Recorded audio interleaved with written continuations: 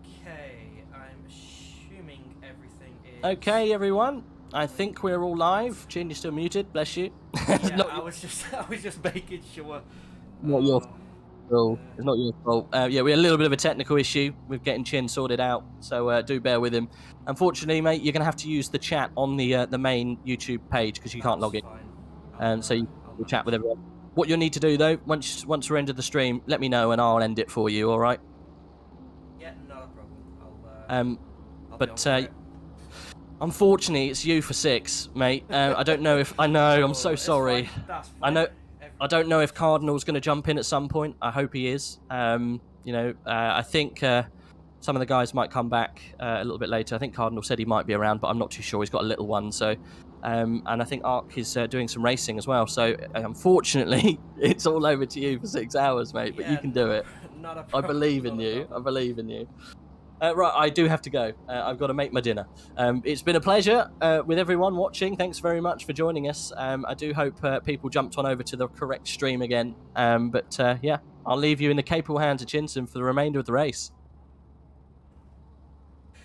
Capable is a not a word I would choose, but you know, we'll see how we get. We'll see how we get on. Just you know, do your best, mate. It's all you can ask for, mate. I'm sure it'll be absolutely fine. I'm just making sure that it's all live on the Apex website for you. That everything's. Yeah, I do apologise about the sudden jumps in the current time of it. Oh, okay. I've got it right now. I've got it right. Yeah, it's a little bit shaky, but I'm trying to get a couple of things to work properly, and I now need to open the chat. My mouse is really with me today. Don't worry, you take your time, mate. There's no rush whatsoever. Let's see if I can see you and not hear my voice. Yes, there we are. Okay, I've got the chat, I've got the stream. Good. Details. All I'll say is, get out of that car view, you nutter. Oh, they don't like the onboard, do they? No onboard, no. Right, let me try and, whoops. Right, I'm going to minimise that so I don't do that again. You can go broadcast view, and if you press P or O, it gives you the split times as well, mate.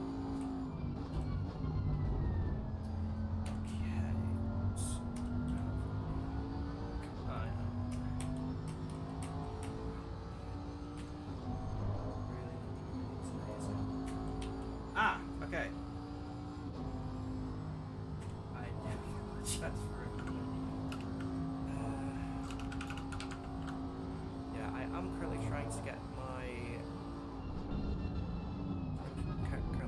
the broadcasting app to work properly with ACC to switch. Is it not working if you click on the bits and pieces? It's delaying a little bit. I'll tell you what. I will go.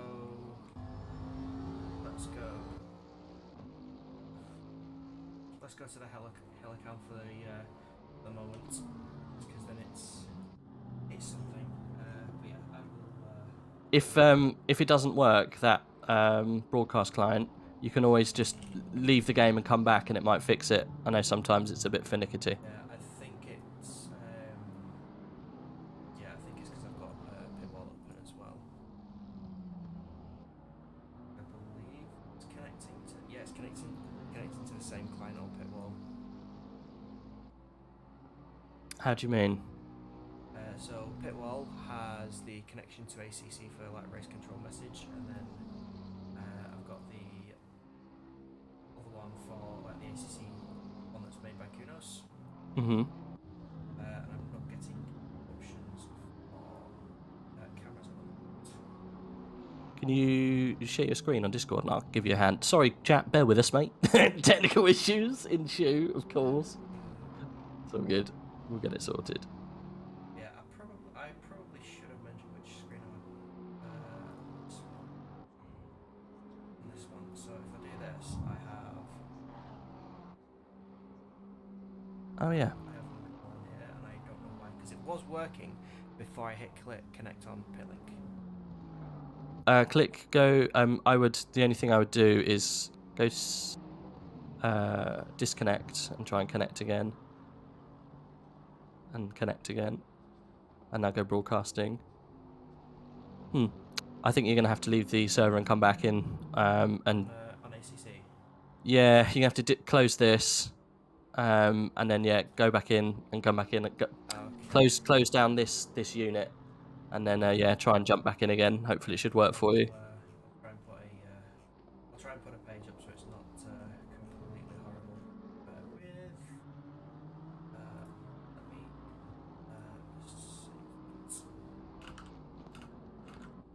again, apologies for the issues. Just trying to get everything sorted out.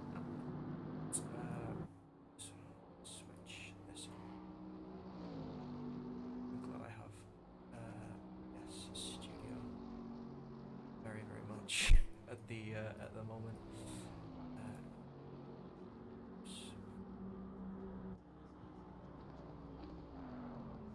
Okay, so you may hear a slight disruption in the stream. I do apologise about that, but Rage is trying to help me as much as he can. So yeah, it may go a little bit quiet. We have not gone anywhere. I just need to try and sort a couple of things.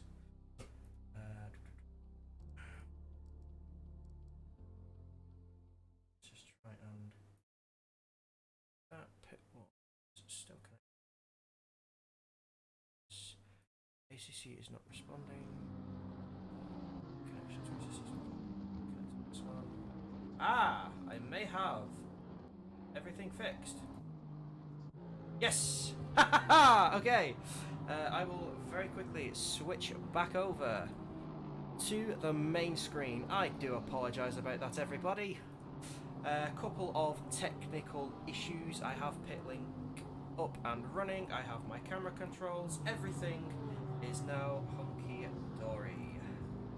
So, There you go. Cool. So we are now live. So hopefully I can do a couple of clicks. There we go. On board with Jan Willem van Ommen at the moment. Currently running in P3. It's been quite an interesting race so far, to say the least. Couple of penalties coming through as well, I have seen. Let's see. I will just try and catch up as quickly as I can.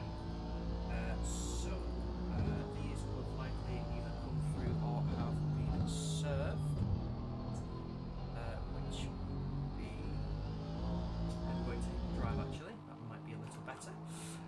To see if we have anything better. Okay, there we go. And 1, 2, there we go.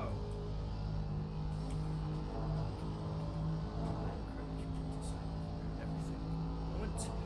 But yes, so I need to switch over to the broadcasting one. That might help a little bit, eh? Don't you worry, mate.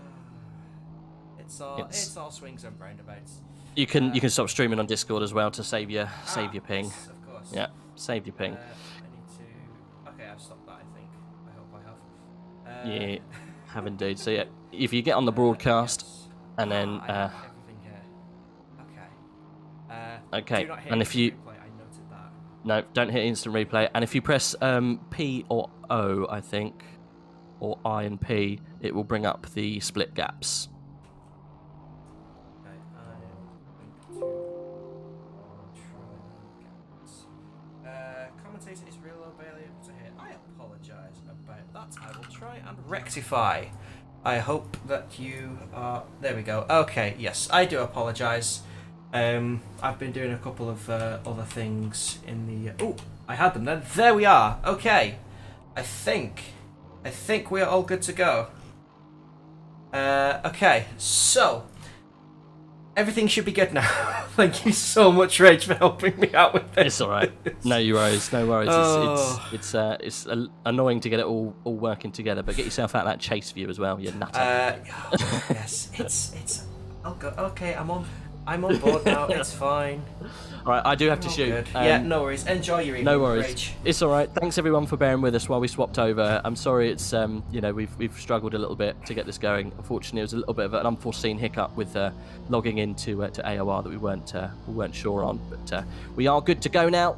Jin, I'll leave you to do the rest. I'll probably touch base with you towards the end, just to sort out the stream. But no yeah. worries at all. Best of luck. Enjoy your evening. Enjoy the race. Enjoy the race. It's a tough one between the top three, mate. Keep your eyes on it. Oh, I'm sure it is. See you soon. In a bit, Rage. Okay, so for all you unfortunate people still here, you are here with me now. I am, well, I'm going to basically do what I can, really. Rage has departed the commentary box. I will say that. Okay, so I can close that. Just trying to do a little bit of housekeeping on my computer, just so I know where everything is and I have everything up. So that seems to be fine. I can minimize that. How is everybody? I hope you have been enjoying the race so far. Ciao for now. I think it's a fact of me being kind to them. So we're going to have a little bit of a look down the field. Nothing happening as much at the moment. Marcus Lawrence in the PC-DC Bentley, I believe. I will try and get the Helicam as they currently sit in the pits. That seems to be about right on the stint timers. So, who are we all rooting for? I can see that, I believe that's Bentley Niels, as Rage likes to call him. Bentley Niels in the current set. There we go. I'm just making sure that everything is still working as it should, which of course it is. Awesome. So, how is everyone? I hope you're all doing well. I have like, that's fine. Okay, so the PCDC car is currently exiting the pits. Marcus Lawrence, still listed to be at the wheel. Marcus VR throws. Oh no. Oh, that is... Okay, so it's technical difficulties for the PCDC Motorsports Bentley, unfortunately. Very brave for doing it in the... well, very brave for doing 12 hours in VR. Further towards the top, Bentley Niels is keeping Anna Freeve in the 911 Aston. I do believe that is the Meat Snacks Aston. I will be touching base with that soon. You have been warned. So yes, everything is going off left, right, and centre. So where is my mind at the moment? A little bit here and there. But let's continue with the race. I do apologise. I am still trying to get a couple of other things up, so I can ensure I get the correct drivers as well. I have loads and loads of different applications open. Doing good. I am enjoying the race so much. It has been quite an exciting race so far, especially for the top three, which at the last time I had to depart for some errands. It was, I believe Abeladze was in the... Oh no, was it? I don't know actually. I do believe it was Bentley Niels or Schmilowski in the number one Bentley, currently heading up the pack 193 laps, as they are currently coming up against some backmark traffic. Not exactly what you want on a track like Bathurst. I have attempted to do laps at Bathurst in a McLaren. It didn't go well. I did about 2 laps, and then the third lap I went off. I've been off here, I've pretty much been off everywhere you can be at this circuit. So, yes, 12 hours of Bathurst with just over 5 hours to go. I do believe there have been a couple of retirements, which is a bit of a shame, but unfortunately technology is a fickle beast at the best of times, as me and Rage have so very much pointed out. Getting past Which car is that? That is the number 500 Ferrari of Jaworski. Currently in P8, so that's not too bad actually. It's I'm assuming, well, to be a lap down from, I mean, it does go further down a little bit. 448. Is that the Beaver Grease? No, that is Banana Racing in the Banana Audi. That is quite a striking livery, I will say. But currently leader in class as well, with Valenduk at the wheel.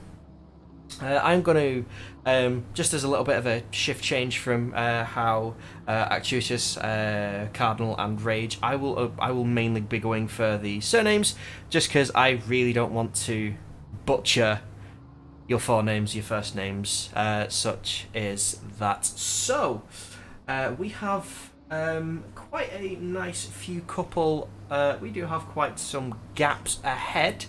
I am just going to go down the field as well. Let's have a look at checking with Penelope Dobbins as well in the RevSport CSC with a personal favourite livery. Has to be one of my more favourite ones, I will admit, of the personal type, and I do believe that is a 13 for Vanwall SimSport. No, that is PCDC again. It is the number 11. I'm learning. The number 11 is not present, which is a bit of a shame. And we have Goat Racing number 1 as well, with some of the, I do believe, some of the AOR guys behind the wheel. So the Silverfield very much towards the back. A couple of bronze AM drivers. Easy to say Adam. Okay, that is fair enough. I will do. Thank you for that very helpful information. Niels! I wonder if you're not Bentley Niels. So, I will keep an eye on that. But yes, thank you for the pointer. Again, I do apologise about my amateurish approach, but I'm sure I will get used to it over the next 5 hours. As Ratajak and I believe that's Wirtz as well, going side by side through the final chicane. Quite a nice braking zone if you get it right. If you get it wrong, you're gonna become a lawnmower. But yeah, the Porsche very much a winner in that, and the Bentley still tucking in close behind. So as they now charge up towards the tricky part of the circuit. I am just going to get a track map up as well, just so that you all know where, well, at least you know, I know where I am. Yeah, so coming up to the chase. Yes, I need to remember a lot of these. So currently coming around Griffin's Bend into the cutting, which I have heard mentioned by Rage and Arcetuthis. I hope you boys, you are Bentley Niels. Hello, sir.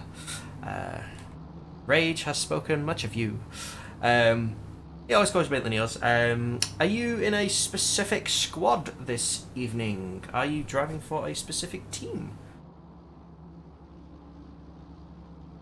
So I'm going to keep an eye on this battle because I do want to see how they come up against Skyline and the S's. It's probably the most challenging part of the circuit because the car is very, very unsettled. It can go quite a bit wobbly and your braking can be thrown off. If you hit the brakes while your front tyres are very light on grip, then you're locking up and you may hit a wall as they come down. This is one of my favourite parts of the track though, coming down Forest Elbow and down the Conrad Straight. It's absolutely fantastic. It's absolutely amazing to do. The right hand kink as they are coming up to now, up to turns 20, 21 and 22 of the chase. Bentley's having a little bit of a look on the inside there. PPR Esports, car number 1, I believe, currently leading the race. It says all the names in here. Sorry, I am learning a few new things about the all the broadcasting things, so you may just have to bear with me on that one. Yeah, quite a nice gap between the field at the moment. Keeping an eye on this battle, and I do believe Who is that? Slightly behind. I believe that is... Is that the 383? It is the 383 of Jan Willem van Ommen in the Dalking YT Aston Martin. So the Porsche not getting in the way there. It's not really... That's probably one of the easier places to let a car by. There's a little bit of race. Pace top three. The pace of the top three is... There's no other word for it. It's alien. I genuinely have absolutely no clue, like, how these guys are so fast.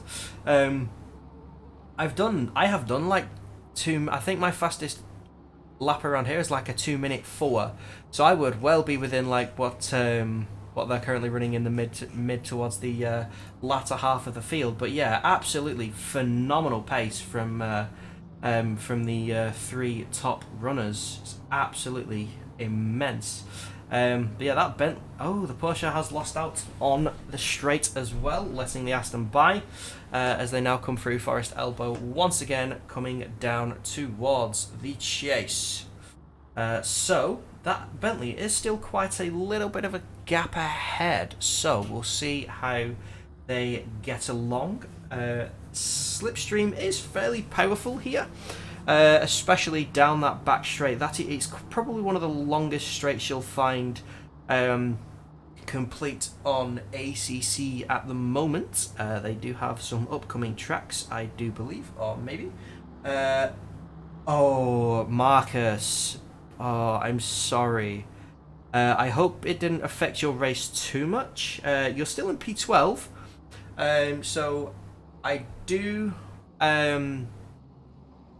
hope that you continue your immense recovery. I do know you got off to a bit of a rough start, so hopefully we can use that. I believe someone is pinging me in the AOR Discord, so I will have a look at that. Okay, that's fine. Okay, it's just people requesting a little bit of company for me, just so that I'm not all alone and you don't have just my gritty voice for the next 5 hours. But yeah, so I think it'll be around 5 rounds of pit stops, 5, 6, 7, possibly. I think 6 rounds of pit stops at the moment, with coming up to 7 hours gone. It's quite a task. If anyone in the chat has done an endurance race before, something like this, please feel free. What is your experience like? How did you cope with it? Let us know. Yeah, keeping an eye on this gap. That Bentley is still maintaining its gap quite well. So as we look further down the field, Sergei Skidanov in the 678 McLaren is catching the 2 leaders in silver, I believe. At least one of them, which will be, I believe that's Yan Gang in the, I believe that's the N7 boys. A familiar green and black livery on that Boatley. So, very nice of the Mercedes to keep well out of the way and just run their own race. But Skidanov looks to have kept his challenge on to the 871. Looks like the McLaren was a lot later on the brakes there, so possibly a little bit cautious by the Bentley. But if there's a track you had to be cautious at, I would probably say Bathurst is the one. Because you make a mistake, you are in a wall, sir, and that is not fun whatsoever. So yes, as has just pointed out, a very good point. The top 3. So the top 3, P1, P2, P3, are currently within around 15 seconds of each other, which is absolutely amazing. The next gap is to Vyacheslav Abeladze, which is, I'm waiting for it to pop up, that's quite a That is quite a gap, those top three. I do know Abeladze was there in the beginning. Again, the top three just absolutely took off. So it was quite impressive to see that they were keeping pace with each other and keeping it clean as well. All the passes were extraordinarily clean. As the McLaren has a little bit of a wiggle into Skyline and coming through the S's. 30 seconds behind.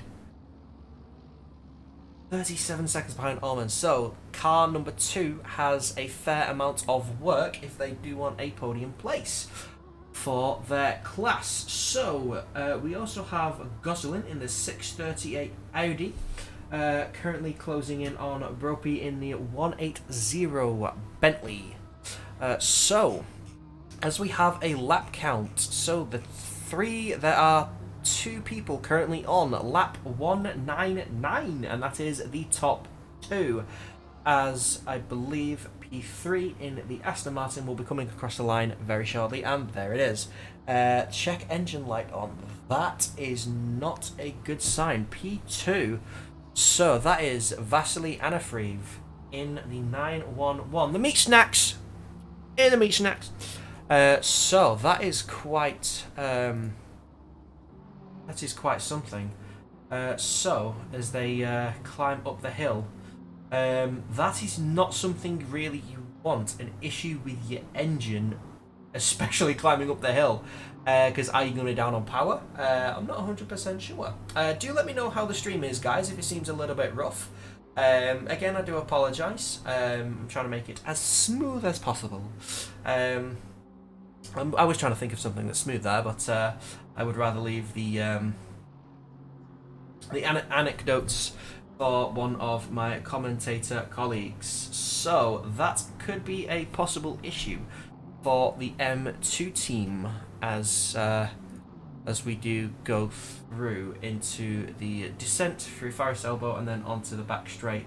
So it looks like car number 3, Van Omen, is dropping back a bit. That traffic hasn't helped him try to catch up to the leaders, who are currently they're not too far ahead, as the 911 is coming into the chase, as is our race leader Adam in the number 1 Bentley. So that's not too far behind. There are a total of 5 cars on the lead lap, which is quite nice to see. So it's not just three cars on the lead lap. It's quite nice to have quite a few more. But yeah, everybody running their own race and everybody keeping it clean. But yes, I do know there have been some drive-throughs. I do know there was a stop and go. Always a good race around Bathurst, no matter what, though. Always struggle on this track. It's probably, I would personally say, it's one of the hardest tracks to not only learn, but I mean, once you get into a certain rhythm, it's okay, but to master it like these guys can, it's just absolute. I don't know how many hours they will have put into, not just like for qualifying, even like just like what their race pace is, trying to work out like what's best for them, how the tyres are going to react, what fuel load they want. Because they may run a little bit lean on fuel and then try and get a little bit of that, get a little bit more of the speed back. I'm just trying to change the camera slightly, so I do apologise. Controls are a little bit lagging, but we will make do. That's quite a nice one. I'll keep it on that. So yeah, that is that the... Ooh, I do believe the 88, the Brexit boys in the Refreshers Bentley. So yeah, the Bentley has a lot of pace around Bathurst. It's probably one of the most stable cars as well, just because of how the Bentley sits. And even though the Bentley can eat curbs like there's no tomorrow, kind of like how I can eat fast food, you don't want to be hitting many of the curbs around Bathurst. Probably Skyline is the one to do. And again, coming into the chase, you could probably clip it a little bit, as you can see the discarded rubber on the inside of that curb. But yeah, you don't really want to cut them too much, because you'll lose time. The curbs are quite vicious here, so that is something that the drivers will be well aware of. Absolutely well aware of that. I'm just keeping an eye And that is Cardinal. Thank you very much, Cardinal. If you are listening for the well wishes, I will certainly do my best. I will also make note to all of you as well that I do have some snacks on my desk, so at some point I may just mute myself on the microphone just so that I can obviously consume some snackables as opposed to Rage's Dairyly Dunkables. Other Dunkables are available. I don't know, are they actually, is there any more than Dairyly Dunkables? Is like any of that specific, you used to get a little pot, and I can't remember what it was called. They used to have blue, used to have vanilla and chocolate, and I think the chocolate one was blue. You used to take it off and it was like a little cup. I can't remember the name of them, so I'll have to have a look at that and get back to you all.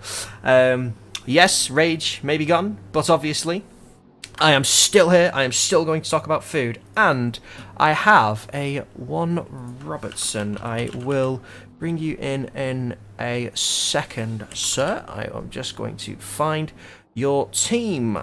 Okay, here we go. Dan Robertson, Brexit Boys, how is your race going so far today? Yeah, it's been brilliant for 4 hours, and then disaster, and now we're where we are. So we were running P11 after 4 hours, and then we had 2 disconnects. Were they complete crashes or just internet cutting out? We don't really know. He got to the top of the mountain just after a driver change, and then just disconnected, reconnected. Same thing happened, same corner. And we cleared down the liveries folder, and it stabilised. And I'm going to call that the curse of Bathurst. I think so. Well, it's also a bit of our curse. I think we've had awful luck this season. Yeah, I mean the past two races haven't boded kindly for you, but you're still going. You can't steal them one piece, and there are 5 hours left, so there's still plenty of time. And you currently got Tommy Schetz in the car. Is he fine? Is he happy with how the car is? Yeah, he is. Yeah, he started the race for us as well and got us most of the difference. He's faster than me and Jay, the other driver, by a little boundary. But it's so we're hoping he can get us back a few places, and we can maybe finish towards the mid-20s. I don't know. Yeah, you never know. I mean, there's always time. Bathurst is one of those. It is one of those gauntlets. Make a slight mistake and you'll have damage. But the question is how much. Yeah. But yeah. So how long has Tommy been in the car? Is he just at the start of his stint? Yeah, he's just starting a stint. I think it'll probably be another double. So he's done one double already. So he just getting into the groove and getting his foot down. Yeah, I think this is lap 5 or 6 for him now. I think something like that. Yeah, we will definitely keep an eye on you, gentlemen. It is always nice to hear from the Brexit Boys, as always. You are currently you're about halfway through your class, so hopefully there's some time to gain there. And like you said, Tommy's your fast driver, so hopefully he can put the laps in and get you a little bit further up the field.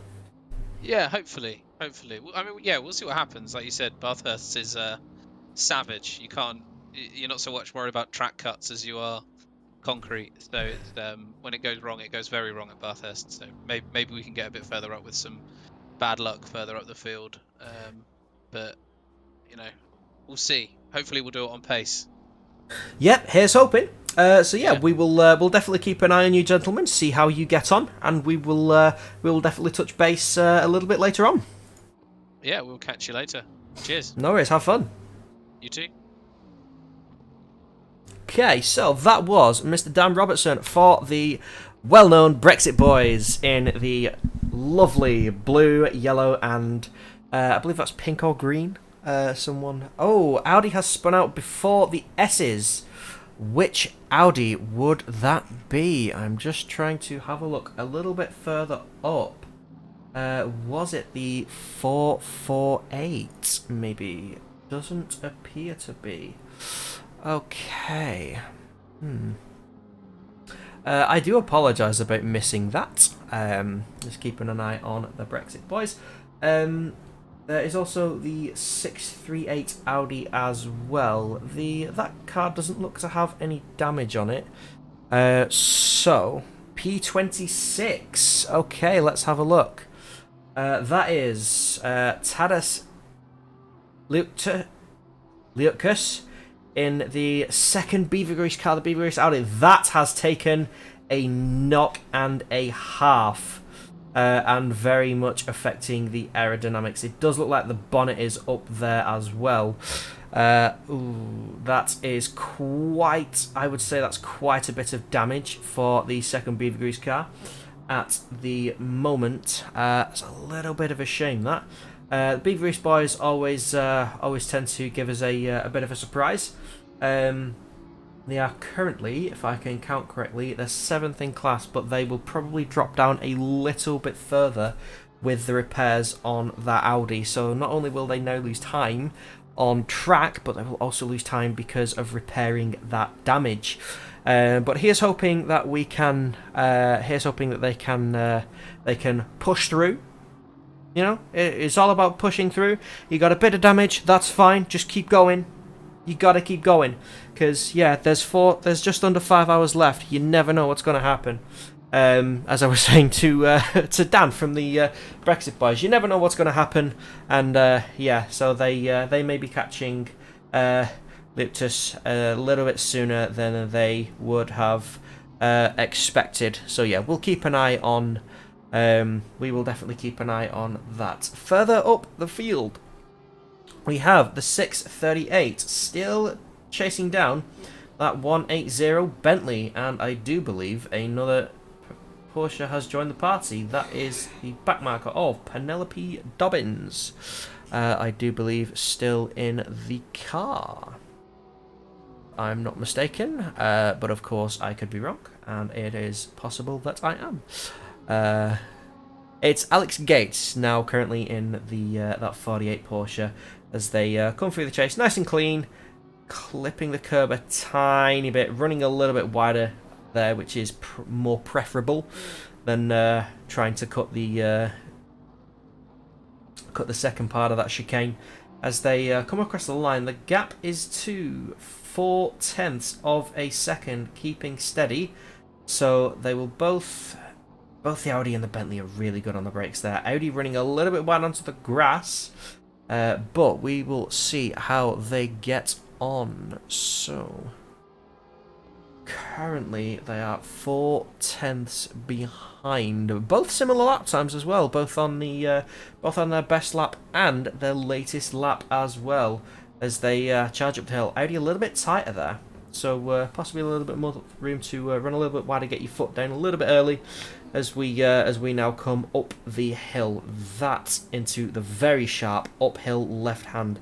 That corner is banked as well. Now down to 0.2. Let's us keep an eye on this. Can we ride on board? Not that one. I do apologise. It is that one. As we drive on board. So yeah, getting quite close, coming up to Skyline. Both of these cars should have quite a bit of weight to throw around and should be quite stable. Audi not really jumping anywhere around there, so that is true. In terms of the throttle application as well, that Porsche just keeping tabs as well, just trying to get in the stream of that as well as we look towards the Bentley. Still 0.2 behind as they next come across the line. They've lost 0.4 through the mountain section.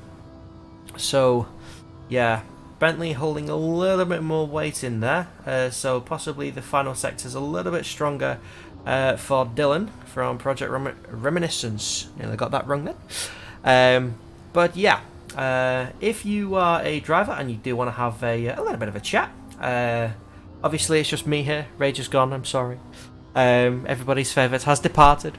But yeah, if you do want to have a chat, feel free to pop into one of the Voss channels, and I will very, very kindly escort you down. I'm not going to say drag you down, that sounds quite mean.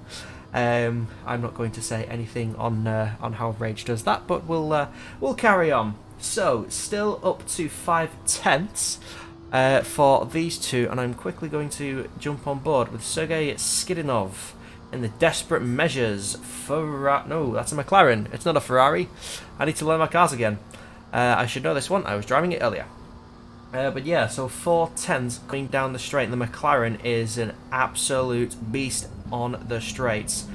Has absolutely no prisoners. Very, very tidy through there by both drivers, both Valenduk and Skidinov, coming up to the final car. Having a little bit of a look there, see if there's enough room to possibly outbrake him, but no, keeping it nice, keeping it tidy, and that Audi kissing the curb a little bit more. They're a fight for P10, yes, indeed. We do have the PCDC car. Oh, the McLaren getting a little bit scrilly there out of turn 1 as they head up the hill up to Griffins. That is that will cost them a little bit of time. A couple of blue flags being waved. A car on the right there. So a back marker coming up. We shall see who that back marker is in a moment. I would like to tell you as much as I can, but the dots aren't as clear. Very tight through there for both drivers. Okay, let me have a look at another onboard camera. Let's switch to this one.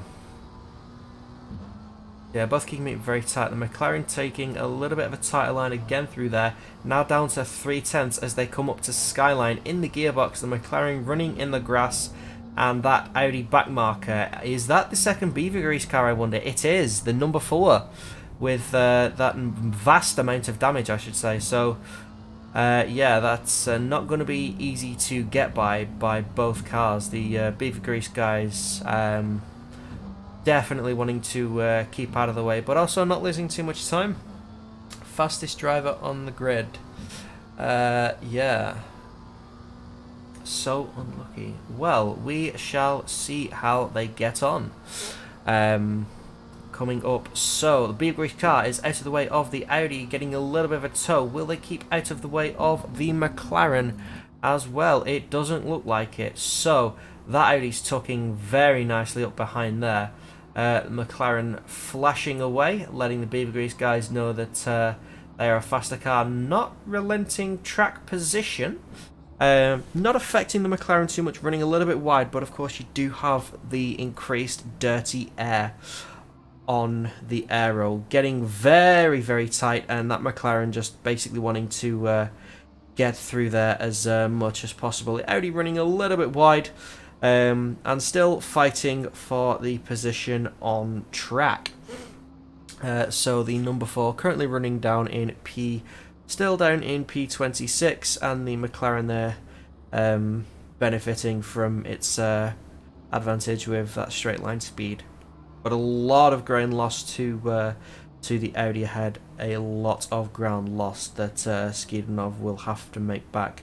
You can still see him in the not too far distance on the track, but yeah, a little bit more work to be done now. Back to 1.2 seconds, so lost nearly a second through back markers. So it's all about that McLaren keeping it tight, keeping it tidy, and catching back up. Which, with the pace they've been going, I have no doubts that they will catch up. This the helicam through Bathurst is lovely, isn't it? Especially through the mountain section, you get a lot of nice views for the corners, as they keep quite nice and tight, not too far on the outside either, and yeah, just whacking the hammer down and absolutely going for it. So we'll see how close the Desperate Measures McLaren is coming up to the next timing line. So they've gained 0.2 of a second on Valenduk in the 4:48. But obviously Valenduk not really wanting to have anything to do with the McLaren, as they want to chase their current class leader, who is Yangang in the 871, just coming up to turn 1. So there is quite a there's not too much of a gap, although Jan van Almen in the number 383. Got the gap down to 4.8 seconds to Anafree. 4.4 seconds now. So the McLaren, the Dalking... McLaren? I'm getting all my cars mixed up today. I do apologise. The Dalking Aston catching that 911 Meat Snacks Aston with some pace. Absolutely flying. That is a lot closer to the wall than I would like. At least for me, as we look how tight it is through here on board the bonnet, just nearly nicking the wall there, and you just want to get as tight as you can. There's no curbs on the inside, there's literally the side of the road, and that is a wall. So yeah, as you now come down through Forest Elbow, down the straight, down the common straight to the chase, is absolutely, it's quite nice, and it's it can also be quite scary to see blue flags and then come over the crest of the hill. But yeah, no such troubles. Lost a bit of time there to Anafree, but Anafree also putting in the laps to try and catch Adam in the number 1 Bentley. So yeah, keeping it nice and tight there. Early upshift, get the traction in, make sure your wheels don't slip, and off he goes. But yeah, riding on board through the mountain is quite nice. In fact, let's ride on board with our current race leader through the mountain section, as I just figure out exactly what is what. So yeah, if ever you have never been around Bathurst, this is what it's like from pretty much from the cockpit, keeping it really wide, and then you have to brake and hold your line as well. Possibly a little bit of steering angle because you can't go fully straight, otherwise you may hit the wall. But yeah, so it is extremely tight up here, and there is the smallest margins for mistakes. If you want a comparison, actually, it'd be Monaco for an F1 car. The margins of error on this are incredibly small, and Adam just doing a fantastic job of giving us a nice ride through there. Quite late on the brakes coming through Skyline and the S's, dipping quite nicely, and I love that dip.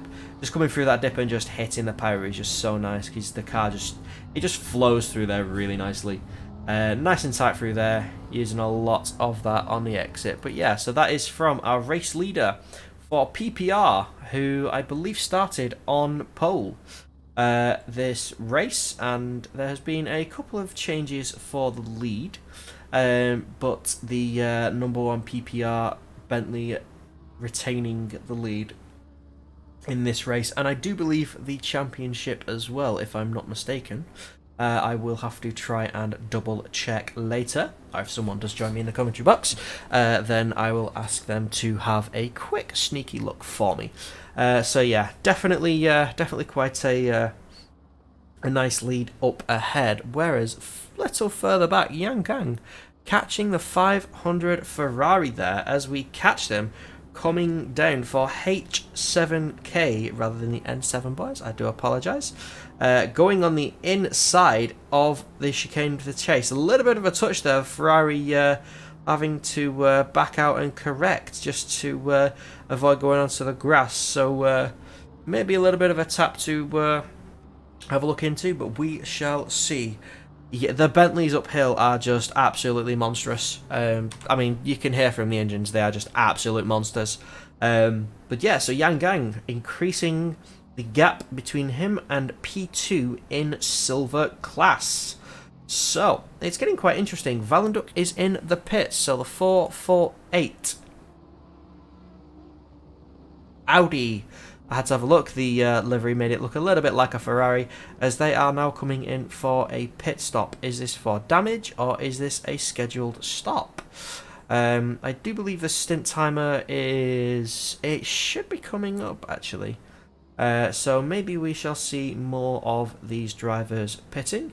So Valenduk is pitting from 2nd place in class and 10th place overall currently, and then P11, which is the number 13, has passed and is going up towards Griffins. So that looks like a full tyre change, so we will keep an eye on that. The Ferrari still keeping their Okay, Sem Schmeets is now in the car. Just waiting for all my lovely data to update and confirm. So Sem Schmeets or Smarts, I do believe I saw before. Smarts, Smates possibly. I'm just gonna call it Sam. A little bit like Rage. Don't want to try and butcher someone else's name. It's not very nice. Yeah, I will keep calling him Sam. So Sam now in the 448. Again, just waiting. There we are. Everything updates. So that was a planned driver change as a couple of the silver runners pit as well. The 737 Aston Martin of Mateus Bogus and Tempesto, and Beeg in the 117, which is the N7, boys. Oh, Robin Mo now in the car as they come out. So all the silver cars are retaining their positions in class. On track, not so much, possibly a couple of shifts about, but we shall see. P2's another 3 seconds of damage. So Oh.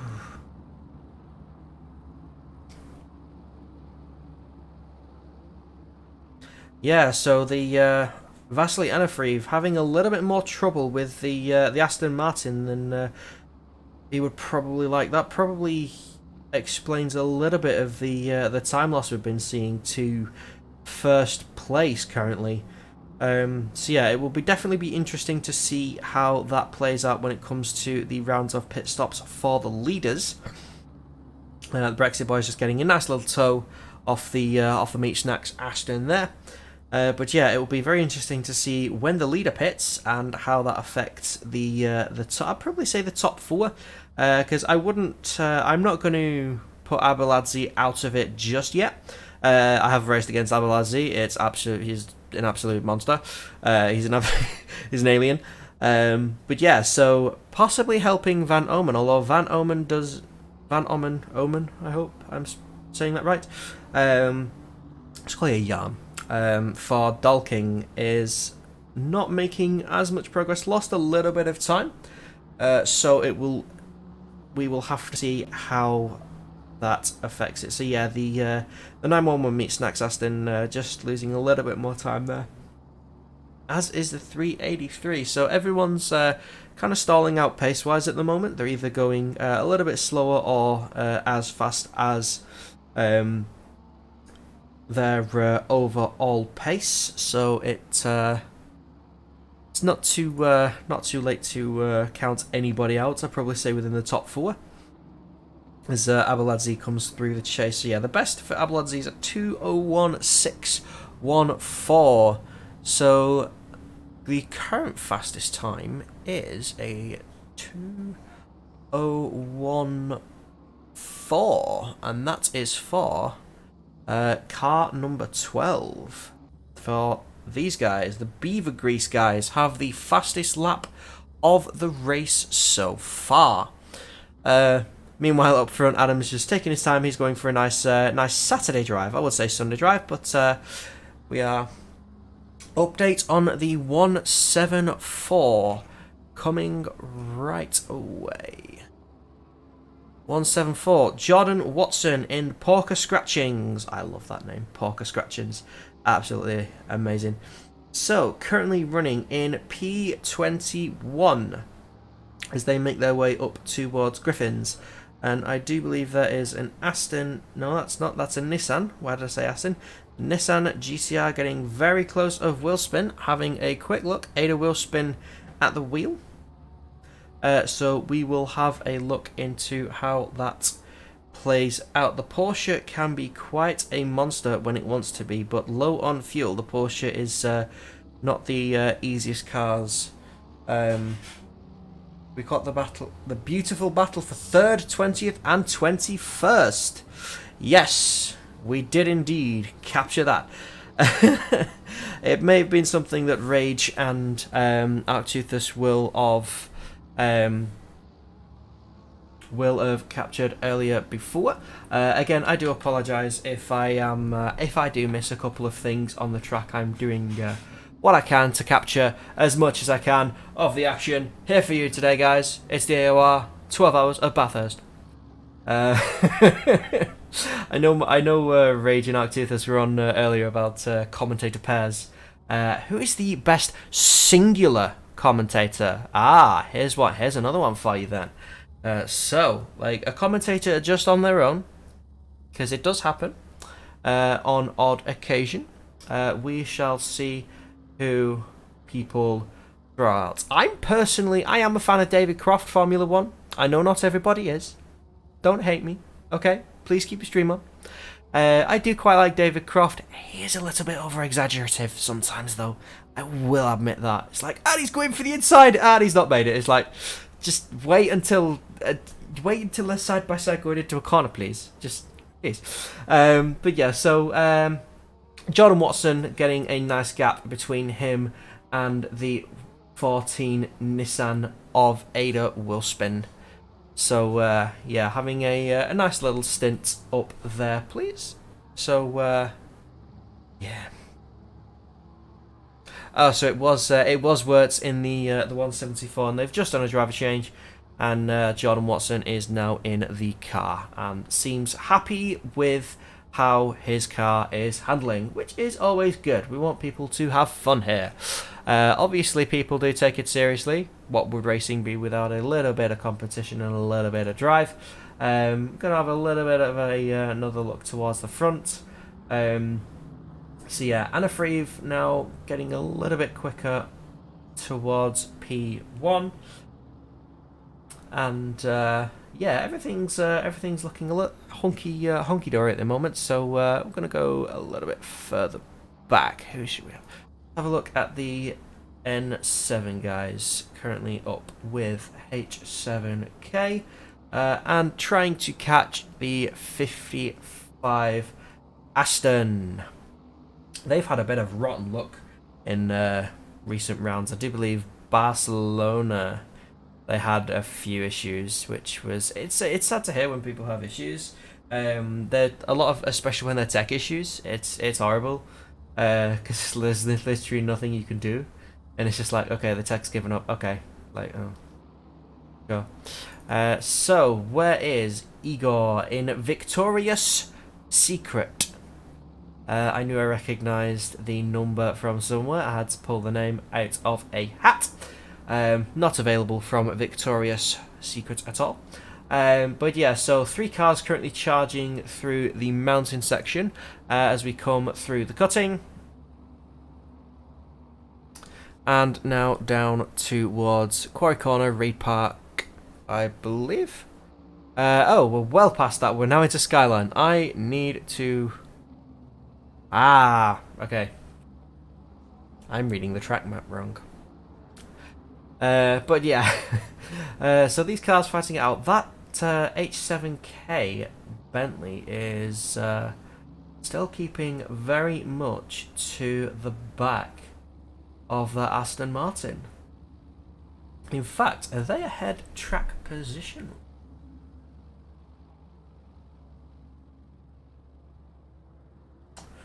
Let's have a look. Blue flags. I am going to assume so.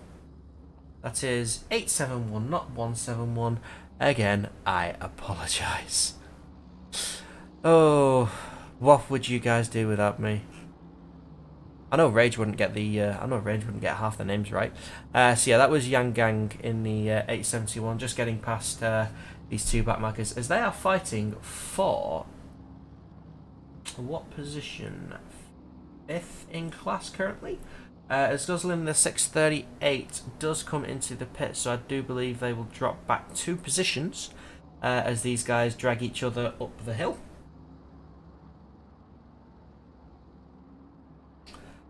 So we watch these very comfortably. In fact, let's go on board with Igor looking ahead. That's not really what you want to see if you're fighting for position. The car ahead of you is the one you want to catch, and then a couple more ahead as well, just for the fun of it. But yeah, a little bit hesitant there, so that will lose a little bit of time. What's up with P1? Losing more than a second a lap. Ooh. Let us have a look at... First, they are losing a lot of time. Abeladze is currently in the pits. So, Vyacheslav Abeladze, I hope I pronounced your name right, sir. If I haven't, I apologise. Coming into the pits. So, that is now Nikki Bogoroditsky for the Simware Pro Team. Now coming out onto the track. So, a pit stop and driver change. We are coming around to that time. So P4 pulling the trigger a little bit early there maybe, but possibly just getting their fast driver out on the track and comfortable to catch the others. But yeah, the Meat Snacks guys are catching up. I'm sorry, the M2 guys. You do have Meat Snacks, I'm sorry. That's my fault. That's my fault that Rage calls you Meat Snacks. I could do some Meat Snacks actually. But never mind, I have Biscuit Snacks and Crisp Snacks. I don't have any chocolate snacks though. That's a shame. I'm pretty sure I brought some home like earlier this week, and I've lost them. Either that, or someone in the family has eaten them, which is more likely. Yeah. So Anafriv is gaining a lot of time now. My question is, how is? Ooh, is that is now James Parker in the 383? So they've pitted another driver change as well. As we see a couple more of the cars coming into the pits. James Parker going very on a very interpretive line through the chase. I'll say that it's an interpretation, you know. Sport, like motorsport, is a form of art. You must interpret your art. Obviously within the realms of the track and the stewards. But yeah, Anafriv is catching. There's no apparent damage on that Bentley. So, you can see them in the background now, just coming out of Forest Elbow there. That is maybe a little bit worrying for the PPR guys. Or just something to note. And... you have already let me know, Heiko. I am keeping an eye on everything. As the leader of the race, Adam in the PPR Bentley comes into the pits. Now, the question is, I'm going to keep an eye on... the M2 guys are pitting as well. So, the 383 has pitted. They may not know that they've gone off. Which is a little bit unfortunate, but these two are not letting anything up. Probably around the same on the stint timer. I do believe we have another car in the pits, which is Team Shazoo and Lewis Zelch in the pits as well, as a Nissan GTR goes flying by. We've got Yangang in the H7K as well, so we are around the pit stop time. Yeah, so we are now looking at where everything just filters out, as there's a lot of Bentleys. There is a lot of Bentleys. Rumor has it, Team Osiris. Oh, rumor has it. Rumor has it.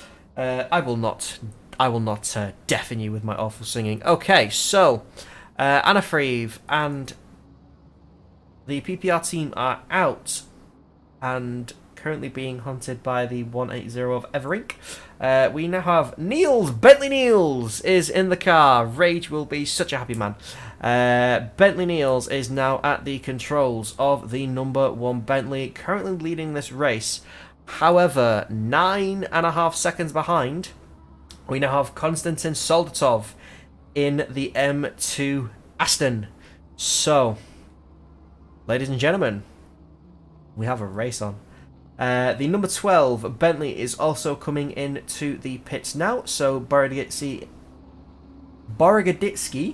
apologies, will also put the number 2 Aston back up, probably into position number 4. Yangang and Sam Smeets are a little bit far apart. They're about a minute apart, so about half a lap, I'd say, as we watch the Aston, Bentley and an Audi of Beaver Grease come very flowingly and lovely through the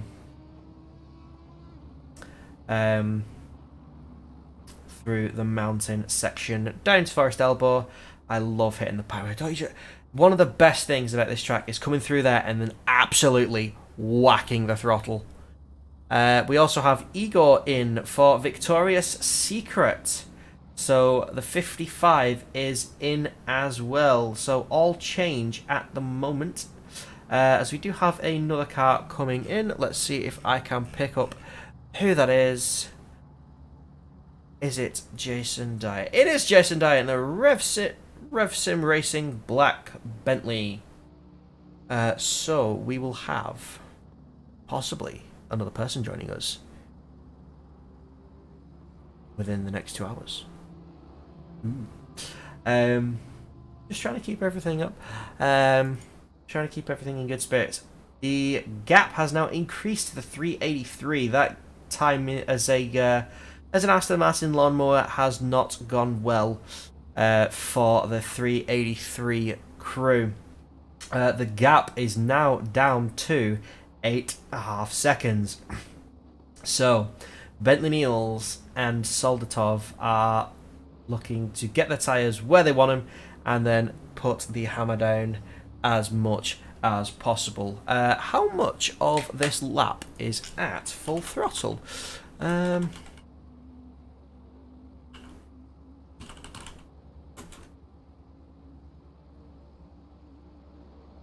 So I'm just going to try and figure out how much of the lap you are at full throttle, which I would imagine. So there's 23 turns. You're probably, let me have a look. We have Murray's Corner as well. Murray's Corner, the final corner. Ah, Murray Walker, such an absolute legend in just the motorsport world, I personally think, not just in Formula One. But yeah, so that's the lead is now making out a nice gap to the car behind, and again, that M2 Aston slowly in the background, just creeping up. So we will have a look very, very soon. I'm just trying to get a little bit more info. My mouse is having issues today, so a lot of tech issues, left, right, and center. I'm just going to use the arrows now, as I will click off that.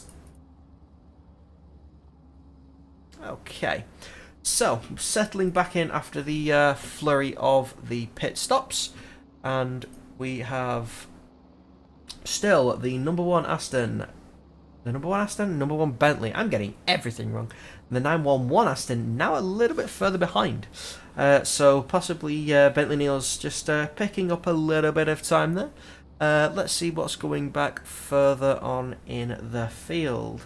So the two leaders in AM class, the 180 and the 172, currently running quite nicely in the middle of the pack, which is quite nice. Bathurst is one of those ones where, I mean, if you can finish the race, congratulations, like that's a win in itself.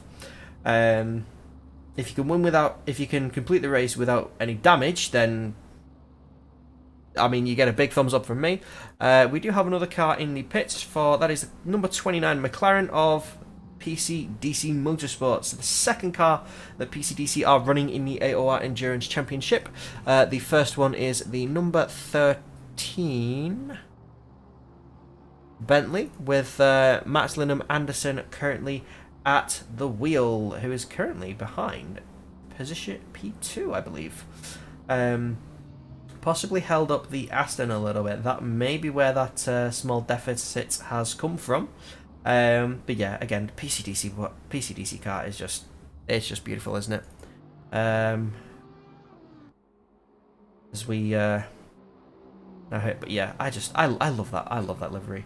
I might ask the other guys for their personal favourite liveries from this championship. May see if I can take part in one of these championships and get a custom livery for myself. That's something I will think about in another time, shall we say. But yeah, so that Bentley's keeping very tightly to that Aston Martin. which obviously they will want to.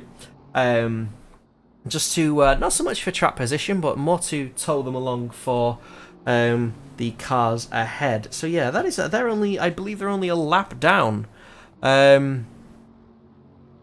They are 2 laps down. My apologies. So our leader is currently on lap 220. And there are only 3 currently on the lead lap. Bogoroditsky. I'm getting as bad as Rage, honestly.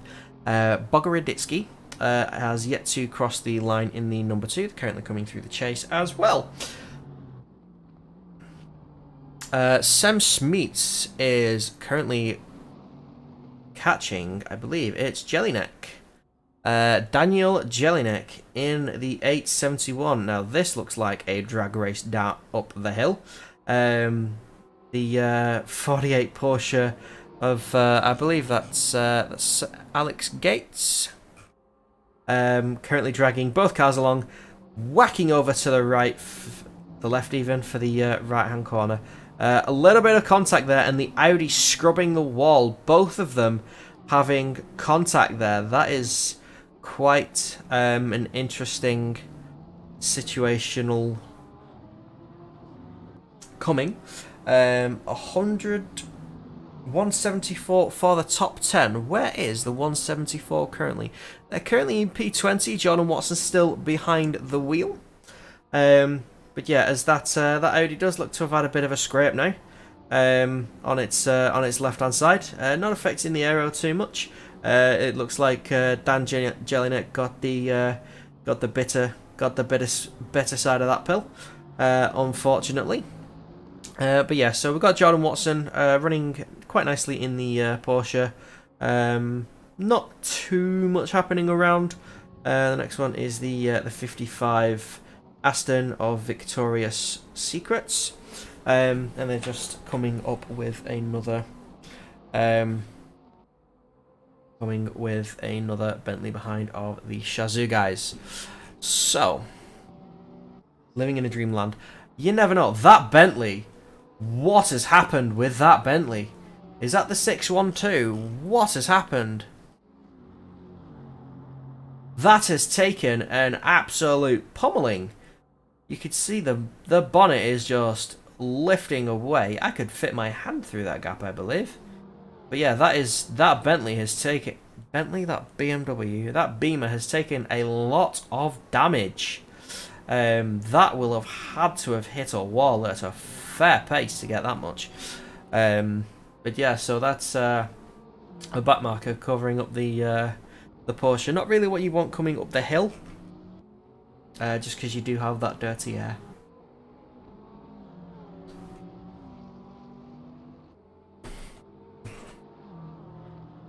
But yeah, so everything holding station on track currently.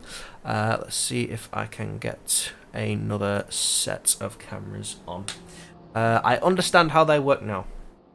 Do not fret, I understand them. There's also a VR set. I ain't touching that. Sorry, but no. We'll have to worry about that. So, a quick rundown of the top 10. We have Bentley Neils in the number 1 Bentley for PPR, currently holding strong. P2 is currently Konstantin Soldatov in the 911 for the M2 competition team. Currently 10 seconds behind, and there is a little bit of a gap forming there. In third, currently on track, is the number 383 Aston Martin with James Parker at the wheel for Dalking YT. A bit of a gap between P2 and P3 that Parker will probably want to make up in as short a time as possible.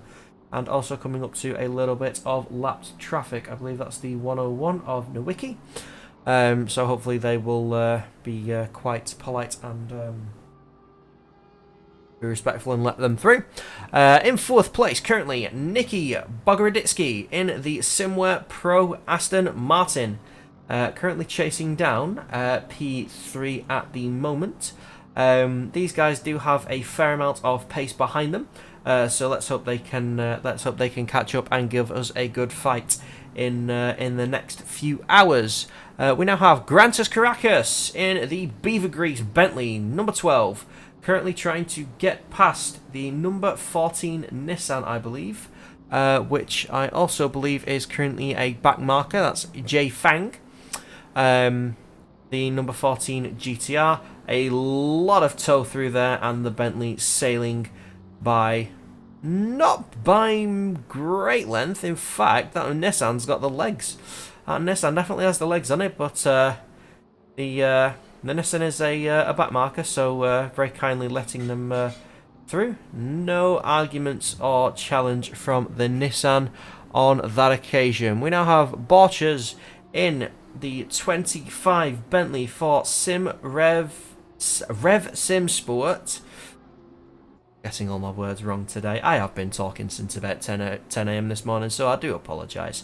In the Rev Sim Racing Black Bentley RSR, coming through the twisties at the top of the hill. So currently coming through the depot down to Forest Elbow. In 7th, we have Mats Linham Anderson in the number 13 Bentley, currently coming into the pits as well for the PCDC guys. Let's have a look at the pit lane cameras. That has taken a bit of a whack, so possibly to fix some damage on there. So hopefully they can get that sorted and make up some more ground as the rest of the field goes by. That's the 251 of Vanbrugh, and I do believe the next one would be Seb Smeets in the 448, just coming round the final corner now. In 7th position, Julian Vanbrugh in the Team Shazoo Bentley, as my hopefully my cameras will play ball with me today. So charging up the hill. The 251. They're keeping rough pace with the leaders. A new fastest lap for the PCDC boys. A 2-minute 1:002. So a 2:01 flat. Currently the fastest lap time of the day. We then of course have Sem Smeets in the 448 Audi for Banan Racing. Currently chasing down that Bentley of the Rev Sim Racing guys. So yeah, Sem Smeets a little bit further back from the next car ahead, currently leader in silver class as well. We now have Mateus in the Forza Italia number 500. Who'd have thought? It's Ferrari. With quite a striking livery as well, getting very, very close to the gearbox of that Audi as well, as they just come up to Skyline. Audi running a little bit wide and having to take a little bit of a slender line through there, should we say. There's a train of cars coming through there. It's absolutely beautiful to see. Let's get you. Who gets on track? Oh, they have a fast driver. Got a 2-minute glitch, pit holding us up a wheel. That is a shame. I know there's nothing that can be done with it, but it really sucks when there's just technical issues that are far beyond your control and it screws you over. I've had that before, and a lot of these guys have as well. And then rounding out the top 10, bit of a dive from the Forza Italia car, getting a little bit scrolly on the second half of that chicane. That will cost them time behind the Audi of the Beaver Grease car. So that is the second Beaver Grease car running today. The first one is Grantus Caracas up in P5, and then we have currently Lucas number 4 in P29. And then rounding out the top 10, we have Dan Jelinek in the 871 Bentley, who is catching that Ferrari at some pace. The leaders just spreading out a little bit more, so still got that 10-second gap to Soldatov, and then Parker has got a little bit of a gap between, possibly due to some traffic. So as they all charge up the hill, all 4 of them, 5 of them, possibly 6, 7, 8 and 9, there's a close-knit group with a further group of around 2 or 3 not too far behind. So at the minute, all happening at the twisties.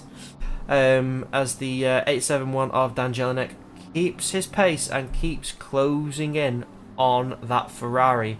So this is for track position, but it then will release him for more clean air to try and hunt down Sem Smeets in first in class as they again come through all the twisties and all of the fun bits of the track. Fun bits, hard bits, complicated bits, challenging bits, whatever you like to name them as. They're now on lap 225 with just over 4 hours to go. I hope everyone's holding up quite nicely. I will try and get that translated. Bear with me a moment. I type in translate, maybe Google will play ball with me. Okay. A shirt and costume. Like and subscribe, the like and subscribe crew. I remember this from last time. Where is the like and subscribe team at present? Where are they? Like and subscribe. The 911, the M2 guys. Okay. So that is for the 911. So these are the like and subscribe guys. A little bit of a glitch there with ACC. I apologise, as they now come again through all of the twisty parts of the track, through Skyline, through Frog Hollow as well, I believe, and now up to the track map is slightly off. That's Forest Elbow. Coming down the back straight with a McLaren to pass. What McLaren is that, I wonder? Trying to find it on the list. Is it the 999? It is, for Goat Racing 1. Jasper Van Rooten in the car. I do believe the other Goat Racing cars, either one or two of them, have retired from the race a little bit. 911 has a check engine sign. That it does. May just be a glitch with the onboard systems of the camera, just as a default. It doesn't seem like they have an issue because they are still keeping quite a bit of pace. They are dropping back a little bit, but we are into getting to the start of the stint where everyone starts to settle down, get comfortable, and get on with it. But yeah, I mean, if any of the 911 guys want to come and have a bit of a chat with us, then please do feel free. I have a couple of pings, and I don't appreciate it. It's just from random discords, literally everywhere. I'm sure we all have that. We all have that. They're just so many pings on discords. It's unbelievable. Ooh, okay. So there are a couple of pings, and I do not know why. Someone's posting pictures of food.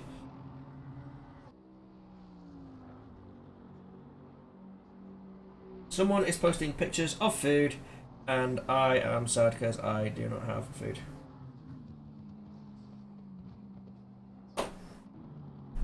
Okay, so yeah, that gap with the top three is widening a little bit.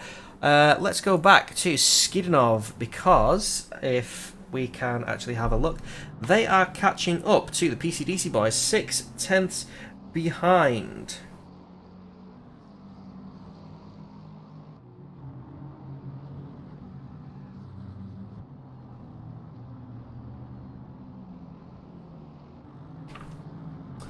Yeah, so oh, Skidinov has dropped back a little bit. Skidinov has dropped back a fair amount.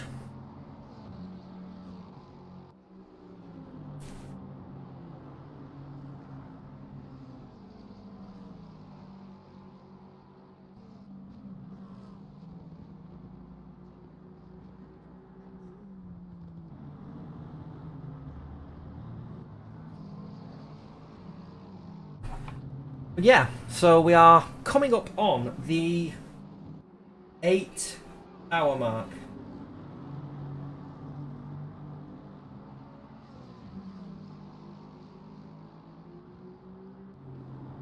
I'm trying to do the maths. yes, coming up onto the 8th hour of this race. So I'm keeping an eye on just some other folks at someone's request. But yes, let us get back into the action. So Skidinov has dropped back from the PCDC boys, possibly with a bit of an issue there in the desperate measures. I do like that McLaren as well. I like a lot of these actually. Coming through a back marker as well, having to get out of the way pretty quickly there actually. So the PCDC boys making the charge up the hill as well. Terasuk in the 760 is currently in the pits for STMP Endurance, and that will be possibly for a driver and tyre change. Again, everything settling down again after the flurry of pit stops, driver changes, and everybody getting comfortable with their machinery again. We'll turn our attention back to the top. Bentley Niels is still in the lead with a comfortable lead of 10.5 seconds to Konstantin Soldatov in the M2 Aston Martin. So these guys have been absolutely relentless in terms of their pace and just in terms of control of their car, to be perfectly honest. As they charge once again up the hill. There's the 737 Aston for Tempesto, just slightly ahead of that. And thank you for whipping the camera away from me. But yeah, so what I'll do is I will keep an eye on, for the moment, I'll keep an eye on Jelinek, because it does look like it could be an interesting fight very soon. They're about 2 seconds. The PCDC boys are catching. They do have Beaver Grease back market in the way, but this is just better for us. This is absolutely just better for us. So hopefully we will have some fun coming very soon. Skidnose kind of dropped off a little bit, 2.7 seconds behind the PCDC boys of Hyla. That is, I'm not going to try and pronounce that. I don't want to butcher it. I'm not like Rage, who will have a go. I will just say, okay, I'm going to mess that up. I'm not going to try, because I don't want to butcher it, and I think it's quite rude. But yeah, everything is currently holding station at the moment. Let's go to the helicopter. Let's go for a bit of a fly around Bathurst. I'm surprised this helicopter has enough fuel for this. But yeah, isn't that something? Like, you never see, like, I've been to Formula 1 and like the helicopter kind of lands and then takes off again, but I don't think they take on fuel because they'd have to turn it off. But anyway, let us keep on with Daniel Jelinek for H7K as we come through. I believe that's the cutting. No, it's not. It's Frog Hollow, Solomon Park, now McPhilly Park, and now into Skyline and the S's. I'm learning. I'm getting there. I'm reading my track map kind of correctly, a little bit not. We shall see.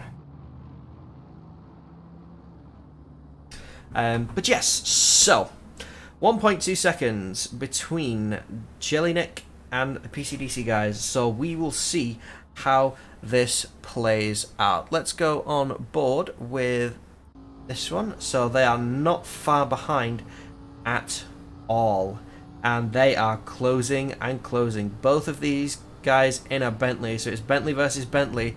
The PCDC boys are going for a look up in the inside. Cameras. There we go. Still side by side. I'm so sorry about that. I couldn't click the setting as they come down to the final corner. Who will win out? PCDC boys have the inside line, and I think that is job done. PCDC boys up into the top 10. Dan Jelinek losing out a little bit there, not losing too much time. But yeah, Skidinov is not a threat for the H7K boys at the moment. You can see Skidinov in the background there as they now all charge up the hill. Best thing for Jelinek at the moment is to just keep pace with Hyla and see if we can See if he can make any inroads, see if PCDC boys make any mistakes. That is ideally what you are counting on now. They also have Nicky Bogoroditsky to deal with in the number 2 Aston, who is coming up to these two boys, who are still possibly fighting for position. Dan Jelinek dropping back just a little bit, 1.1 seconds. And this blue flag situation will not aid him in the slightest, as I'm just going to switch to another set of cameras. As they come through Skyline and the S's. So yeah, it's possibly going to be a little bit frustrating for Bogoroditsky at the moment in the number 2, as they would like to catch up to the leaders. Soltov just pushing the gap between P1 and P2 just under 10 seconds by a hair. So we will keep an eye on that. How are the Brexit boys doing? Let us have a look. Tommy Shetz is still in the car. They're running P28, and they're running quite nicely, around 2 minutes and 2 minutes and 4 lap times. So not too bad at all. Okay. So we are going to keep an eye on Bogoroditsky just to see how they deal with the traffic.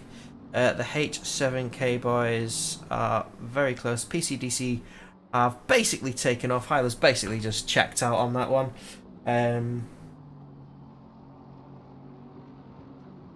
So yeah, we will have to see. Now, will that Bentley's got its indicator on, it's got its left indicator on. So that Aston needs to pull out to the right hand side, and the Bentley will let them by. Very nicely done by both parties there, nice and clean. Nobody loses out. Nobody loses a major amount of time, and that is past. The next car up is the PCDC car number 13 with Hyla for Bogoroditsky to negotiate quite a way ahead as they come through the cut-in and up through Reed Park into Frog Hollow as well. Okay. So, gaps. Let's have a look at gaps to people. So, Parker is 11.4 seconds behind Soldatov. That has increased. Whereas, I believe the gap between Soldatov and Bentley Niels is now back above 10 seconds. So, Soldatov possibly getting quite a good lap and then just settling back down again. It does happen. We all have our best laps. But yeah, you never know. But yes, so let's have a look what's going back further on in the field. As we are on board with Jay Fang for Yeet Gaming. As they currently climb the hill. The next car up for them is the 29, who's currently coming through Frog Hollow. So quite a bit of a distance there. Again, everybody's fairly spaced out at the moment. But I think as it comes to the latter half of the stints, which should be coming up not too far away, I don't think. It shouldn't be too far off anymore. But yes, we shall see. Let's go on board with Sems Meats, who has the 500 Ferrari of Forza Italia for company up the hill towards Griffins.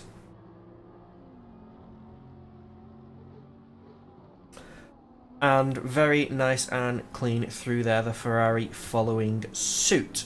Okay, 9/10 of a second between them. That gap is quite nice. They are within slipstream, but that also does mean dirty air, as it just drops outside of a second.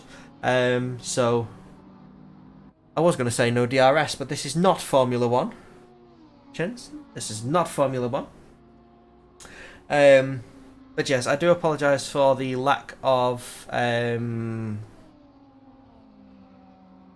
what do you call it? The lack of links for PitLink. I'm going to try and have a look to see if I can get that sorted, because I do believe it should have been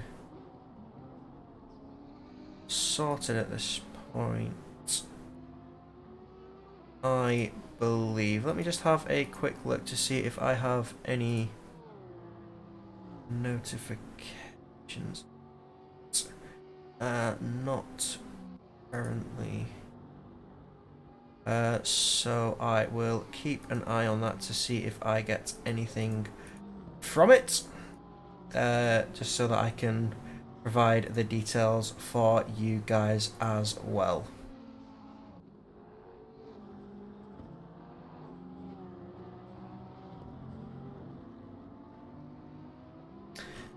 But yeah, so nothing that I have at the moment. I will have to speak to them at a later time to try and get that sorted. Gap now down to 0.8 of a second.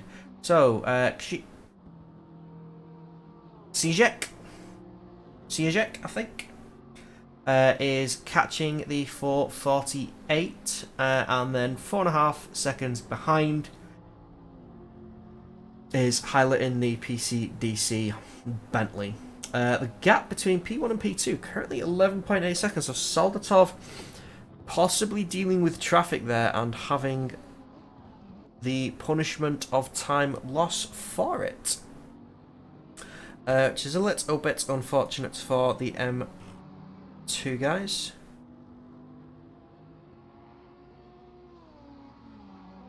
But yes, we shall certainly see what we can do. Anyway, still 8.5 tenths. The gap between P3 and P2 has come down 9.8 seconds. We will keep an eye on that with James Parker at the wheel as well. Now, the next round of pit stops, I am wondering if that will be fairly soon. I should have listed when they were due last time, but of course I didn't. So if anybody could enlighten me on when they last did a pit stop, it would be appreciated. And I apologise for not making note of it earlier. I have another ping. What is this for? That is for something for general assumption. Okay. So, very nice to see in race control that there are no penalties coming up currently for this tier. This is obviously tier 1, tier 2 are in a separate race currently. So, ooh, that's a little bit unsatisfying. I wish it was 5 tenths on the dot. But yeah, as they both charge up the hill, Sam Smith's PCDC boys are catching just as these two are coming up. So hopefully we can see a little bit more action for 3 cars for P8 at the moment. But yeah, so hopefully I will get some company at some point this evening. I do believe Mr. Timosaurus will pop in to say hi at some point, but we will have to see. Either way, I hope everyone is doing well. I hope everyone's enjoying the race so far as we cross over our number 8.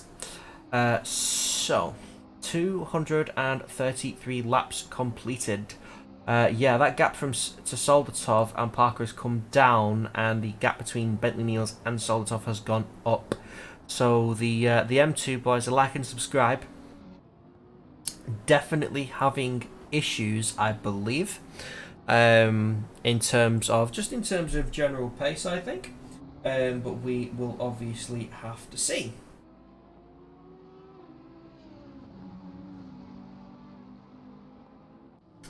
So, where are we? Now down to 4 tenths. They keep charging and charging. But that Bentley is looking ominously threatening. Let's go on board with the car currently in the middle of this trio as the Bentley starts to tuck up. Tyler now within 6 tenths. So P8, 9 and 10 all covered by about a second. So that's very Yorkshire of me. So, very, very close. 3 tenths, less than 8 tenths between these 3. PCDC guys are the latest guys to pit, so they have had a fresher set. They have a fresher set of tyres. They do also have more fuel, but it looks like those fresh tyres are working wonders for that Bentley at the moment. Will they get them on the brakes? Absolutely, into the fast right hand of Griffins.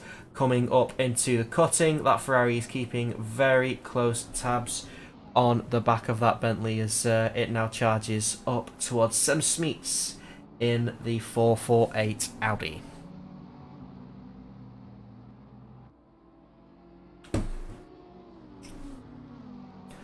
Yeah, so as we look further up, the gap is coming down between P2 and P3, and it's still rising between P1 and P2. So Bentley Niels is having quite a well, I wouldn't say a nice time. He's driving at Bathurst, but you know, well, you never know. Actually, Bentley Niels may enjoy the track. I know I personally do not. Driving it, at least, watching cars race around it is something quite satisfying. Actually, it's quite enjoyable. Yeah, so that gap is getting a little bit bigger for Kijek in the number 500, and I'm going to swap to the number 13. It's a drag race down to the right-hand kink for the chase, and it definitely is a chase for the Bentley, and it looks like chase complete. Bentley up into P8, car 13, PC DC crew. And that Ferrari is looking awfully ominous for Sam Smeets again. Really close. That Bentley definitely helping out on that one. Ferrari having a little bit of a look on the inside there. Deciding not to go for it. A little bit of a bounce there. It is a racetrack, not a trampoline park. So yeah, you probably don't want to bounce as much as that. But yeah, the PCDC guys already just taking off. Already 4 tenths behind, and basically just dragging that Audi all the way up the hill.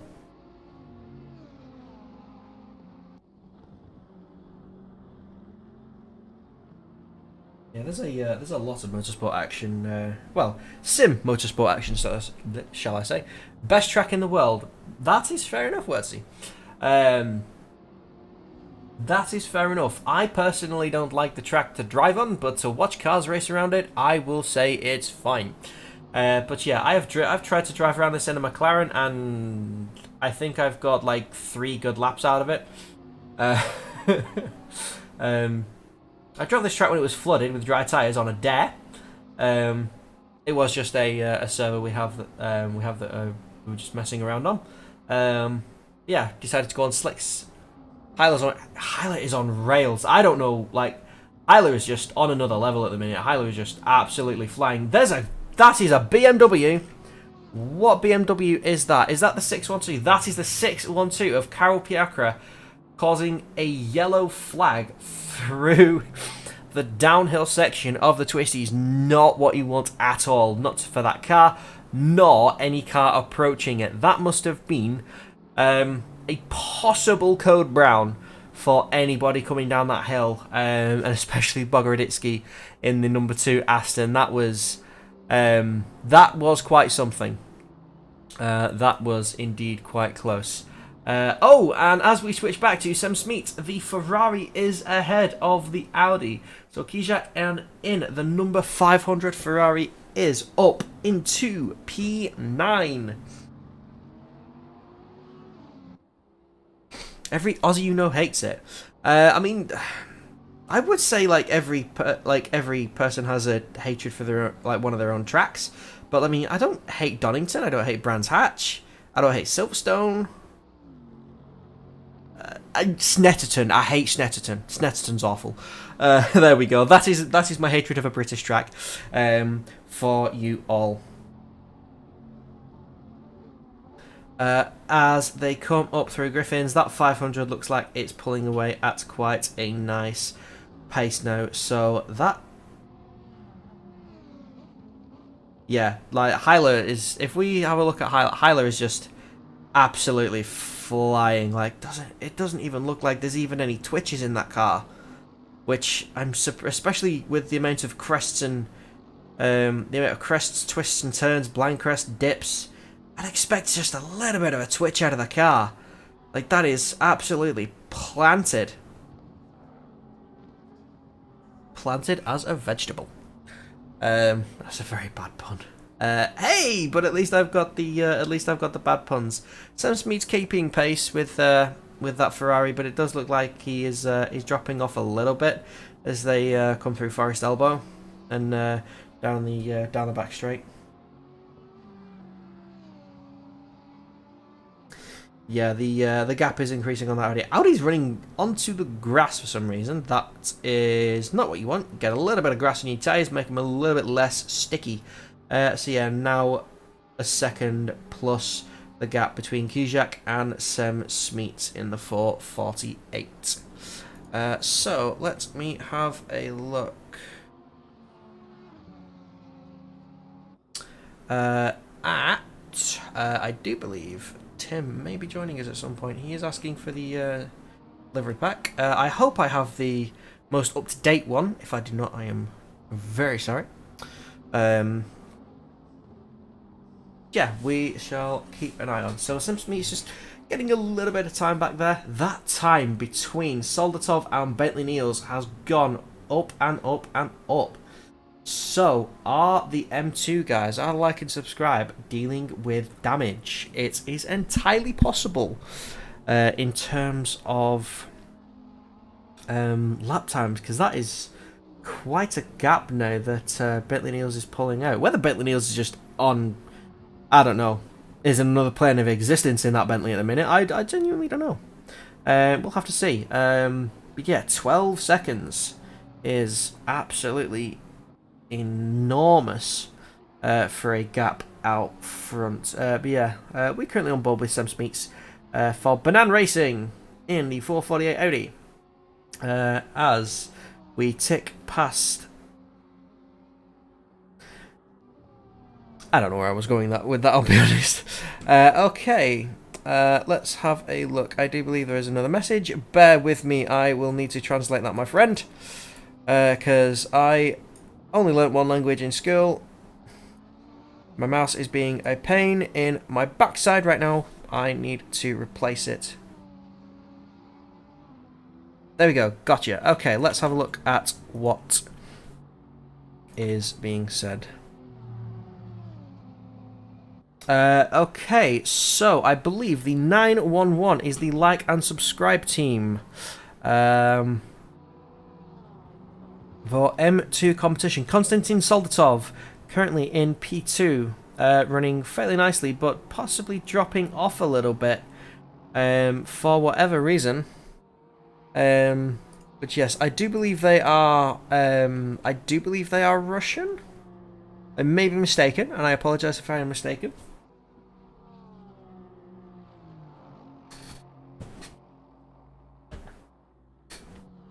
But yes, we shall see. King's meets next. I do believe that is a default livery in the car for the Aston Martins at the moment. But yeah, that gap's kind of leveling out between first, second, and third. As let's have a quick look down the field. Let's check in with Cameron Bridport in the Rev Sport CSC 48 Porsche, running quite nicely. And again, that is quite a nice livery.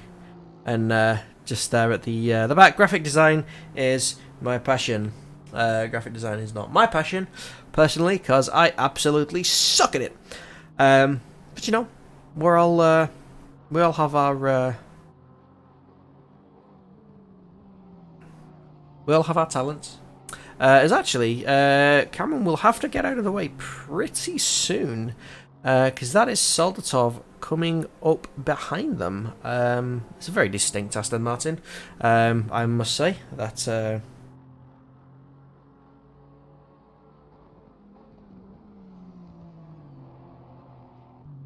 but yeah, we're kind of in a lull at the moment, especially in terms of lap times. I'm currently trying to get my chair to stop rolling around. It would be quite nice rolling away from my screen. But yeah, so kind of in a bit of a lull. The only battle at the moment really is SIMSOK. Currently about 7/10, now 9/10 behind Kijak in the 500 Forza Italia. Let's see.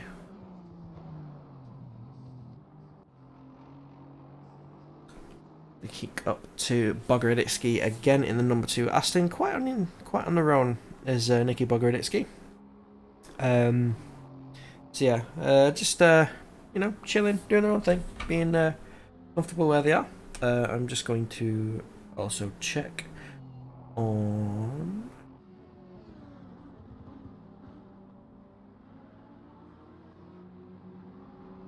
Okay. So I do apologise. I've been talking for about nearly 2 hours straight, so my voice is a little bit throaty at the moment. It should smooth out in a bit. I will chug some snacks. Yeah, SIMSOK is just keeping pace with that. Ferrari. So yeah, in a bit of a lull period. I know where Rage comes with the crystal ball. Skidinov is in the pits currently, and it's Fabian Ukert in the R&D Racing coming out. Was Skidinov in the pits? No, I misread. So Fabian Ukert in the R&D Racing Ferrari now coming out of the pits. I do believe that was indeed a driver change as well. So how far back is Skidinov?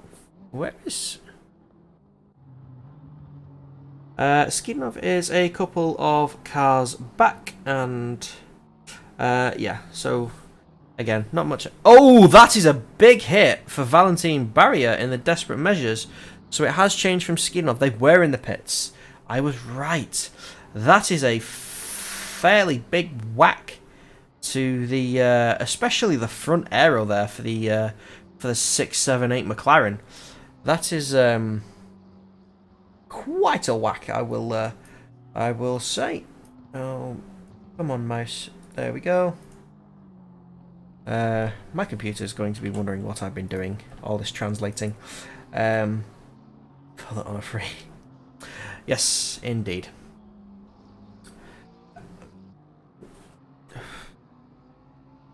Come on, mouse, play ball. Thank you. But yes, that was a big whack. Ukert is back in the pits for R&D. It does look like that front's taken a bit of a whack as the rear tyres have a little bit of a moment. Why they're coming into the pits again, I'm not 100% sure. Again, if anyone from R&D would like to join in the commentary box, they are more than welcome. And we shall see how things progress as Bogo's in the 737 now comes into the pits as well. So it is possible we are on currently a... there are some cars who are kind of out of sync with their pit stops. So we shall see how things work out. I'm keeping an eye on the gap between Hyler and Vanbrugh as well, just to see if Hyler is still making as much progress as they have previously.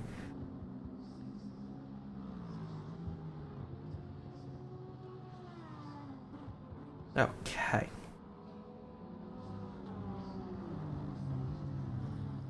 No Lamborghini. That's a car that's not here. The number 6.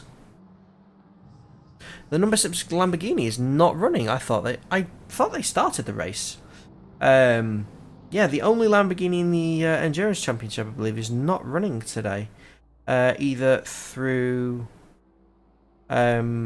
just choosing not to participate for whatever reason, or through retirement through damage on the car. Sam Smeets is also in the pits now. So Sam Smeets for Bannon Racing. That will be music to the ears of Sijek, I think I got it right. My brain's just going out the window today. But yeah, unfortunately, no Lamborghini climax. It's yeah, I don't know how I didn't spot that. That's quite got that's the Nyancat one. But yeah, so as Smeet stays in the pits, that will be a full tyre, fuel, and driver change up and around as Mo for the N7 crew comes in as well. As I do believe the 737 slightly went off track there, if I'm not mistaken. Either that or they are on their current outlap. So Sam Smeets is no longer in the car. It's Yannick Valenduc in the 448, just outside of the top 10 as they come back onto the track. And we will keep an eye on the N7 crew as well. That does look like a full tyre, driver and fuel stop, and it is Simon Beeg at the wheel of the N7 Bentley. So it is all hands on deck for the pit stops as we come up to the next round. Let's just check in with Beaver Grease with Grantus Caracas, just doing his own thing in clean air. Nice and smooth is what you want. Yeah, so I mean, ideally that's what you want at a track like Bathurst. No cars around you, none in front, none behind, and you just set your own pace, and you just carry on. Bit of a whack there for Grantus Caracas, so possibly a little bit of either a little bit of understeer or a bit of a lockup, possibly the former, just with there being no tyre smoke. I know there's someone in the chat who's keen to see the 174, and it is of course Wirtz in the 174 taking over from Jordan Watson. So the question is now, how out of sync are the guys up front? So that gap between P2 and P3 is kind of simmering around 10 seconds. Sometimes it goes up, sometimes it goes down. That gap, oh my days, between P1 and P2. I was just going to say, that was not the right Aston. What Aston is that that's taken a whack? That was a fair old whack on that Aston. Which one is that? Let's have a look at the 383. 383's clear. Bogarditsky's okay as well. Is it the 737? No? I will find it. I will find it, don't you worry. We have another one in 11th. Eric Castro, Fast VR team. Running today in, I think that's last in class at the moment, excluding retirees. I'm trying to find that. It's a RevSim car, isn't it? Mendes in the 34 Bentley has also come in. That's quite a striking livery on that as well. As we have the 172, it was a Bentley. That has taken quite a whack. As you can see, the bonnet's just popped up a little bit. It was a 172 Bentley, not an Aston. I was looking for the wrong car. And the 101 is in as well. Right at the end of the pit lane. So pretty much straight back out onto the track. The 612 Beamer is also in the pits. That will be an extended stop of Carol Picara, just to fix that damage as Sergio Mendes... No, not Sergio Mendes, sorry. Nirola makes their way back out onto the circuit. So, back up top, we have Soldatov 14 seconds behind Bentley Niels. And this is James Parker currently overtaking and coming to lap the 29 of Dijkstra in the 29 PCDC Motorsports McLaren. So everything will get jumbled up a little bit just as we go through that transitional pit stop period. And we will see where everybody gets spat out of the pits on. But yes, if Tim does join me for a little bit, then I will try and go and get some a quick snack maybe, just to try and refresh my palate a little bit. But yeah, so there's nothing major going on at the moment. I'm just going to have a look in race control. That is for Tier 2, and it is irrelevant because it is in Tier 2. So, we are watching Tier 1. So yeah, everything is gapping out a little bit now.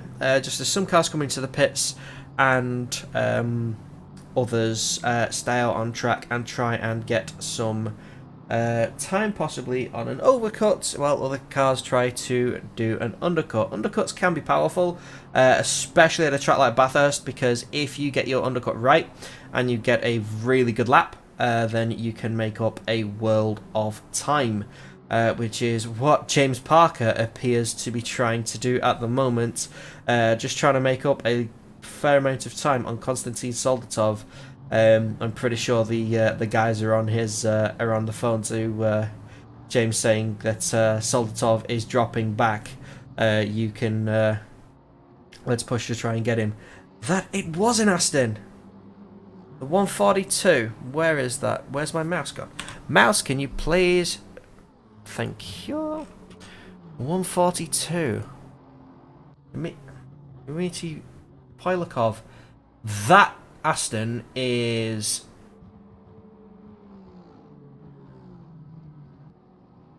quite broken. That is quite broken indeed. Are they going to pit to repair the damage? No, they're staying out. But yeah, I mean, just on board with the look at the windscreen, or windshield as others tend to put it. Just yeah, look at how many scratches and bumps are on that. You can see the wrong one, that one. I do apologise. You can see the amount of scratches on that, and the bonnet's flapping around there so much in such a small space. That is quite something. As I'm trying to switch, there we go. To the Helicam. Yeah, that's taken a fair old whack as that Aston. Yeah, that's got to be difficult to drive at this point. Oh, ladies and gentlemen, I am joined in the commentary booth by the one and only Timosaurus. Tim, how are you doing, sir? Good evening, Chinson. Sorry about this. I've been out for the day, so I wasn't expecting to jump on, but I heard there was a fellow commentator in need, so I have jumped on to try and give you a hand. I've been up since 4:30 a.m, so I'm probably going to be pretty tired by the end of this, but here to give you the support, hopefully to the very end. Your presence is always welcomed in the commentary box, Tim.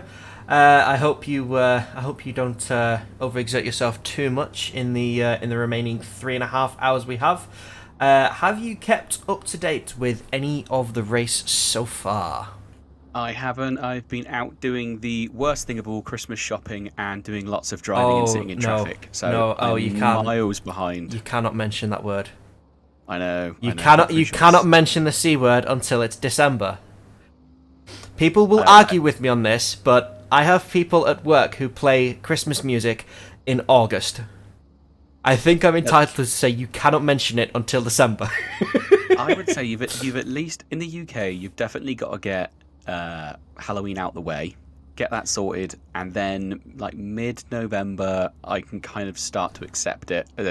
Obviously, this is our first year with a kid, so we're doing little bits, bit by bit. So far, the Christmas tree is up, and there's decorations in boxes, but that's about as far as we've got. So we're slowly getting there, yeah, hopefully. I know people who had their Christmas tree up months ago. It's just like, yeah. Nah. There's limits to it. Limits to it. But right, fill me in on what's going on. I'm currently having a quick look at our leader in the Bentley. So yeah, the number one Bentley has had quite an interesting race. The top three, which for a long time was Bentley Niels, Soldatov, the N2 guys, and Abeladze in the number 2. They basically just got at the start of the race and they just took off. Obviously, race things happen, new drivers swap out, and as I speak, James Parker in the number 3, now swapping out for Darren King, coming up for his next driver change, as is Bogoroditsky. Keep getting it right. yes, we do have Black Friday in the UK. It's not so much as celebrated in the UK as it is the US, but it is something the shops put on just to try and get a few more sales. Anyway, yeah, the number 1 Bentley has been, over the last, at least since I've been keeping an eye on it as well, I've been doing other things before I very graciously relieved Rage after he tried to help me with some slight technical issues. They've just checked out from everyone else at the moment. Haven't really put a foot wrong, and I'm not going to bring out Rage's crystal ball and say something will happen to them. Rage can keep all of that commentator curse for himself, but yeah, the top 3 have pretty much just completely checked out of the rest of this race, to be honest. So just having a quick look at the timings, and yeah, wow, there are some big old gaps there at the front. Good to see the Meat Snacks livery on the 911 is still out there. That's good to see. But and it's good to see that Darren King had some teammates this month. Week race. Yeah, he's had a this time round. Yeah, he's had a couple of issues. He had an issue last time out. He got was it a time penalty last time out? Well, in the last race at Kailami, I believe he did. It was a massive stint. I think he did maybe 4, maybe 5 hours on his own. And I think as he was the only racer, and after a while, I think he just couldn't go any further. I know from pretty much the entire first 6-hour stint, he was out there on his own, and we were just. I mean, he was up there at the front. So much like this, I think he might have been in 2nd or 3rd place. But yeah, amazing effort by him. So really good to see this time around. Obviously, good fortune in his favour, hopefully. I'm not going to try and say too much, just in case, as he is coming up on some back markers at the moment. But no, it's good to see that at least at this stage, that obviously he's had some teammates to help relieve him.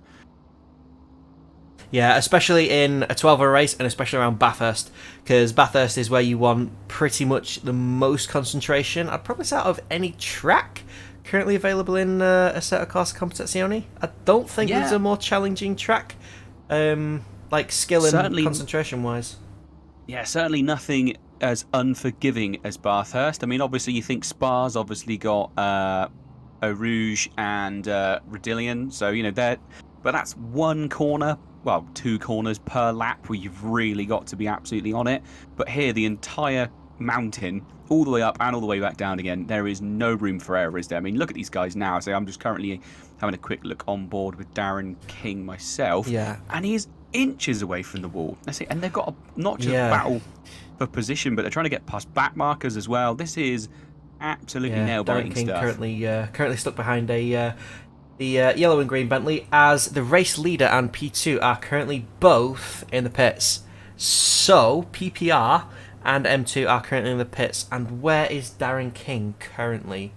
He is just coming onto the back straight now. Just coming out of Forest Elbow. Okay, so still a fair gap, but Soldatov and as Rage likes to call him Bentley Neals, they have been getting quite a distance apart. So it used just after the second round of pit stops, it was about 10 seconds. It's now 15 seconds. So I think Bentley one has just left the pit. Yeah, with sorry, just quickly letting you know. Yep, Adam Chmielowski now in control, and we now have Vasily Anafriv back behind the wheel of the 911 Aston as well, as Darren King is just coming across the line. So not lost too much time, I don't think, for either of them, for P1 and P2. But yeah, I'm going to keep an eye on the gap between Adam and Soltov. No black gold saw actually for this round so far. For the number 1, I haven't seen that name in the last couple of driver changes, so it's quite interesting to see if Black Gold Saw will make an appearance and put even more distance between them. Well, so he made a massive impact for his team when he was racing, obviously, at Kailami last round. Was a really dominant racer the whole way through. Lap time super consistent. Obviously, they had, I think they went off very early in the race, and so they obviously had to battle all the way from the back of the pack. So really good to see, well, the team, at least this time round, is having a bit more luck. just having a look through the list, as obviously jumped on a bit late, so I haven't had a chance to research this, so I do apologise if I'm not shouting out your favourite guys. Just having a look at the reserve teams. So that's the number 80 Bentley, currently running in 16th positions. What team is that? That is Redline Zach Racing. Yeah, Stephen Theobald currently at the wheel. That was the one that Darren King was caught behind. As we just see Darren King off in the foreground there, just trying to get past the second Beaver Grease Audi. So it looks like he sort of got given the racing line there, so good. He should be able to take him down into this turn. Yeah, he's made it before the end of the straight.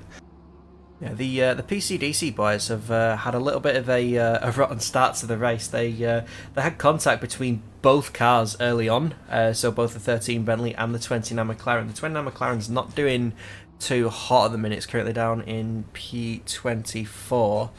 There's a fan for Vasca currently in the chat. But yeah, I mean the 13 Bentley is since Hyla got in the car, just got extremely comfortable, and I've had a couple of comments in the chat saying that it just looks like it's on rails. Yeah, it was like, I think it was like P13 and now in P7. So yeah, just watching it come up, just about to start dropping back down the mountain, and it looked super clean. I mean, absolutely millimetres away from the walls, using absolutely every last inch of circuit he can. Yeah, it's coming up on the back of two other Bentleys at the moment, so that is... I'm not sure if... That will be... One of them's the number 12 Beef Grease car, so that'll be Klimanskas. Yes, it is. And who is the other? That is the N7 boys, so 117 with Simon B currently at the wheel. So a car ahead and a back marker as well. That N7 car getting very close, I can see, just off in the distance there. But, yeah, I think that 117 is trying to hang on to the back of the number 12 car, seeing if it can't gain a bit of extra speed. Obviously matching cars, so technically, depending on setup, they should be able to do similar lap times. Obviously, a lot of it comes down to driver skill and sort of confidence, really, especially at this circuit. It's quite a long track. If you make a mistake, very long way to go back to the pits, isn't it? So understandably, you might end up losing sort of a good chunk of time. But yeah, now all three of those Bentleys absolutely thundering their way along. Yeah, you a big fan of Bathurst, then, or not want to? No, I love it. I love Bathurst. It actually is one of my favourite circuits to race on. I can't say that I ever do particularly well here, but no, I do enjoy it. I like it a lot because there's no runoff room, so it's a case of sort of tighten your loins and just go for it up over the mountain. I do quite enjoy being close. But I'm not quick. I took part in a race that was supposed to last an hour, I think, last week at Bathurst. It was... I was trying to do it in a McLaren. Not the best choice of car for this track. And I made it 2 laps. Crashed. Went in. Did another lap. I made it all of 4 laps before I'd pretty much written off the car twice. So yeah, not a personal favourite of mine. Although I have had a bit of fun here in the past with one of my friends wanting to practice, and someone set the server up wrong, so the track was flooded. Yeah, I was going to say, my first race here, actually, ever, was in the GT3 Audi, and it wasn't flooded, but it was a wet race. It was quite a wet I think that was my first race here on ACC, and that was quite difficult, but again, I quite enjoyed it. I quite like wet racing as well.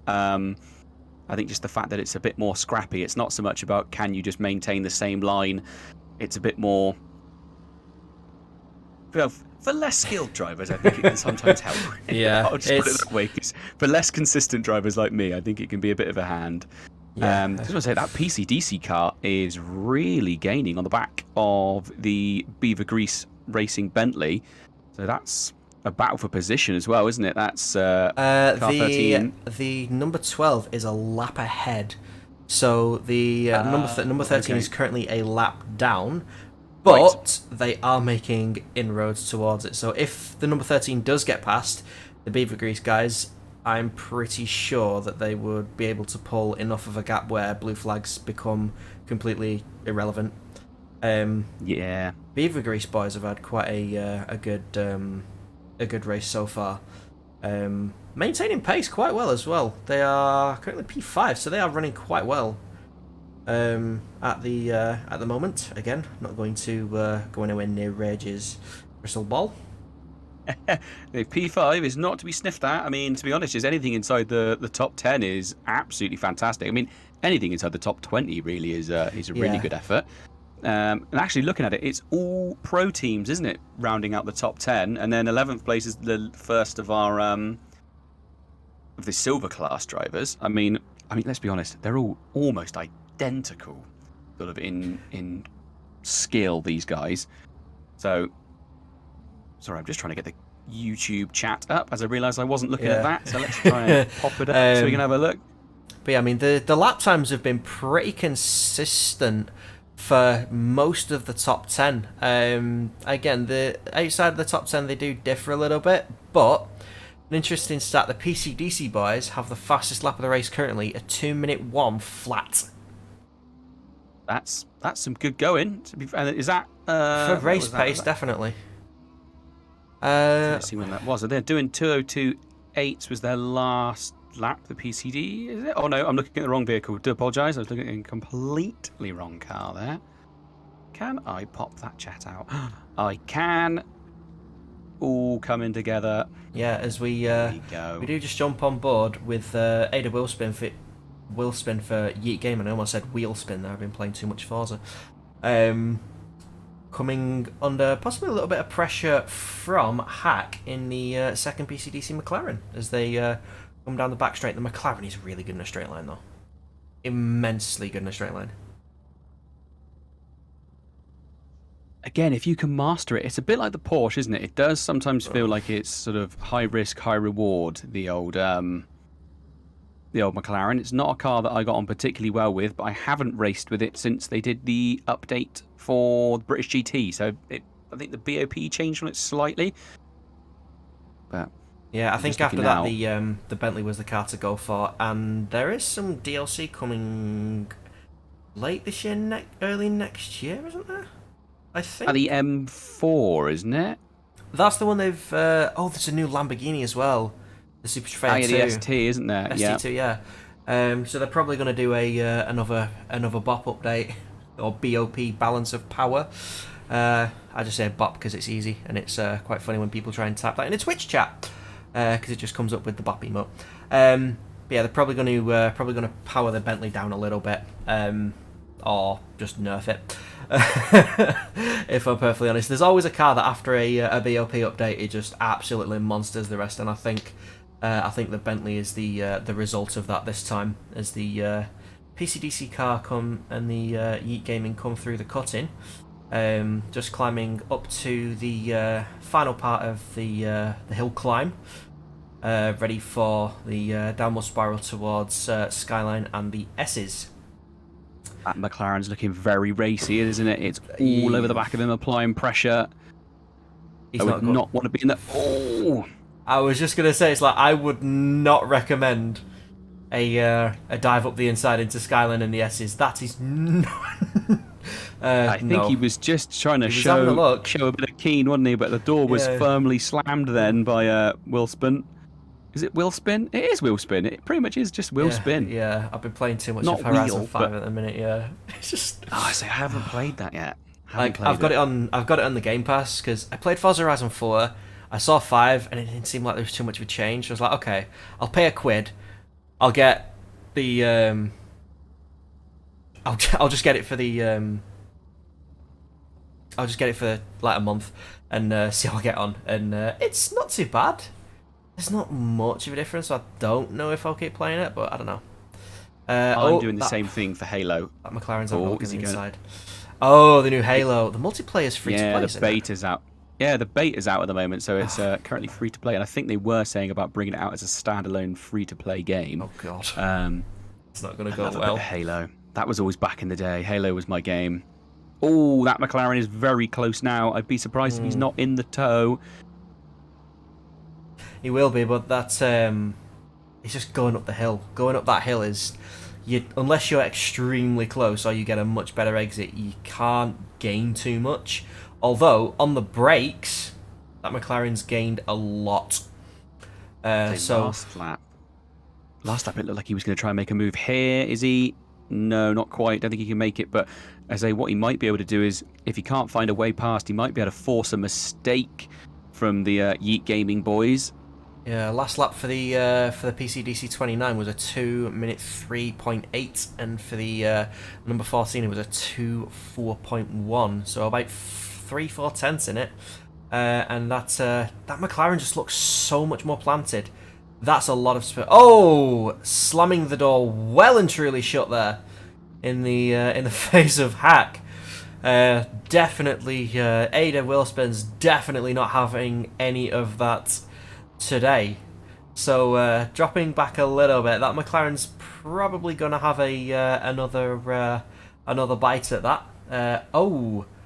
Witzkak 101 has a drive-through penalty. Is that steward assigned? It is not. Not steward assigned, so that has been done by ACC itself. He's speeding in the pit lane, possibly? It will be. It will be for speeding in the pit lane. They've actually been very well behaved, I must say. Most of the drivers today. Not very many reports from Tier 1. They've all been very, very tidy. Tier 2 I can't say the same about. But yeah, that McLaren gets so much later on the brakes. Gets so much. That gap's down to 0.2 of a second. If this McLaren can get a really clean exit... as the other PCDC car just comes out of the pits. Oh, he's going to try and dip in. I mean, I'm not going to say there might be teamwork going on, but if these guys are in the same Discord chat, I would be screaming in that screen to the Hold him up. Hold him up. Hold him up a little bit. Yeah, that's nothing dirty tactics, but I mean, technically that Bentley's on colder tyres, so it might not be able to pull away so quickly. Yeah, so that was a pit stop for the PCDC boys, but not a driver change. So possibly just taking tyres on that one. Just double checking on that. As let's go back to Milan Hack. That Nissan, now that it's got a bit of a tour from that Bentley, is pulling away a little bit. But the McLaren will have the Nissan on the brakes. As again, they go so close to the wall. You think really as well that Bentley doesn't have to sort of move over or give way. It can. I'm not saying can hold up traffic, but it certainly doesn't have to make it easier for Wilspin. No, again, that McLaren just having a little bit of a look, and Wilspin's already on it that time, just moving over to ensure that nothing out of the ordinary is happening for at least his race. This is quite a nice battle, this, because it really is. The Nissan seems to get a much better exit coming onto the back straight, and then the McLaren just aces it on the brakes. It does look like the McLaren is sort of it's strong in all the wrong places for this circuit. It's really dominant going up over the mountain, but obviously there's just no room to do anything up there. Like, you're trying to go offline, you're going to either end up kissing some concrete barriers, or you're going to end up going massively slow. So there's nowhere really to make a move. And saying actually, the Nissan's looking really good in a straight line. So coming out of these tight 90-degree corners, it seems to really sort of squat and get going again, and taking the curbs well as well. Here we go. Oh, is this possibly going to be a move into turn one? Nah, not quite. He had a look, but decided to pull away from that. Oh!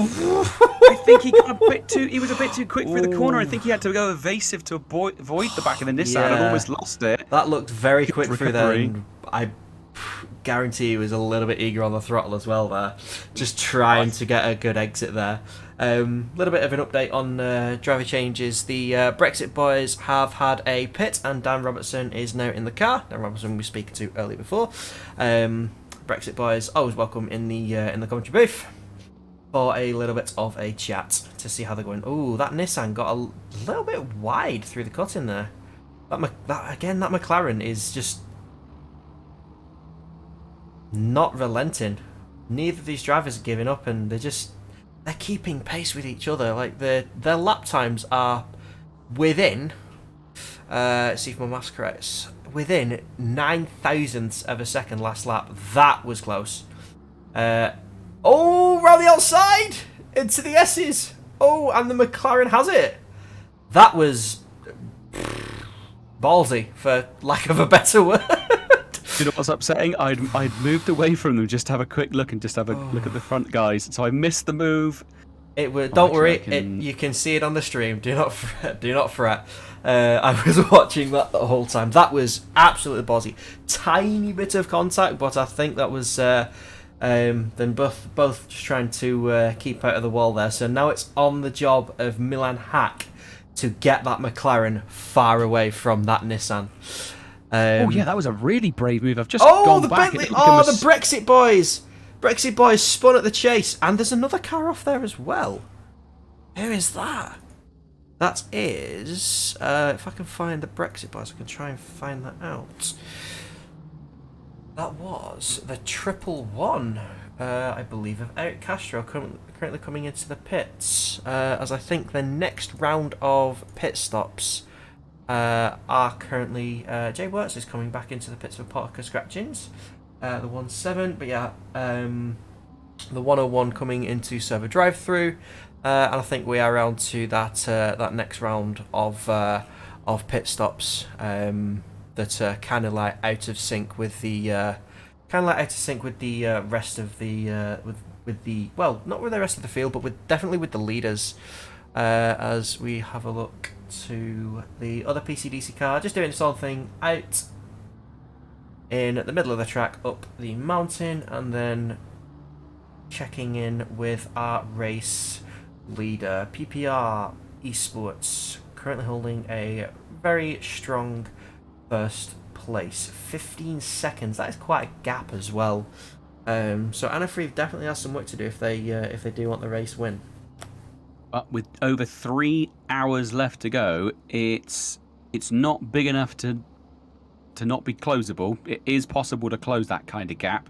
And like we said here, if you make a mistake early in the lap, especially if you're still climbing the mountain, you make a mistake there and you hit a barrier and you've got serious damage, it's a really long lap. It's still, the top three are still well within contention, aren't they? I say 15 seconds back to second place, less than 10 seconds back to third place. So the podium could still really get mixed up, I think. I think consistency is going to be king here, isn't it? Yeah, absolutely. I mean, consistency around Bathurst is one thing to.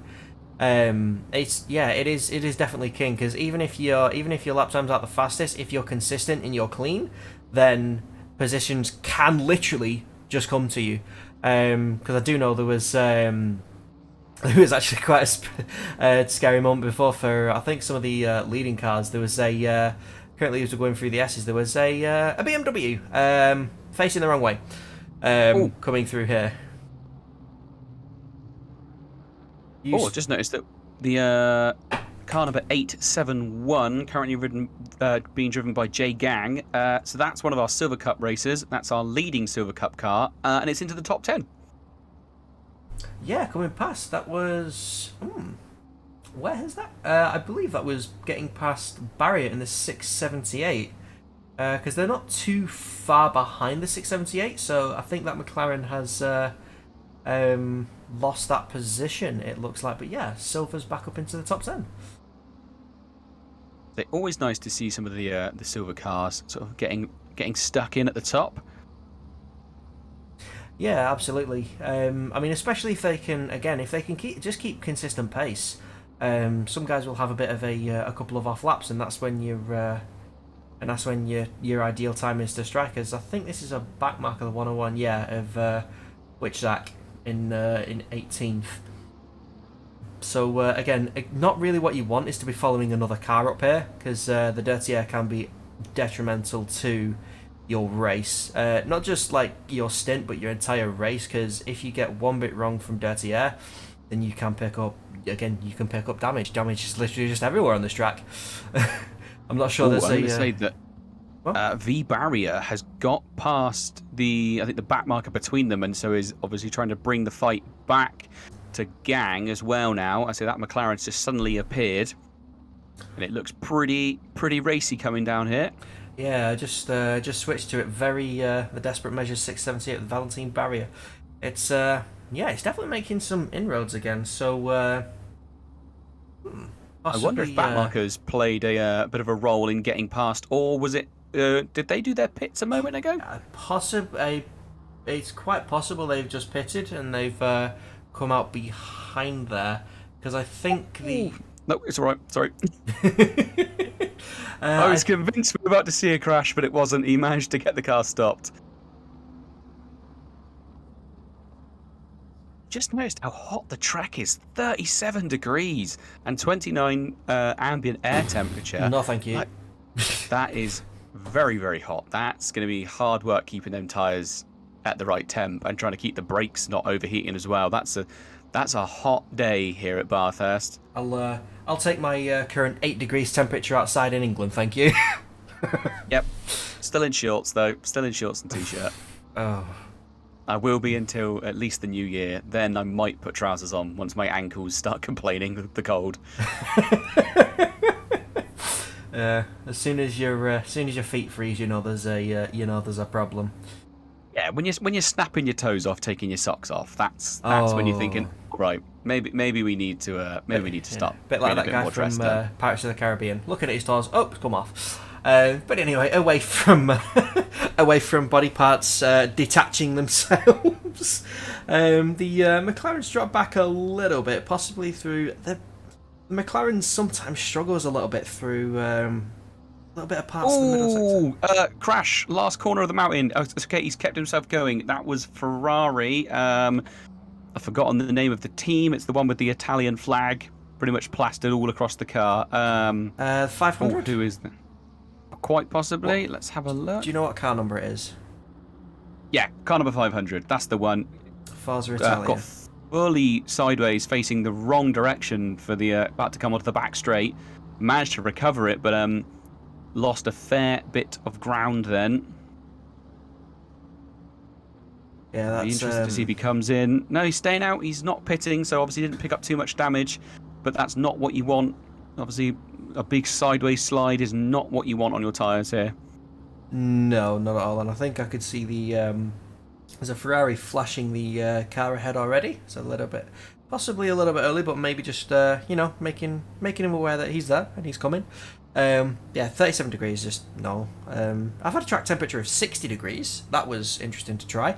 It was on a nitro list, and there was only 10-minute sessions for people just to check everything. But yeah, it was at Paul Ricard, and I managed to pop my tyres in turn 2. I'm not surprised. That is insanely hot. And then a lot of my friends were watching at the time, so they were like, "Okay, how else can we pop the tyres?" So we tried putting the pressures all the way up. Wet tyres, putting the pressures all the way up on wet tyres. That was horrific to drive on 60-degree track temperature. But yeah, I'm pretty sure it still is that, so I'm not 100% sure why they haven't changed that yet. But yeah, the gap with the leaders coming down a little bit between P1 and 2.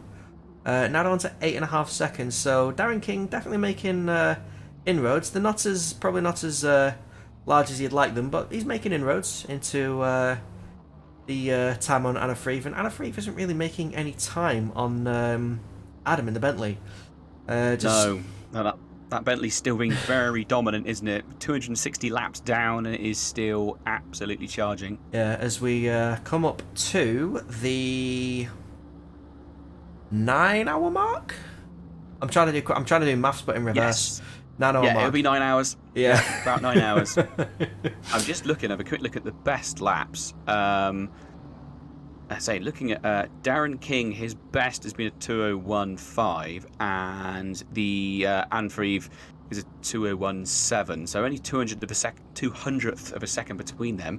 But on their last laps, Anfreve is actually pulling away from him with a 2:03. Oh no, he's not. He's 0.6 down. Yeah, because that was a 2:03.1 he did, and a 2:02.58 for Darren King. So yeah, I think bring it down slowly. Yeah. At the minute, I think both Anna Freeve and Darren King are currently matching their best delta at the moment. So it's looking pretty It's definitely consistent for those guys as Darren King just gets past the back marker and slightly onto the grass. But yeah, the 500 Ferrari is pitted. The 737 is in as well. So again, I think we're coming up to the point where the leaders would think about pitting fairly soon.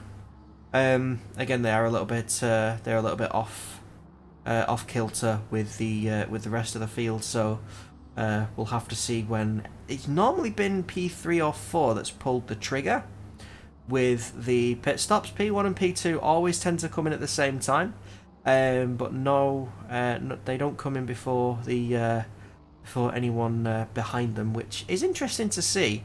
Because you'd expect, like, if you want to pit, you just pit and get out there, get your best laps on like brand new fresh rubber, and then yeah, just absolutely just go at it. I suppose the risk is, obviously, no, at this point they've still got, say, just under 3 hours left. I guess in those two top guys, their strategies seem to be working, so if they keep doing the same, then if at the end you end up losing the race, at least you can't say, oh, it's just because we messed up our pit strategy. If they're coming in at very similar times, although it means, yes, you're not necessarily running in super clean air straight away, it does mean that, you know, you're not giving anyone an advantage and you're not running the risk of running out of fuel or anything silly like that. Because we've seen many a thing like that here at Apex Online Racing. It does happen. People running out of fuel, people running wet tyres in the dry. Lots and lots of things we've seen. That's happened in a couple of races. I've actually gained positions because of that. A couple of times people running out of fuel. It happened at 2 races in a series for another online league operator, I shall say. But yeah, they ran out of fuel because I think the leader crossed the line with about 10 seconds to go. So they started another lap and they didn't have enough fuel for it, which is always a thing.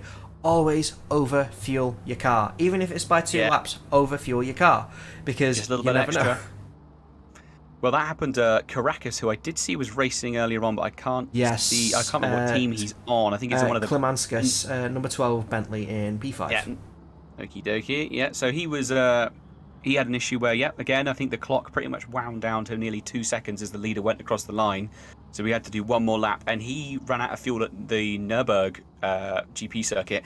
I think it was just after the final chicane, and ended up going, I think, from maybe 3rd or 4th, ended up all the way down, I think, sort of towards the bottom of the top 10.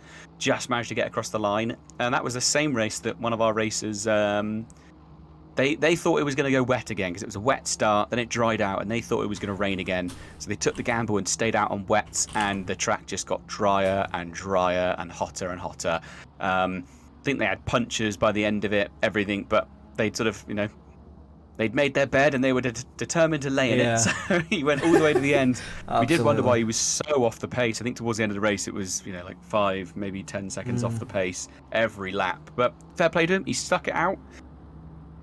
Yeah, I'm trying to remember who that was. I know we have discussed it with him, but again, my brain is an absolute sieve. Oh, I'm watching Darren King go through like the twisties at the top of the hill, and it's just like he's centimeters from the wall, and it's just like I don't know. It just makes me just like, oh, please don't hit the wall. Please don't hit the wall. It's just like I really don't want him.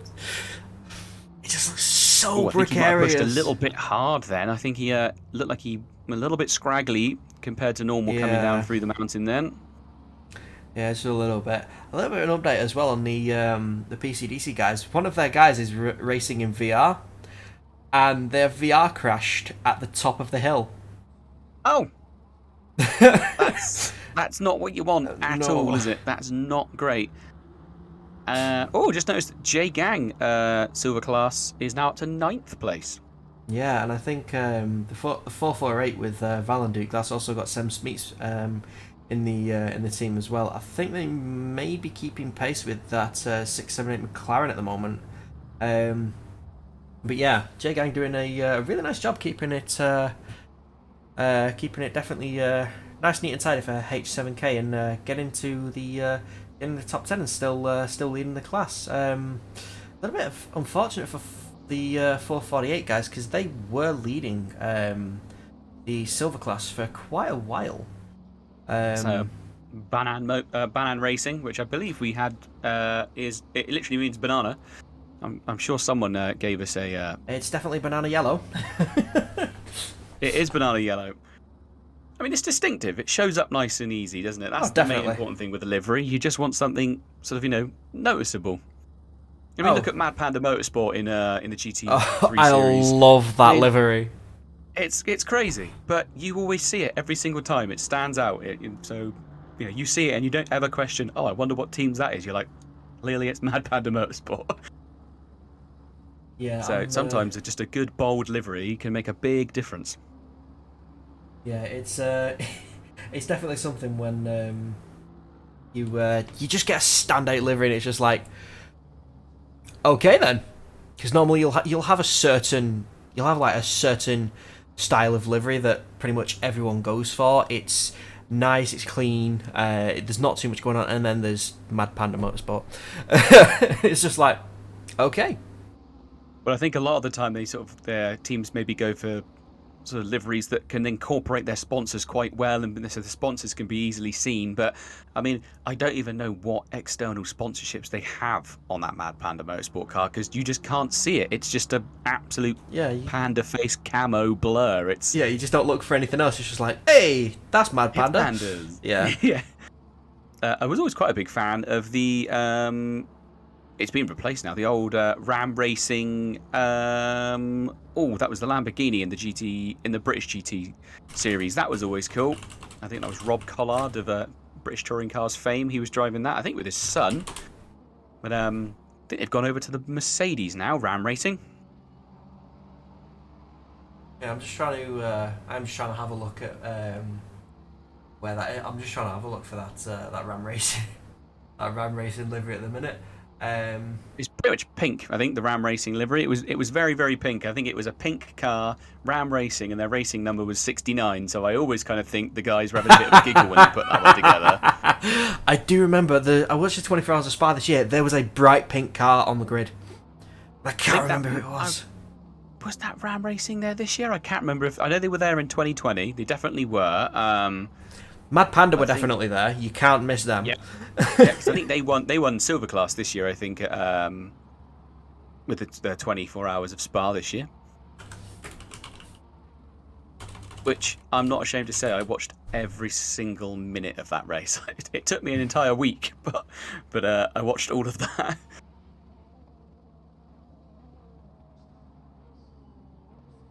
Just trying to have a look and see Ram Racing. Close. Yeah, Ram Racing car number 69. Pro-Am Cup. Mercedes AMG. It was that! It was the bright pink Mercedes. You said Bentley and I was like, was there a pink Bentley at Spa? That's what I meant. Yeah, Mercedes, not Bentley. Yeah, that's the one. It was a bright pink Mercedes at Spa. I was just like, whose car is that? That's amazing. Because you don't normally see like bright pink, or dare I say hot pink coloured cars. I mean, they stand out a lot though. Like, so I don't understand like why they wouldn't, to be honest. I guess again it comes down to maybe sponsorship. You want your sponsors to blend in with your livery slightly, or it might just be that the sort of the original team colours don't particularly work with it. You think a lot of teams are quite old. There don't tend to be that many new racing teams. Obviously, it costs a lot of money to get into racing, and God forbid you're going to be an actual team owner, not just a racer yourself. You've got to be fairly minted. I think, don't they say if you want to make a small fortune in motorsport, you have to start with a large fortune? Yep. Well, I definitely would not be surprised. It's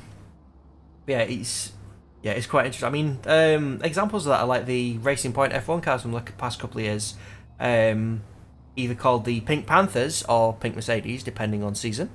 But we'll quickly gloss over that. And yeah, they were pink. I think it was mainly due to their title sponsor BWT. But I loved them being called the Pink Panthers. I just found it brilliant. It's like, and here's Pink Panthers again. It's just like, sweet. It's just like, I'm actually kind of annoyed they didn't actually see if they could get a bit of licensing just to have the Pink Panther on the car for at least a race. Yes. Yeah, because that's the commentators. Obviously, it still had the Pink Panther on the car, but the comms would never call it out as the Pink Panther car, would they? Because they couldn't. I think because they obviously got in trouble for it. Yeah. But yes. Now Aston Martin. who I don't know how they got on in Formula 1. I've been working since 10 o'clock this morning, finished at 4, started a race, and then promptly joined Rage here. So at some point I may just disappear for a few minutes just to go and grab some food. No, that's absolutely fine, mate. If you can leave me on whoever you want, and I will do my very best to fill the airways with complete drivel that comes out my mouth. My mouse. Where's my mouse? I've had issues with my mouse all day today. Like, I think my mouse needs replacing, but I don't want to because I like it. I like it too much. I might just. Does it disappear? Does it just disappear on the screen, or for whatever reason, I might be clicking on like Assetto Corsa, and then my mouse just sets to that, so I can't get any of the camera, like the camera controls up. It's just like Alt Tab is your friend with that one. Yeah, just trying to do that, and it's just like. But like it's double clicking, it's not clicking, it's stuff like that. And it's like I work for a computer parts seller in the UK, so it's just like why don't I just have a look at it later and then figure out if I need a new one? Like you're not getting paid to do it, so why would you look at your own stuff? I mean, I helped isn't it? I helped a very good friend install a CPU free of charge, basically because no one else knew how to do it, and he was like, "Okay, I need to install my new CPU. Please help." And he's quite a fast sim racer, and he has given me tips in the past, so it's like, okay, I will help you, and like, just please help me in the future with sim racing. Yeah, thumbs up. Good. I think you've definitely earned yourself a coaching session. Just a quick one to shout out some sponsors. If you don't have a friend that is willing to help you learn to race, Driver 61 sponsors us. So if you're looking for some extra coaching and maybe some information, give those guys a shout. I believe there is through the Apex Online community, I think there is some sort of deal put together, so always worthwhile having a look. So I am reading it from the description below. Anyone can have a look at our sponsors. I do forget, and I do apologise. I hope I don't get in too much trouble. Main sponsors. This is also brought to you by Elgato, who do actually produce quite a nice range of equipment, especially when it comes to streaming. I myself got a stream deck, and it's absolutely phenomenal because you don't just need to use it for streams, you can use it for a button box, such as for ACC, which again is extraordinarily useful. Driver 61, there is currently 25% off a consultation fee and a free coaching session when you use code AOR Driver 61. And then finally, you know what? It's getting towards that time. People always buy socks at Christmas. So, if you have someone who you are thinking of buying socks for and they do sim racing, consider having a look at SIMSOK. Because SIMSOK produce socks, very comfortable socks, particularly for sim racers. They have rubber pads on the bottom to make sure your feet don't slip on the pedals, and yeah, that's something I have a problem with, and I've been looking at SIMSOK myself. All the links you need are down below. Hashtag plug. Got to be done. Got to shout them out. Do you think? I'm just having a quick look at the leading Bentley, and there was a little bit of a mistake. He managed to recover. I think he got on the brakes a little bit late, just as he started to dive down through the S's. Managed to recover it though, and he's currently coming up on a back marker, which is Audi. Ooh, I think it's in 19th place. So who is in 19th? 6:38. That is Zionski.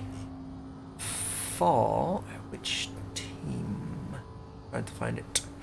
It says SXK. It's a 6:38 Audi. Project Reminiscence. Those guys. There we go.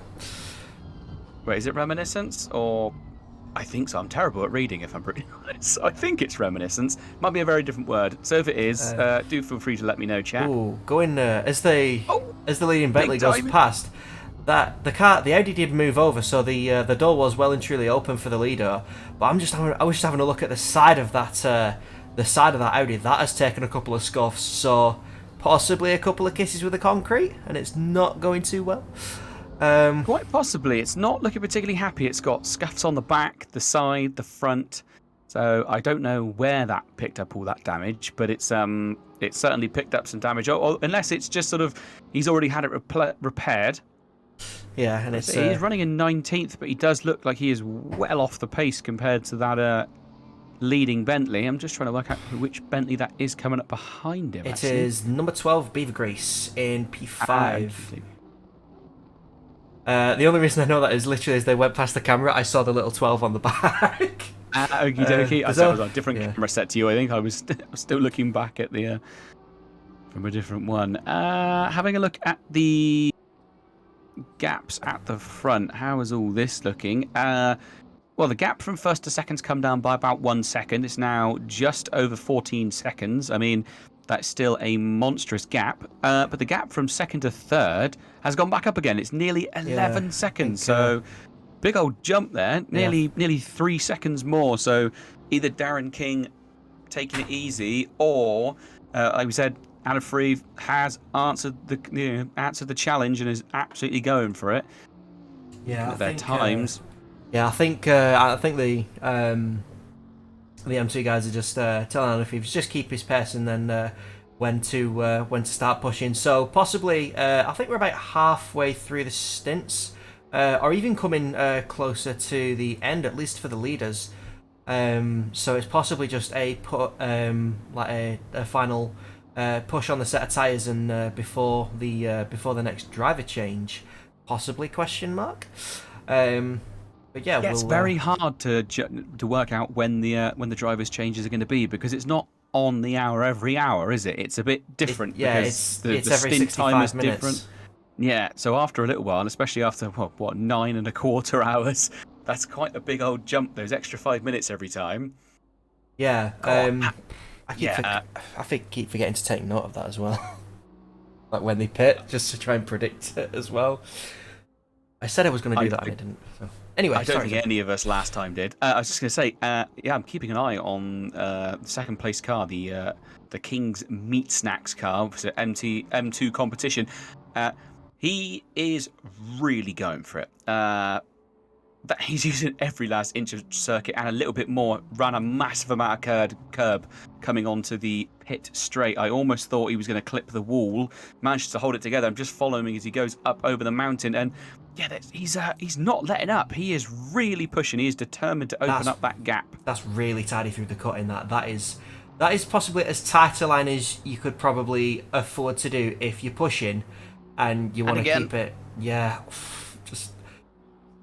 I don't like them going near the walls. I know there's walls everywhere at Bathurst, but I don't like them going near the walls. But it is one of those circuits as well, because of the changing in elevation, and it's quite lumpy over the top of the hill. Once you've committed to going a certain speed, you can't back off the throttle and take it easy. You've just got to keep it planted, or at least be sort of half throttle the whole way, haven't you? There's not a lot of room for error, so sometimes you're sort of thinking, I might clip the wall, but you're like, I can't let off the throttle, otherwise I'm just going to go into the wall with the back end first rather than the front. I know when I've raced the Super Truffles, or the Super Trofeo, I did a series here, and yeah, if you, especially the mid-engine cars, if you lift off the throttle as you're going over the top and the car goes light, absolute mess. You're almost, so like you said, better off just keeping your foot planted and going for it. Yeah, absolutely. One of the things they've got to compensate for as well is when you come over the crest, it's like sometimes your front wheels will go light. So you basically got to make sure that you're turning enough for the corner, but you're not putting too much force in it, that as soon as it goes light, your steering goes even more, at which point you're doing donuts and hitting a wall. You're going splat.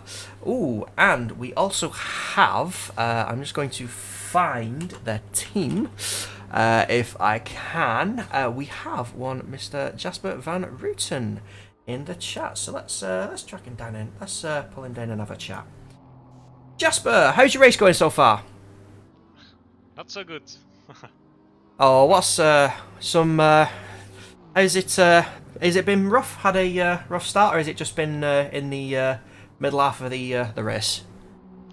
Yeah, just a rough start in the first 2 hours. We had to go to the pits 4 times, so that set us back. After 3 hours, we were down 5 laps. So yeah, that didn't help. Are you And, are you enjoying Bathurst, or is this going to be a track to forget very quickly? Oh, I'm still enjoying it. Yeah, my teammate kind of fucked up, but that's okay. Yeah. It's all for fun. But yeah, you currently got our Lord Erky in the car. Currently going round. Is he already comfortable, or is he going to take a couple of laps to dial himself in? Yeah, he needs a couple of laps to dial in, but yeah. Nah. I got good hopes. So is Erky one of your fast drivers then? And normally, normally, yeah, but Normally, but Is it's Bathurst. normally, but it's Bathurst, so anything can happen. I've got to quickly ask, how are you finding the 36 degrees out on circuit? Are you struggling with tyre temperatures, or everything seems the setup working nicely? He was complaining about hot rear tires, so maybe we put in too high PSIs. But yeah, overall, when I was driving on 39, it didn't really matter. So yeah. Well, Yeah. I mean, if the setup works around it, that's fine. I mean, I guess he's just getting on the throttle and he's a little bit more heavy-footed and just overheating those rears a little bit. Obviously, every driver, even with the same setup, is going to have a little bit of a change. But you're not at the back. That's the important thing. You're not right at the back at the moment. You say you're having a bad race, but someone out there is having a worse race than you. So that's the important thing. It's always a silver lining. Yeah. Not at the back, and you're still running because there are a couple of cars. In fact, I think one of the, as we speak about that, one of the cars has actually come into the pits and dropped off the timing sheet, I believe. Okay. Yeah, I don't know. I don't know what's going on. 612 BMW, but yeah. So you're still running. Have you had any damage? Actually, have you hit the wall a couple of times, or have you managed to stay clear of that particular hazard? I've done better than my teammates at least. But no, there was one time that there was a McLaren right on the first part of the downhill. He was just stood there, and I couldn't avoid him. So that's the only time I had a lot of damage. But yeah, I've kissed the wall a couple of times, but I think everyone did.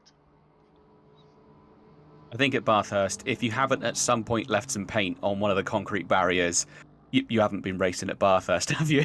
I think everyone does it every race. If you manage to go, especially a full 12 hours without at least leaving some of the livery somewhere, I think either you've been very lucky or you've been dawdling around. So it's a sign of commitment.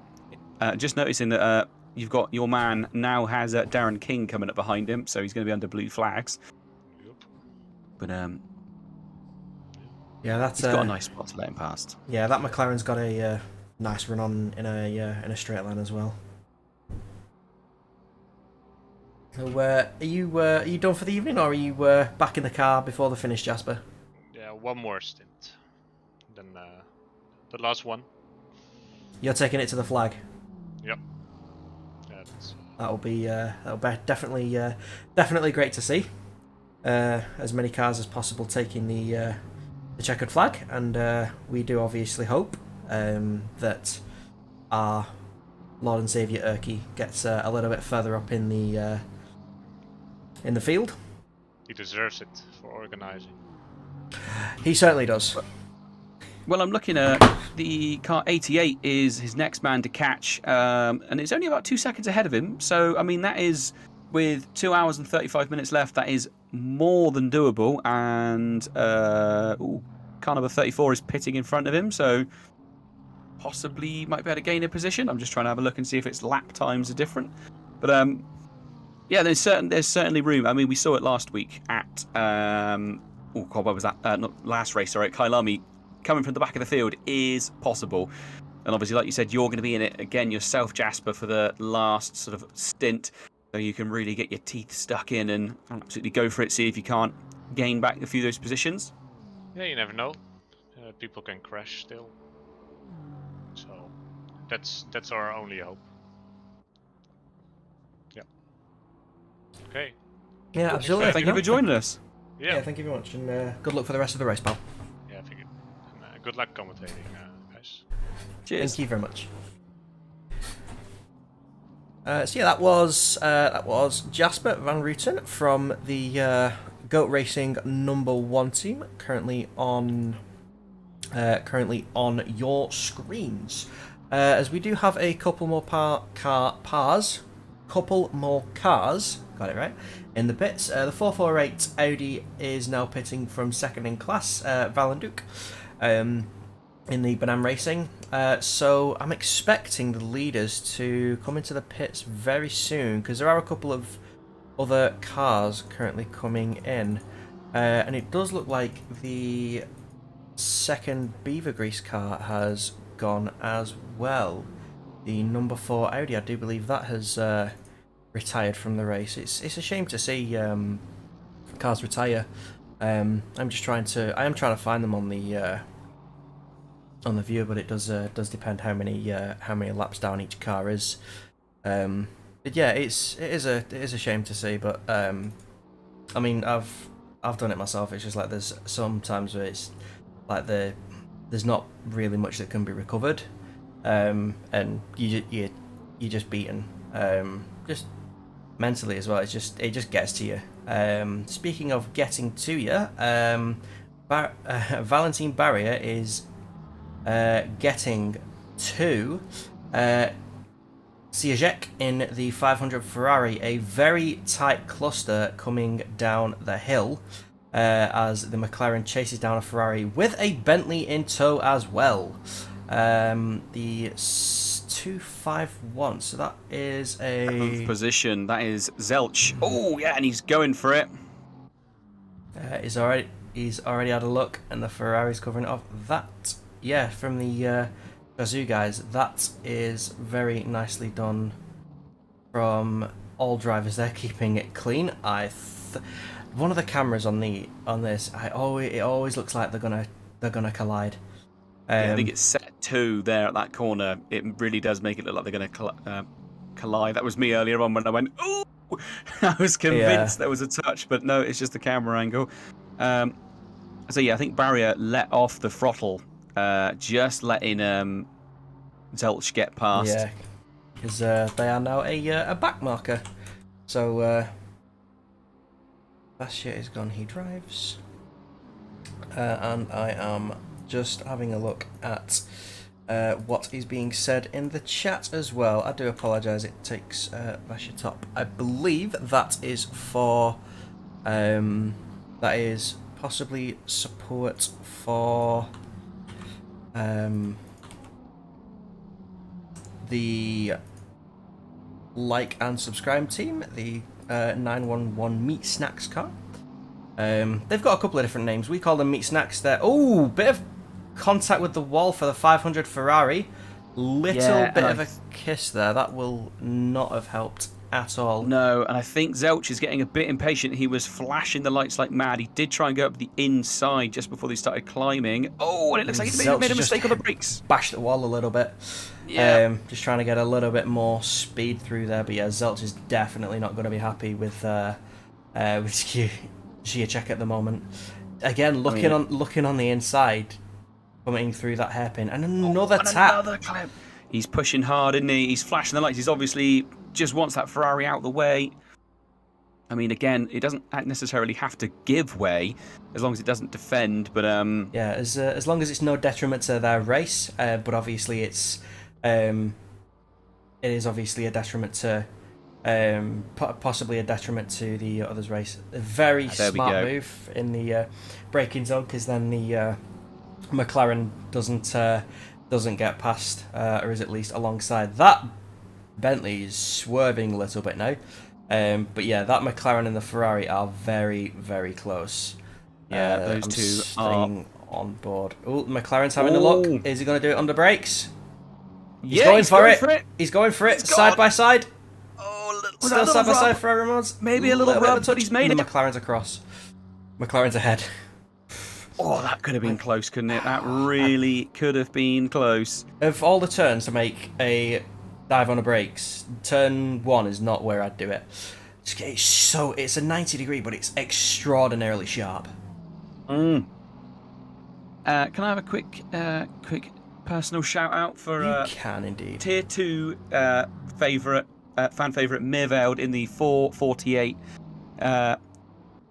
Banan Racing, I believe, isn't it? Yeah, it's the Banan Racing car. Just want to give him a shout out. He was always fan favourite in the Sprint series for Apex Online Racing, so want to give him a quick shout out. Yeah, definitely. All of his fans were always very engaged in the chat, so good to see him out there racing. As you can see him on track as well. He's doing pretty well, to be fair. Still second in class and behind Kijak.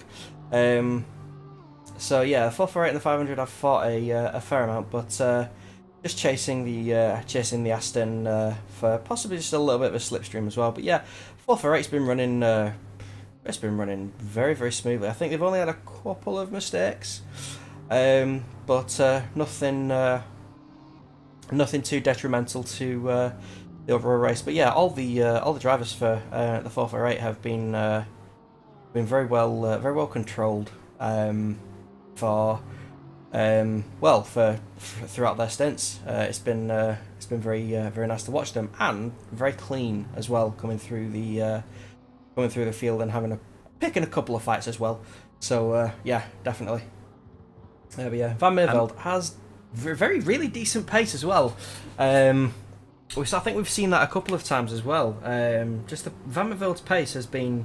It has been either close to or matching a lot of the cars around. So in Tier 1, it's definitely a good thing.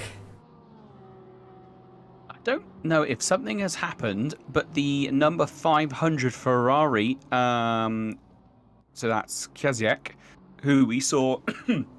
Do apologise. We obviously saw get passed by Barrier a minute ago. No, wait, he wasn't. Barrier was behind him, was he not? Because we had the Bentley got past Barrier, and then it got past. No, it was into turn 1, wasn't it?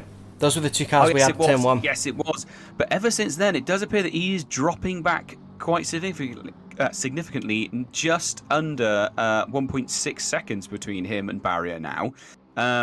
So that gap's really opened up, and Barrier is hanging on to the back of that Bentley. Yeah, that was Zelch, wasn't it? He's really trying to stick to the back of it. I mean, the little tiny McLaren is going to be able to stick in the toe of that great big Bentley and really get itself dragged down the straights. So a car that's already pretty dominant in a straight line behind the Bentley as well is really getting the toe. It's really taking advantage of that car. Yeah, the Bentley and the McLaren are just taking off at this point. But yeah, I think it's easier to keep cars behind at Bathurst than it is to catch them. So I think it's a lot easier. It was a lot easier for Sijek to keep the McLaren behind, whereas now it's in front. He's got to do the hard job of trying to catch, and in slightly dirty air as well, which obviously won't help his pursuit. But yeah, that McLaren is on the back of that Bentley like glue. It's like I wonder if the driver of the McLaren can see anything else other than the Bentley's gearbox. I don't think so. I don't think you can see anything. Yeah, I'm pretty sure. Yeah, either that or they've just got a tow rope. As they go through a corner, they've just got a tow rope. The McLaren's flashing the Bentley. That is certainly interesting. I mean, it's not a battle for position, but I mean, if he thinks he's quicker, then I mean... Definitely taking a look into Griffin's there, and the McLaren getting very slidey through there, and that's basically taken the shine off the toe that McLaren was getting from the Bentley, and that Ferrari's looking a little bit I don't know. Possibly a little opportunity has opened up. We'll have to see how the Ferrari hangs on, because the McLaren and the Ferrari, they are very well balanced in this game, especially in a straight line, so they are very hard to beat, but it normally comes in the corners, so it does depend if that McLaren can keep with that Bentley enough. I think he'll start to pull away again, but the Ferrari has the chance to catch up again. E4 Bogoroditsky is in the pits. So, possibly round to our next round of pit stops. So keep an eye on the top 3. Because Hack is in for the second PCDC car as well, the 29 McLaren. And Audi is in as well. 638. Yeah. Yeah, so I think they're all starting to come in at the moment. So I think this is where we will see. I'm just keeping an eye on where Van Ommen is. Van Ommen, they've changed driver from Darren King, so P3's already pitted. Oh, we missed that one. We missed that one. Ferrari's better on the track in his opinion. That's fair enough. I mean, the McLaren's not the strongest car around Bathurst, just because it can be quite tail happy. But the Ferrari seems quite planted for a rear mid to rear engine car. But yeah, so it's now who is in the number 2? It's Vyacheslav Abeladze back in the Aston. So the I've seen Abeladze race and is absolutely ridiculous how fast these guys can go. Ooh, Anafrave's got the gap from 15 seconds down to 13.6. So I think Anafrave... Was P1 pitted as well? Not yet. No, it hasn't. No, sorry, I was... No, because it was... because it switched from Bentley Niels to Adam Chmielewski. But yeah, I think that 911 is going to be pitting soon. I think that's why he's pushing like a bat out of hell at the moment.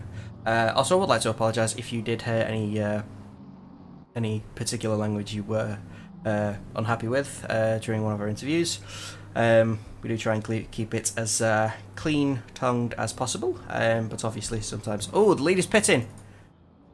Okay, leader in, so... As I say that, and he's P2's coming in as well. Oh, and P2's He's about not. to say They pit at the same time. Yeah, exactly the same. Fair enough. I'm looking at positions now. I don't think the 383 car is going to gain any track positions here. They? I would be very. They're right at the top, just about to come down through the S's. Yeah, even with even if they had damage to repair, there's they're about yeah. They'd have to have some minute serious damage, wouldn't they, to require repairing at that point. Okay, Liam in the chat is asking for an update on the 174. They're making ground, actually. They've come up the field. So you got Wirtz in the car at the minute. Parker Scratchins just coming across the line. Currently in P18. So they're making good time.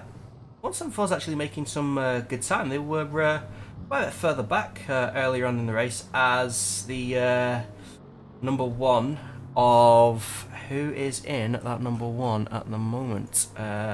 It's Bentley Niels. Bentley Niels is back in the car. So yeah, back to the 174. They have been they've been keeping it very clean. So yeah, the pace is consistent. The pace is quite nice, and yeah, they're having a good race. Our team Parker Scratchins. Which I'm a little bit. I should be more annoyed at Meat Snacks for as a team name, but Park Scratchings do sound quite nice right now, making me think of food. But yeah, so we do have Bentley Niels in the car. Konstantin Soldatov is still in the car, I think. No, Soldatov is back in the car. Anna Frave was just in. My brain is going to mush. I can't imagine how yours is at the minute. Just come in as well, and 9th place, so that's our leading silver class racer, is into the pits. Yeah, so Yangang in the 871 Bentley, and yeah, Klaminskas for the Beaver Grease number 12. Yeah, so right, how long is left? Okay, so they should be pitting at around 1 hour 15, roughly, give or take. That's roughly what we'll be expecting. Well, that's what I'm predicting at least. Which means the next lot of pit stops for the rest of the field should be in about 25-30 minutes time. Possibly, so just around about 1 hour and 45 to go. We're approaching 2 hours left. It certainly does fly when you're I would say going around the track, but I'm sitting here in a chair commentating. So, fun fact, Solotov last name means soldier in Russian. Well, he definitely does soldier on in the car. Yes, I'm making silly puns in the absence of our dear Rage, our pun lord. Yeah, Rage is a lot better at puns than I am. As much as I've grown at them, they are very fun. They are very funny. I mean, he's a seasoned veteran, though, isn't he? That's why he can do the puns. They just roll out of him constantly. Yeah, I just wish he'd put his crystal ball away. I told him twice today to put his crystal ball away, because he said something, and then later it happened. It's just like, put your crystal ball away. Stop it. Let them be. As we very quickly... Commentator's curse, isn't it? Yeah. It is a real thing, is the commentator's curse. Nearly every time. I'm just going to have to step out for 2 seconds. I will be back in just a moment. Yeah, so as a little update on a couple more people, the 25 Bentley, Borchers is now in the car for RevSim Racing. Black in the 25 Bentley. They are pitting from 6th position, and I do believe they will lose a position if they haven't already. I'm just trying to find the other markers on the map, but I do believe they may be lowered down as they come out of the car. Jason Dyer takes over the car from Colin Borchers. So yeah, we now have this is going to be close as Siege Hyler, the best lap time or the best most recent time. So they do just get out ahead of the RevSim Racing. The best overall lap time. The best overall lap time is by the guys we are currently focused on, by the PCDC boys. The fastest lap time of the race so far is a 2 minutes 1002. So it even has sector times here as well, but I can't see because it's highlighted. And it's just obscuring my view a little bit. But yeah, so the PCDC boys are having a little bit of trouble getting caught in what one of their teammates called a PCDC sandwich. Which, unless that's Morse code for peanut butter and jelly, I'm pretty sure quite a few people would not be interested in that kind of sandwich, let alone the drivers. But yeah, they have made an astonishing recovery, also considering one of their guys had a VR crash at the top of the hill. So yeah, they are the PCDC boys are doing a really, really fantastic job this afternoon, or this evening now, as we roll into the night, at least in terms of real time, whereas we are currently... When did this race start? At 5 o'clock in the morning? Or is it 6? It started at 6 o'clock in the morning. Ooh, that's cold tire territory. But yeah, the quickest last time so far, I believe, is by the 383 Aston of a 2:02.094.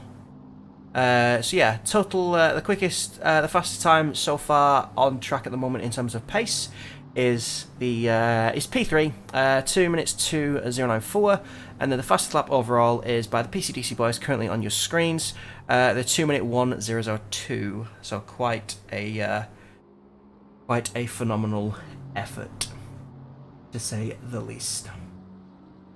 Yeah, so the top 5 not really changing much. Still got Bentley Niels in the PPR Bentley at the front. Solotov is now in the M2 like and subscribe team 911 Aston, now getting a little bit further back, 17.2 seconds. You then got Van Ommen in the 383 Aston Martin, just closing the gap to Solotov a little bit. Abeladze in the Simpro Aston, and then Klemenskis in the number 12 Beaver Grease. Possibly a little bit of a tap of the wall from Erky in the McLaren there, but we'll see if there's any issues with downforce over the next few laps. Again, on track, it's in a bit of a lull at the moment because everybody's it's kind of gapping out again, just because everybody's been in the pits. Let's have a look further down with Victoria's Secret. How are they doing? They're doing not too bad. I say as they strike a little bit of the wall and take a little bit of that nice paint off of the car. The number 4 has reappeared. That's possibly a disconnection. I couldn't find them on the listing previously, so it's possible that they have disconnected and rejoined from a technical issue, which is always good to see. So we have had a few retirees in the race as I swap, and the Victoria's Secret car is currently getting passed by our race leader, who is now near 18 seconds in the lead, and just flashing has just to say thank you for letting them by without trouble. It's always a nice thing to see. The not just the drivers, it's nice that the drivers flash just to let you know they're there. Indicators show which way they're going, so there's no unpredictability for a back marker. And then just a quick flash of the hazards just to thank the guy behind just for making it no fuss for either driver. Yeah, so the top 3 unchanged for the last 3 hours, including pit stops. So the top 3 are solid at the moment. P4 and 5 has changed around a little bit, so there is a little bit of a space in there. 19 seconds for P4 and P5, so there's still possibly some time to be found there from the Beaver Grease boys, but we shall see how they get on. Hello, I'm back. Welcome back, sir. It was all the meat snacks chat. I had to go and get a pepperami. I'm having a quick look at that car, number 4, the Beaver Grease Racing Audi. Still in the pits, but it keeps going up and down on the jacks. So I wonder if they're maybe having some hardware issues, possibly. Yeah, I mean, that was one of the cars that disappeared off of the timing board. Yeah, that's why I wonder if maybe they've had maybe a wheel's given up or something, and so then they're trying to get it back on putting it down on the circuit to leave. And then if the wheel's not responding, maybe they're going back into the setup menu just so the tyres are. Yeah, I think I think they might have had a disconnect as well, just because they completely left the timing grid. I couldn't see them on the cameras, so it is possible that they have they've had some technical issues, possibly a PC crash as well with the amount of time they were away, and just trying to get that fired back up. But the annoying thing is that if one of your drivers disconnects or crashes, they have to reconnect and then put the car back in the pits to change the driver. It's a little bit of an unfortunate mechanic in ACC, and it really doesn't help, especially if your computer crashes, because that can basically ruin an entire race. PCDC car number 13 currently in the pits. So we will see where they get spat out. Will they keep E6? I don't think they will, because I think Jason Dyer in the number 25 has just gone through. Nope. So Jason Dyer just hit the next timing line, and the 251 Shazoo is the next car, the PCDC boys, but they're on the move, so they only drop back 1 place. Are there any Canadian drivers? Offhand, I'm not 100% sure if we do have any Canadian drivers, actually. It might be in your notes that I imagine Ersk would have sent you. As I'm a little bit of a late to the party today, I haven't got the information to look at. I do apologise. Okay, I will need to use. It is possibly a questionnaire from a previous race, but I will try and find out. Just going to go a quick shout out to the Silver Cup guys. Obviously, our leading Silver Cup racer at the moment is Jay Gang in the 871 Bentley, currently running in 9th overall. Then you've got fan favourite Mirveld in the 448 Banan Racing Audi currently running in 12th position overall and second in class. So pretty good to see these guys up so far. Then down in 14th place is Zetec in the 737. God, not McLaren, is it? It's Aston Martin. And then 4th position in class is the 117 Bentley, driven by Beej.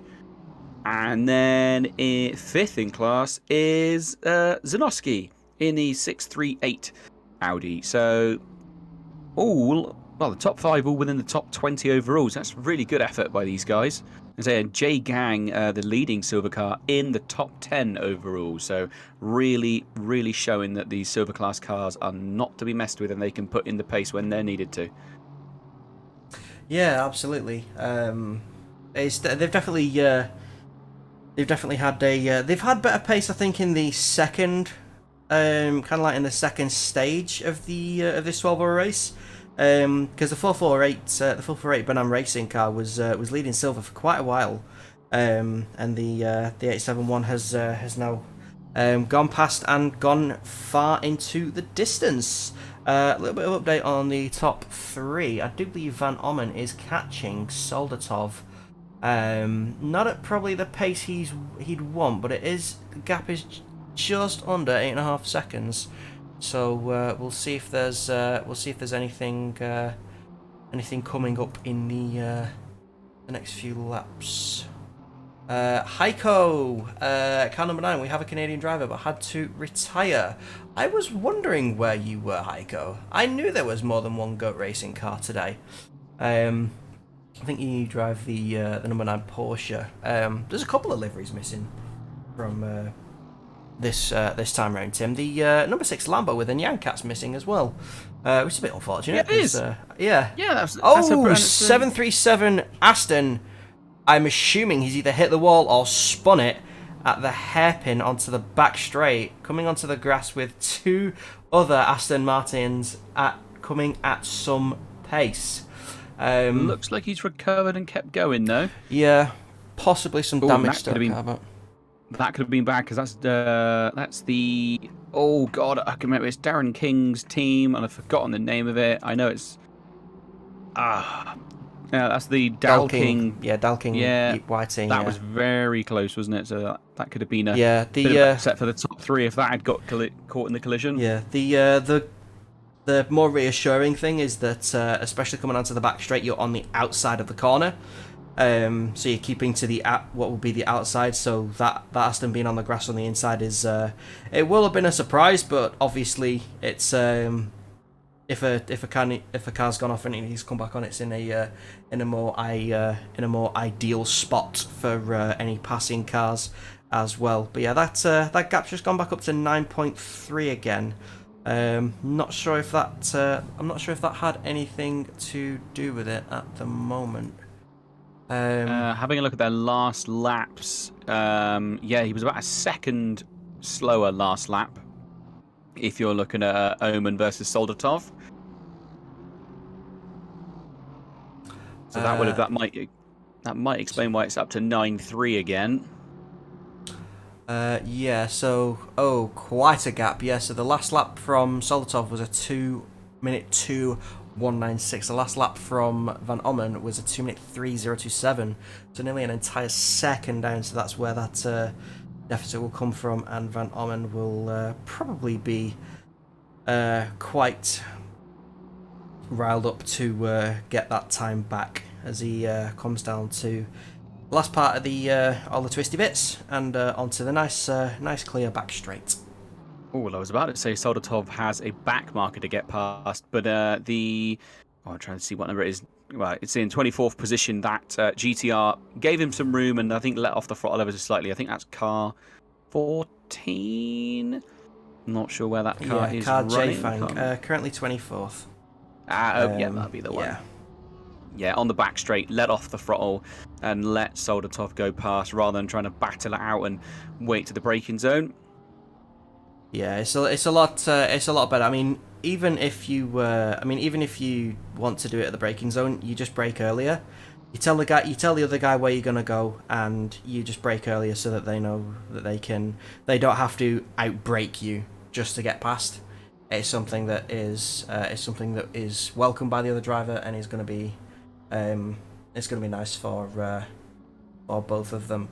Okay, so Strugala in the 760 Lexus. I think one of the only Lexuses running today for STMP Endurance is currently in the pits. And what I'm going to do is I'm going to leave it with Van Ommen. I'm going to quickly go and refill my drink and get some food. So, ladies and gentlemen, I will leave you with the lovely Timosaurus. Oh, goodness gracious. Okie dokie. So, yeah, obviously you have to bear with me. There won't be any cams changing, but I will keep you up to date as much as I can, sort of radio style, and anything else that is happening throughout the field. But predominantly we'll be keeping an eye on the times for Van Ommen, who is now down to a 9.364 seconds to Soldatov. So that is starting to slowly come down.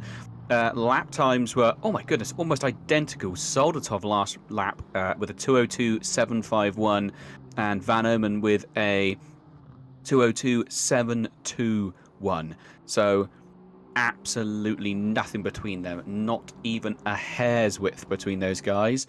Looking at the gap as well, that number one Bentley is absolutely smashing it still.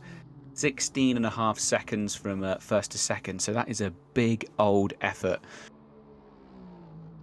In fact, while we're here, let's have a quick run through the entire grid and let's just have a bit of a readout of everyone's positions. So on pole is car number one, the Bentley, and that is Van der Kolkelt, or Kokelt. I do apologise if I mispronounced anything. Say 16.5 seconds in front at the moment. Then second place is Soldatov in the 911 Aston Martin. Third place is Van Ommen in the 383 Aston Martin. Fourth place, Abeladze in the number 2 Aston Martin. And then for a bit of a change, Kamanskaz in the number 12 Bentley. So that's 5th place. 6th place is Jay Dyer in the 25 Bentley. And then in 7th place is Linham Anderson in the number 13 Bentley. And, oh, God, there's another Bentley here as well. Belandi down in 8th position. Now car number 251, another Bentley. So then the first of our Silver Cup drivers is Jay Gang in the 871 Bentley. So inside the top 10. And then we have Barrier in the 678 McLaren, and he is 10th position overall. Then we've got Kizek, the 500 car. That's the leading Ferrari at the moment. Then fan favourite Mirveld in the 448 second place Silver Cup car, and that is the Audi. Ukert. I always forget how to pronounce it with the umlaut above the letters. But yeah, Ukert, 224, and that is 13th position. And then 14th position is Zitekek. And that is car number 737. Beej, car number 117. That's 15th position. And then the first of our reserve teams, which is Theobald, down in 16th place, and that is car number 180, and that is also a Bentley. Let's have a quick look and just have a little look-ski at that one, actually. Let's have a quick look at the numbers. Well, third to second place is gone up a little bit again, actually. Looking at people's lap times, what happened there? Still very, very close. Both of them still with sort of mid-202s. Between Soldatov and Omen, so nothing really between them whatsoever. So let's have a quick look at 16th place, which is Stephen Theobald, who was our leading. Looks like an amateur car, isn't an amateur car. It's one of our reserve drivers, but they get put in as amateurs. And then in 17th place, we have Nowicki, which is car 101, a Bentley. There's a lot of Bentleys here this evening, isn't there? 18th place is Leonard, 172. He's our second placed reserve driver. Zionski, 738 Audi. He's down in 19th place. And then Watson, the 174 Porsche. So that's the fastest Porsche on track at the moment, down in 20th position. It's a famously difficult car to drive, and I would not want to be trying to control it here at Bathurst, has to be said. Let's have a little look. Who else have we got? So, let's... Concoli in the number 55 Aston Martin. He's in 21st. And then Gigstra in the number 29 McLaren. He's 22nd. Jay Fang in 14th place in the GTR. And then we have Tarasuk in the 760 Lexus. That's nice to see a Lexus out on track. Don't see many of them. Car 111 is Garcia. And that's car number... Oh, sorry, that's 25th position. Leaf in 26th place in the 34 AMG Mercedes. 27th position is Robertson, 88. 28th position is Bridport, and that is the second Porsche out on the circuit. That's car number 48. Grapham, which is car number 999 in 29th position. And Onishenko, 142, and that's in 30th place. So I think he is our last actual driving car out there. Yes, he is. After that, it's... Oh, it's not actually appearing on the list, so they have retired at this point. So let's jump back on and see how that third place Aston Martin's getting on really well. Coming up on a back marker there. We just said who that was a minute ago. I believe that is Jay Fang, so running in 23rd position. So very unlikely that he's going to have too much difficult getting past that car. And we've seen a few times Fang jumping out the way and letting people through where they can. Not going to be able to do it here for the S's, but I imagine you might see him lift off the throttle as that Yeet Gaming car... Oh, God, yeah, look at that. The speed of which the Aston Martin closes in on him going down through the S's. Absolutely phenomenal. So let's see. Is Jay Fang going to move out the way? Sticking to his line, but obviously not defending. The Aston... I'm back. Hello. I'm back with snacks. Yeah, I had a bit of fear, and then I had a coughing fit, so I had to keep myself quiet for a bit longer than I'd thought I would. But yeah, I've been switching the cameras. Fine. Oh yeah. Oh, fantastic. Thank you. Yeah, just had a quick run through the grid. Mm-hmm. Oh, and there you go. Van Omen gets past the back marker Jay Fang. I think that's another let off the throttle. I think, wasn't it? Yeah, definitely. Jay Fang's been pretty good actually, letting people past. Say he's not battling for a position currently himself, so he's got plenty of time to let off the throttle, let the guys go past. It's just a nice thing to do. You don't have to, but it's nice. But Van Omen now nearly 11 seconds behind Soldatov. I think a big part of that is going to be the fact that he got held up over the top of the hill. I mean, Soldatov's lap times haven't been as quick as you'd expect them to be. I think on the last lap, Van Omen was only half a second down, so you can see Soldatov's dropped some time to Bentley Niels as well in the number one. Yeah, and there's no one around Soldatov, so it's not as if he is fighting his way through back markers or anything. He's kind of just having his own race at the moment. Maybe just having a bit of a rest. He's I say having a rest, but he's maintaining the gap. He's still, that gap's still about 10 seconds to Van Omen, so that's still a decent gap. Yeah. Like we said, consistency is king here at Bathurst. Soldatov is coming up on a fair amount of traffic at this point. Oh yes, that is a busy. Just coming onto the back straight is like there's 9 cars in front of Soldatov before there's even a tiny bit of clear track again. Oh, 34 yellow flag in at the top of the hill. That's Alex Leaf in the Sean Clark Racing AMG. Not the line the drivers will have wanted him to rejoin on. Just coming through Frog Hollow, I think he's dropped the car. Just having a quick look back on the replay now for you, so I'll hopefully tell you what happened. I'm Yeah, that's one thing, Raid. I'm unable to use a replay because it'll crash everything. So No, that's absolutely fine. No worries. I can do that for you. I was warned. Oh gosh! Yeah, right at the top of the hill, and he had a big front end smash with the barrier. To his credit, it was a bit of a rubbish spot to go off. Yeah, I can see the Solotov and Van Orman's times are. Yeah, it wasn't great, was it? It was. I don't think it was intentional. I just don't think he knew that Bentley was maybe coming with quite so much pace. He did try and stay a little bit nip and tuck on that, but yeah, especially not through there. Going full chat through there, you don't want to be avoiding anything, just for the sake of not being in the car, because it's very easy to overstep there. And even though there's sand there, if you're going too fast, you will end up hitting things at Skyline. But yeah, so Van Orman and Solotov's laps have come down again to what we'd expect from him. Van Orman's was a 2:02.385 and Solotov's was a 2:02.499. So Van Orman getting a little bit of time back on Solotov on the last lap. I was just seeing who that was that was avoiding that car, and it was the Beaver number Grease. 251, wasn't it? Oh, yeah, 251. I think was it Team Shazoo? I thought it looked like Team that Shazoo. livery. Yeah, it was, because that Mercedes is now running in the background of him. So yeah, it was Shazoo Racing. I get the Team Shazoo Endurance 251. Yeah, I'm not good. I'm not great with colours half the time. I thought it was the back of the Beaver Grease car again.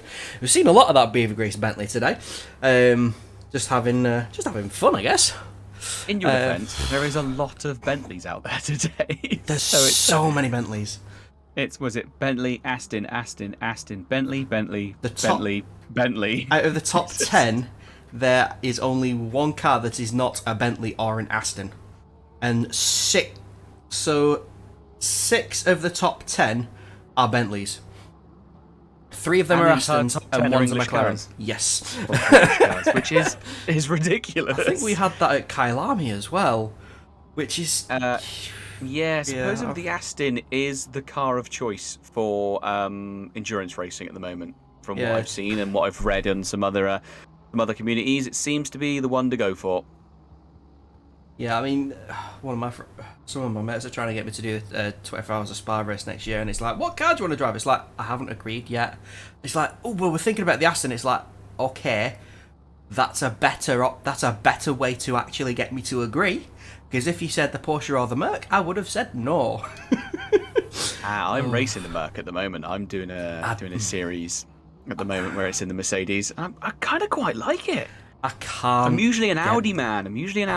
But I thought, no, I want to try this big front end, this great big thing. I thought, let's give it a go. And I'm strangely liking it at the moment. Yeah, I don't know. Like, I have tried to like the Mercedes. I genuinely have. Like, I've tried to get practice with it on a track that I know I like, that I know I can race on, and it's just like, I don't know, the Mercedes just doesn't want to work for me. I don't know what it is. And, like, at that point, it's like, I just don't like the Mercedes. For whatever reason, it's like, shout at me in the chat if you will, but I don't like the Mercedes in ACC. The Porsche That's me with the McLaren. That's me with the McLaren. The Porsche I raced on a dare. Someone said, I bet you to do this in a Porsche, and it was like, you're on. There was no prize. It was literally just the fact of a guy was like, I bet you won't do this in a Porsche, and it's like, I'll prove you wrong. You never said I had to do well. that was my cop out. It's just like, yeah, you never said I had to do well. I just had to drive it. I did that. Look, Lambo's not too bad actually. I drove the Lambo for a small series, a Lambo Super Cup. That's not too bad once you get the hang of it. Yeah, I think the three main cars I've driven are the McLaren, Lambo, and the Bentley. Although I drove the McLaren at Paul Ricard a couple of weeks ago. That thing, Paul Ricard, is so well suited to the McLaren. I was so happy. I was just having fun at that point. Which I don't normally say at Paul Ricard, but ACC makes it fun. Like on F1, You know what? Paul Ricard is bad. But on ACC, Paul Ricard is fun. I've never done a race at Paul Ricard. I've just realised I haven't actually done a race. I've done practice, and I think I've maybe done an AI race, but I've never done an online race with real people at Paul Ricard. You won't find many races at Paul Ricard because it's not the most popular track. But if you ever do it... Monza is. For some reason, Monza is the most popular circuit, and I don't understand Yeah. it. I can't stand Monza. Again, I mean, it's quite different. Like, Paul Ricard I hate in the Formula 1 games, although the current condition of the Formula 1 game I shall not say anything on that. Those opinions are my own. Although my friends very well know my opinions on that. Paul Ricard is not fun. I don't find it fun. Not a lot of people find it fun. In fact, I'm in an F1 league where it was vetoed out of the calendar because it's not fun. ACC, it is fun. I find it fun. I don't know why. I mean, it's similarly like I like Monza on F1 because in an F1 car, it's literally fun to just throw a car around Monza. You try and throw a GT car around Monza, it just doesn't work. it just doesn't go. It's not as fun. So it's like it is a bit of a balance. Although there are more tracks I dislike in F1 than I dislike in ACC, I think I don't like Snetterton. Oh my god! I said this before. It's like there's not the biggest fan of Bathurst. Someone came in chat said a lot of his Aussie friends don't like Bathurst, and it's like, is there a British track, Tim, that you do not like? I mean, I'll come out and say that I find Silverstone boring to race personally. It's not that I don't like the circuit; I just find it a bit boring. But I mean, Donington is my favourite. Love Donington. Love watching it. Love racing Donington's it. Everything fun. about Donington is amazing. I quite like Snetterton. Alton Park's a bit of a challenge. It's such a tight circuit. I do feel like GT3 cars, well, modern GT3 cars are a little bit quick for it, especially when you've got like a really full grid. I think in real life it works quite well because the British GT series is quite thin on the ground. I think there's less than 10 GT3 cars and maybe a similar amount of They had the Praga cars in the British touring cars this year, didn't they?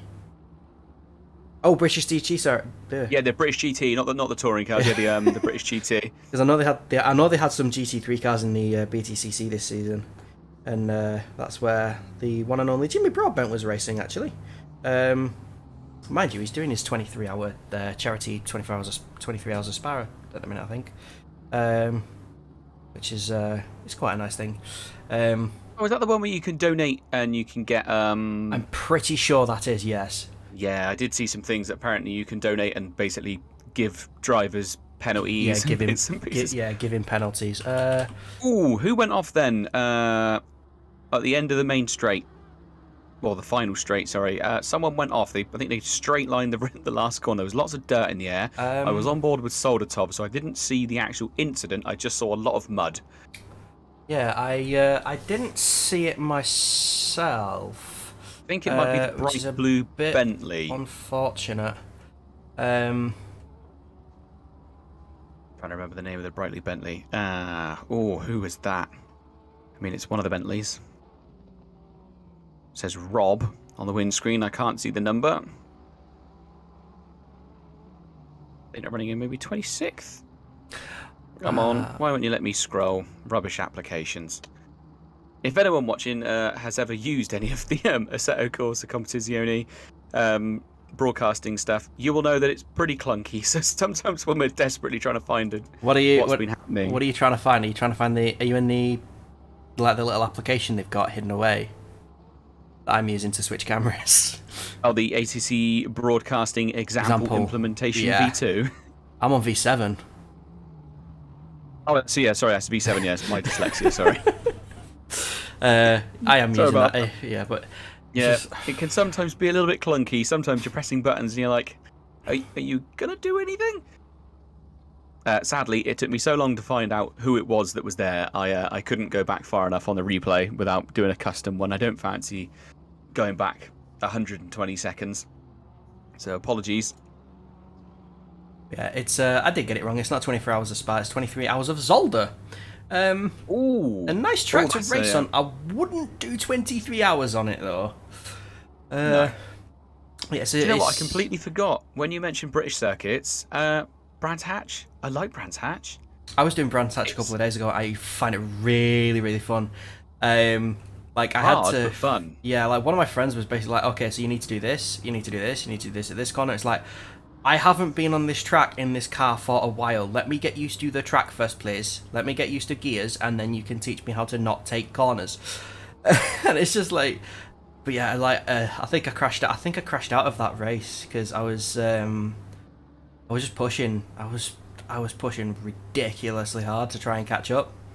I did bad in quali, and then I was just trying to catch up, and I think there's a certain part where you can clip the right. It's like a quick right hand corner, and I clipped it wrong, and the car just basically face planted a wall. I think it's close to where an actual McLaren got thrown up into the catch fences.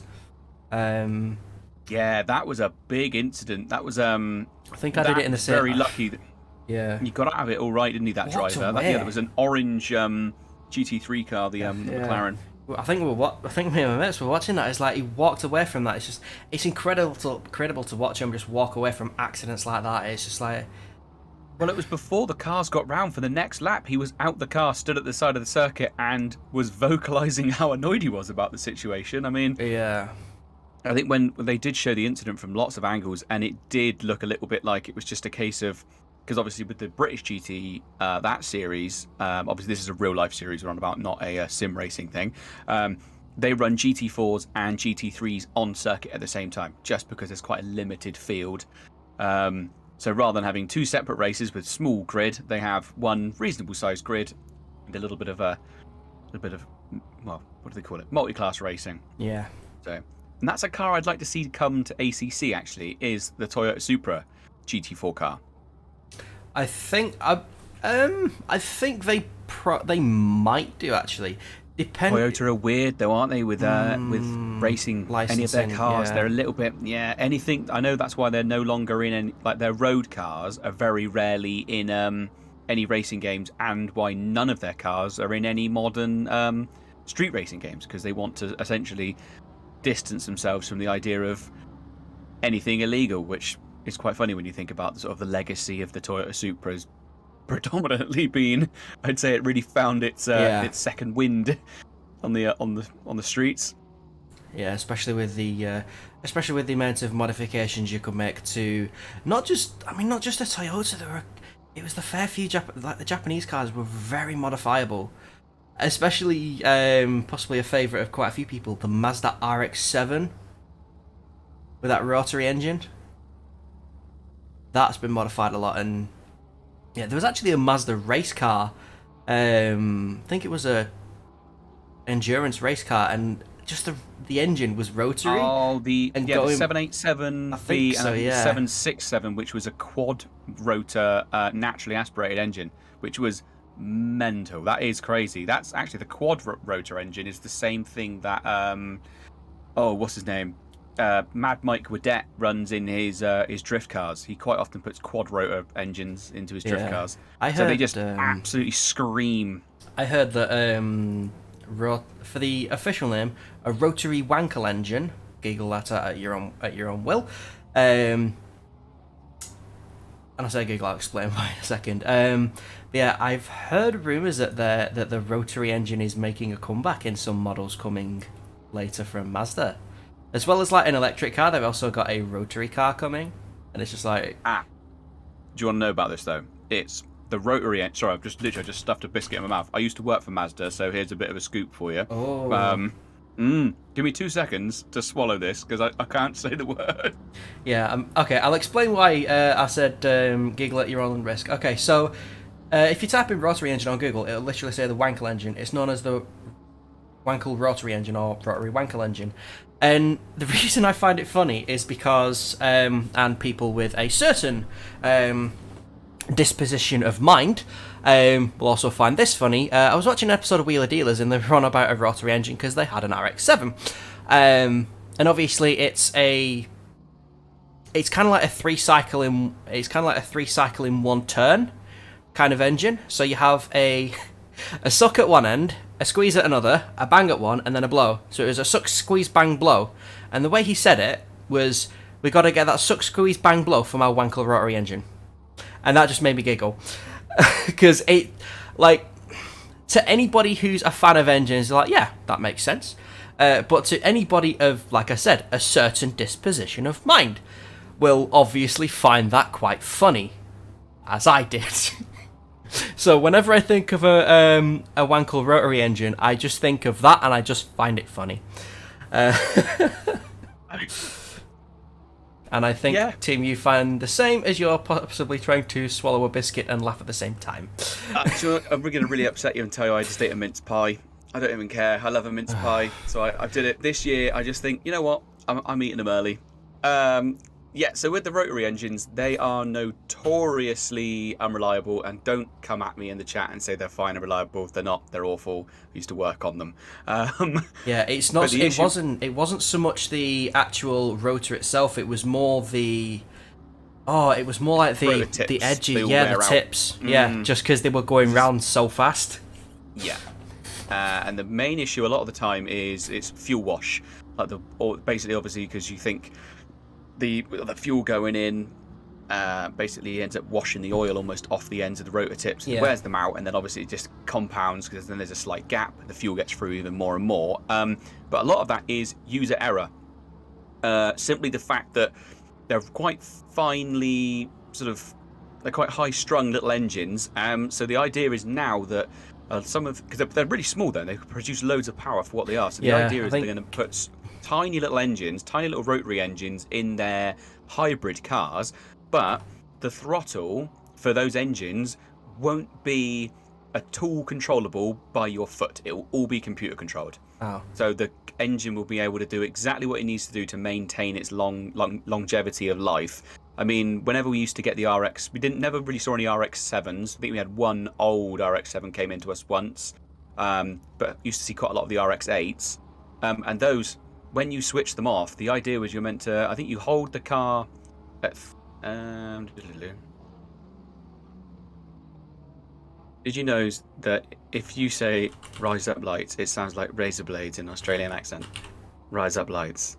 God's sakes. So that was the I just saw it and I had to say something. Oh, that's fun. Oh, I love the fact that someone got you with that. Yeah, they did. Thank you, Domenico Bellotti. I deserved that, to be fair. Yeah, basically there was like a weird thing. You have to hold it at I think it's 3,500 RPM for maybe 4 seconds, and then you'd turn the key off and plant your foot to the floor until the engine comes to a complete stop. Otherwise, they're really hard to start again, especially if they're hot. One of these weird things that you got taught when you went to Mazda, but never knew that outside of it. I always just wondered why RX-8s were so bloody hard to start. After you'd done any work on them, you'd be like, why won't this car start? What's happened? What have I done? Yeah, I think I know a few people who've had. They've either been in or played. I say played with the RX-7. And it's like someone would come along in an RX-7 that's rated for a 1.4 or 1.6 engine, and it's outputting the same power as a 2 litre, and it's just that shouldn't happen. But got to give it to Mazda. Some of their stuff it's really clever. Some of their kit is really, really good. I mean, some of it's absolute pants. I'd stay away from any of their modern diesels. But yeah, I mean, some of the designs and ideas they came up with were, and the implementation of it. I mean, you think the MX-5 is, yes, it's not the fastest car in the world, but it is a quintessential little sports car. It was a great little car. I mean, I've owned one. They're brilliant fun. But just simple design. Is the gap from Soldatov to Omen coming down? I'm waiting for No, it's not. It's kind of been hovering around 9.5, 10.5 seconds. So I think they're just trading blows with each other at this point. Ukra is in, and I think we should be at the next point of the pit stops where the rest of the field will pit. Oh, I've just noticed that J Gang, the leading Super Club car, is up to 8th place. That's all. So he's. Yeah. When did you do that? I mean, to be honest, we may have been ever so slightly distracted and chatting Yeah, I away. mean, So apologies. I do know. Apologies to everyone. I do know Raging Arcetuthis. Arcetuthis. That's what I said his name so fine before, and like now my brain's just going to mush. Arcetuthis, Rage basically going on, and someone put in the chat. And now for I went on the internet and found this with Rage and Arcetuthis, and it's just like, yep, that's fine. And yeah, now you get motoring facts with Chinson and Tim. It's a nice mixture. I mean, to be honest, normally whenever it was me and Ark, it just devolved into dad chat. So yeah, I think nice. you and Ark have dad chats. Me and you do motor and stuff. Rage and Ark do random stuff, and then me and Rage talk about food. I think we had a discussion. I think for about half an hour about cakes. I like what type of cakes people like who likes a Victoria Sponge, a Battenberg, a chocolate gatto. It's just like great. That's it. It's like that's the thing. It's just like we got talking about that, and then it's just like it just devolved into a chat about food, and it's just like, yes, we're supposed to be commentating on the racing, and here we are having a discussion, and it's like, it's fine. What would you like for food, Rage? I think especially on the 12-hour races, I think it's fair enough. You've got 12 hours to fill. I mean, every once in a while you are going to need to discuss snacks. Oh, absolutely. I mean, I got like the Greg sausage rolls, like the ones you can buy from Iceland. Just whack them in the oven and then just leave them, because then they're basically just like Greg sausage rolls. Nice. Not as dull. They're a little bit more shiny. I don't know why that is. Possibly because they've been in the freezer, but oh well. Steak bakes from Greg's. They are good. Oh, they are good. Ooh, here's something. Have you had the roast chicken and stuffing baguette from Greg's? I haven't, only because there isn't really a Greg's that local to me. Okay. So I have to go across like the next town if I want to get a Greg's. And, I'm trying to think what if I go to Greg's. Usually, if I go to Greg's, I just get like a steak bake or something. A steak bake is great because it's either burning you or it's a slightly challenging thing to eat, but it's great. Like you always end up burning your face or getting it on your top. It's one or the other. I usually go for burning my face. Yeah, it's like even if you leave it, like you take it out of the oven and you leave it to cool for a little bit, the pastry will be fine. However, the contents will still be molten. Yep. At which point, the only material you would need to have coating your mouth is asbestos, because that's the only thing that would probably do it. It's like, if anyone's never heard a comment, it's a comment about how people literally just I don't know if this is like a UK thing description, like wolfing down food. And it's literally like, what is your throat made of? Is your throat made of asbestos or something? Because asbestos. I'm like that with coffee. I'm asbestos throat for coffee. If it comes to black coffee, I can pretty much drink it straight out of the kettle. I can't drink coffee. I just don't like it. Like, I've had coffee before, but I think I put like 8 sugars in it because I just. It was the only. Where you're going wrong. You just want black coffee, no sugar, or you've got to go the totally opposite direction and get a pumpkin spice latte. Don't start going on about pumpkin spice. I've had so much space away from people like raging about pumpkin spice. Like, oh my god, it's back! And it's like, it's here every year. Why are you so excited? It's a coffee. I know. You're excited about if you want a pumpkin latte, grind pumpkin into your coffee or something. Pumpkin spice doesn't even have pumpkin in it. It's just a spice that's meant to go well with pumpkin. Not literally. It's not even pumpkin. It's yeah. Can I claim that as false advertising then?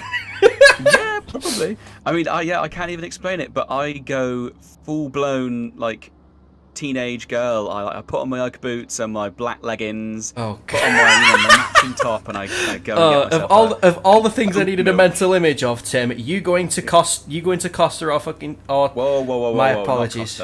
Costa is trash. I can't. Okay, I don't know Starbucks. I don't know which one did it, which is why I was going to say both. But yeah, you just going to Starbucks in Ugg boots, black jeggings. And a furry coat. That's not a mental image I needed tonight. beautiful. This is a beautiful thing. You should see me when I bend over to pick my keys up after I've dropped them. Oh God. Yeah. Okay. Quickly say, hour and a half left of this race now. Apologies that the chat has now devolved into pumpkin spice latte and me cross-dressing. A little bit of an update on the grid. The top 3 are holding station. Well, the top 5 are holding station. Top 6 and 7 are the same. P8 is the 871 silver class from Yangang. And then you got Van Meerveld in the 448, possibly coming around for one of the final pit stops. Now, it all comes down to how they time it. Because this happens at the end of... I think I've been here for, I've never done the start of the 12 hours. I've always been here for the end. Do they try and run the timer to where there's about an hour left of the race and then pit? Because then they have to do 1 tyre change, 1 fuel stop, a driver change if they want, and then go to the end. Or... Am I right in thinking also you can do the drive through the pit, can't you? You can just keep going and it resets your stint timer? I think so, yeah. However, the fuel will only last for a certain amount of time, and if you pit now and even do a drive, if you just drive through the pits... yeah, you're not going to make it, are you? Not going to make it on fuel. There's no way. Just I think it depends what map you're running. I think you can get maybe 70, maybe 75 minutes max. So that's hour 10, hour 15. Yeah, I mean, even that's max, but that's that'd be fuel saving as well, which at Bathurst you don't want to do because you can lose time. So you can lose time by putting your foot down, let alone when you're trying to fuel save as well. So it's definitely something that the guys will be thinking about, or they'll already have planned. But obviously, it does depend, because you can have something planned, and then your driver will be like, okay, so it's consuming this amount of fuel, I've got this much left, and I've got this much on my stint timer. What do I do? Because it's all down to the other guys who are not driving the car to basically do the maths, and then to basically tell the driver what to put in on the MFD, or multifunction display, for people who are not familiar with that specific abbreviation. I nearly lost the word there. it is a real fiddle messing around with that stuff, especially if you're trying to... Obviously, when you're doing the driver changes as well, like, people don't necessarily realise that the driver... So while these guys are out on circuit, I mean, here, luckily, there's a few straights that you can do it on, but you've got to set it up that you've got to put in who's going to be replacing me in the car and all that sort of stuff, and then sort of almost lock it in so that when you then pit, the driver change actually happens if you're changing over to a different driver. It's a surprisingly large amount to think about when you're also thinking, am I in the right gear? Am I on the right racing line? Am I going to miss my brake point? Are there other people around me? I mean, it's a lot going on. I mean, the best places to do that will be on the straights. So, I mean, that's true for any circuit. So Spa, either down the Kemmel Straight or coming up to Blanchimont. Because if you basically just stick your car in the middle of the track and just take a quick look to the side, make sure you're staying straight, you should be fine. Oh, quick one. Which car was that? That was one of the Astons has gone off, the yellow and red one. He was giving way to our leader and it ended up going on the grass at the end of the straight. He's just managed to hold that together and get it slowed down before the corner, but lost a lot of time there. I'm just trying to find the number on that one. Is it the triple one? Might have been, actually, yeah. Yeah, Manolo Garcia in the Fast VR Aston Martin. Yeah, it's not. Yeah, managed to recover. I thought we were going to see a bit of... I thought he was going to end up spearing across the circuit on the on that final chicane, but luckily he managed to get it all slowed down and stopped them back on the circuit and didn't take anyone out. But that could have been quite a mess there. Does show that sometimes actually getting off the racing line and giving way to some of these drivers can sometimes be at your detriment. You sort of think, oh yeah, I'll just go wider here and let someone through, but you're not used to doing that, and it can end up sort of backfiring for you and everyone around you pretty quickly. Yeah. Tim, you're not going to believe this. Have a look who's driving the 117, currently in P16. Now I remember why me and Rage had that discussion. Battenberg. Oh, that's why we had the discussion. It's like, oh my god, someone called Battenberg's driving. that is how that conversation started, and that is a driver for the N7 team. I know that because I recognise I remember the car number. Yeah, I He's think. got second place coming up behind him, and the Battenberg. Yeah, I think at the moment. Yeah, just going through the twisties of Skyline and the S's. I don't think the top 3. I don't think the top 5 will change really. Even in the next hour, unless something majorly wrong happens to one of them, because they're all pretty much in check with each other. So they're all kind of just keeping. They're all kind of just keeping at their own pace at the minute. Also, while we've also been rambling, we're over 300 laps as well. Our leader is currently on lap 306. That's a lot of laps. There's no denying it, is there? That is a lot of laps. I mean, in an hour race, you can cover about 30 laps. So if you just think about it, it's just like, makes sense. But it's like one person can probably do about 100 laps. It's like 100 laps of a circuit in one race is just like something you don't really want to think about. But it's like, it's also possible. I want to just give a quick shout out to Jason Dyer, currently running in 6th position. That's car number 25. It's another Bentley, who obviously a couple of laps ago he let our pole man go around the outside of him. He let Van der Koikelt go around the outside of him and get through. And then he has proceeded to stick behind him within maybe 1 or 2 car lengths the entire time. It's been a fair old while. And if you look at lap times, he's actually, last lap, he was 0.4 of a second faster. He's doing really good. He is using sort of Kokelt's sort of amazing pace, and he's matching it. He's just sticking with him. And that's a great strategy, because everyone is going to be seeing the blue flags and they'll go, oh my god, that's the leader coming up behind me. I better get out of the way and let him through. And then Dyer's going to be able to just and then the guy tagging along on the back is just there as well. Once the door's open, you can go through that door. It's a really good tactical decision, I think, because it looks like at the moment that maybe he is actually outpacing pole position, but he's just using it to try and reel in that car number 12, which is the Beaver Grease Racing Bentley. I mean, there's a... Oh, actually, hang on. Are they a lap down? The Dyer. Oh, I think they're a couple of laps down, actually. So not 100% where are the Beaver Grease guys? Just under a lap down. So the Beaver Grease guys are coming up to the final corner now. They are both currently on the same lap. And Dyer's going through turn 1 Yeah, now. so Dyer's on the same lap as Beaver Grease at the moment, but Beaver Grease have just crossed the line to start lap 307. So I mean, there isn't a better car to follow to try and gain some positions and keep some pace, is there? That that number 1 Bentley, it's proving that its racing number's correct at the moment. Oh, 3rd place, Van Omen coming into the pits. Here we go. So, yeah, again, it's never the top 2. The top 2 will pit together. I think they're basically just like on pace with. Yeah, that I'm just looking through the cutting. That Revsim Racing black car is just absolutely sticking to it. He's within about probably about half a second, and especially in turbulent air, that's very well done, sir. Very well done, Mr. Dyer. But yeah, I mean, I think that is just benefiting the Revsim, not so much to try and get P5. I think that might be a little bit too far, but not get lapped by P5. To at least stay on the same lap, or even just close up a bit of ground. It's a big difference. Yeah, I mean, it's also nice to see how the leader, the fastest, the leader of the race, not necessarily the fastest guy on track, but the current leader is he's kind of taking the lines as well. Maybe try and adapt to it and gain even a little bit of time.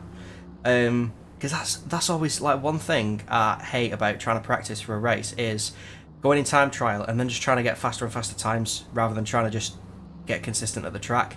Whereas if you already know the track, get into an online race, because even if it's 20 minutes, half an hour, you will get comfortable driving the track, at which point you can start to push yourself more. It sounds weird, like the easiest way to learn a track fast is to go in a race, but you're not as focused on lap times, so you get more comfortable and you just start pushing a little bit more and more to try and get further up in the race, and the lap times just come to you. So, Abaladzi's in as well. Yeah, and also car number 29 is in. That is Hack for the second PCDC team. The 30, And driver change for car number 383, currently running in third. So now we have James Parker behind the wheel. So it's likely that Parker will be taking that to the flag, because at this point, it's also a factor of, do you half and half your fuel, or do you top up, or do you top up? Yeah, do you top up for what you know will last your stint timer, and then do a splash and dash at the end? Like, what's the better way? It's like me. That's the thing. It always comes down to like the last hour, where it's always that Abaladze is still in the car, so Abaladze probably will be taking that to the flag. The 638 is also in the pits. Zionski or Project Reminiscence. So yeah, I think the next set of pit stops will be for the rest of the field, and that will be the final. They will be the final full pit stops. There will still be splash and dashes near the end. I think in one of the races that I had where Abaladze was also in the race, he was a lot faster than me, just lapped me a couple of times. I think he had enough fuel before, unlike there was only 2 laps left. And then he literally fueled for like 3 laps.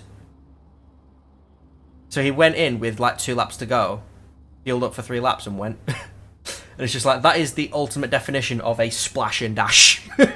Lead man coming into the pits. Lead man is coming into the pits as we speak. Okay. Going to see if Soldatov does the same, or whether he's going to now have a bit of a change. Soldatov. Think he's coming in as well. Yep, he is. Soldatov is in as well. So yeah, that gap's still quite big though. So it's whether Bentley Niels will relinquish command of the lead Bentley as the Beaver Grease team, I think, unlaps itself actually. Possibly? No. Yes. No. No, doesn't unlap itself. Well, it unlaps itself for once, but it needs to do it again to be on the lead lap. Anyway, yeah, it's possible that it will be Adam in the car for the final hour and 17 minutes. And Konstantin Soldatov is pitting as well, so it depends on whether they will remain in the car or whether it will be Anna Freeve to the flag. So it is Vasily Anafriv for the 911 and Adam for PPR. So likely the final driver changes done for the 2 lead cars. They are now both out on the track. I think the 911's just leaving the pits now. Yep. Back onto the track. So there's about 14 seconds. So I think the gap drops a little bit when they go into the pits. So I think the 911 guys are a little bit more ambitious on the brakes, but it works for them. It's like, I mean, if you're going to lock up a set of tyres, it might as well be the ones you're taking off. Get rid of them. But yeah, so yeah, no black gold saw for this round of the AOR Endurance Championship, with only 1 round to go next month, which will be Imola, if I'm not mistaken. Is it 9 hours of Imola next time, or is it 6? I can't remember off the top of my head. I think it is 6. That's the thing. It's like they have all these. They have all the stuff for the season and everything, like Super Bowl, and then it's like, well, where's the bit that says everything? Oh, where is that? I've got it somewhere. Yeah, it's like I'm trying to find the thumbnail. I'm trying to find the thumbnail. I think I saved it as a photo, to be fair. I probably should have. That's alright. I'll have a scroll back through. You keep an eye on the racing, and I'll have a little rummage. Oh god, it was a while ago, wasn't it, that we did this?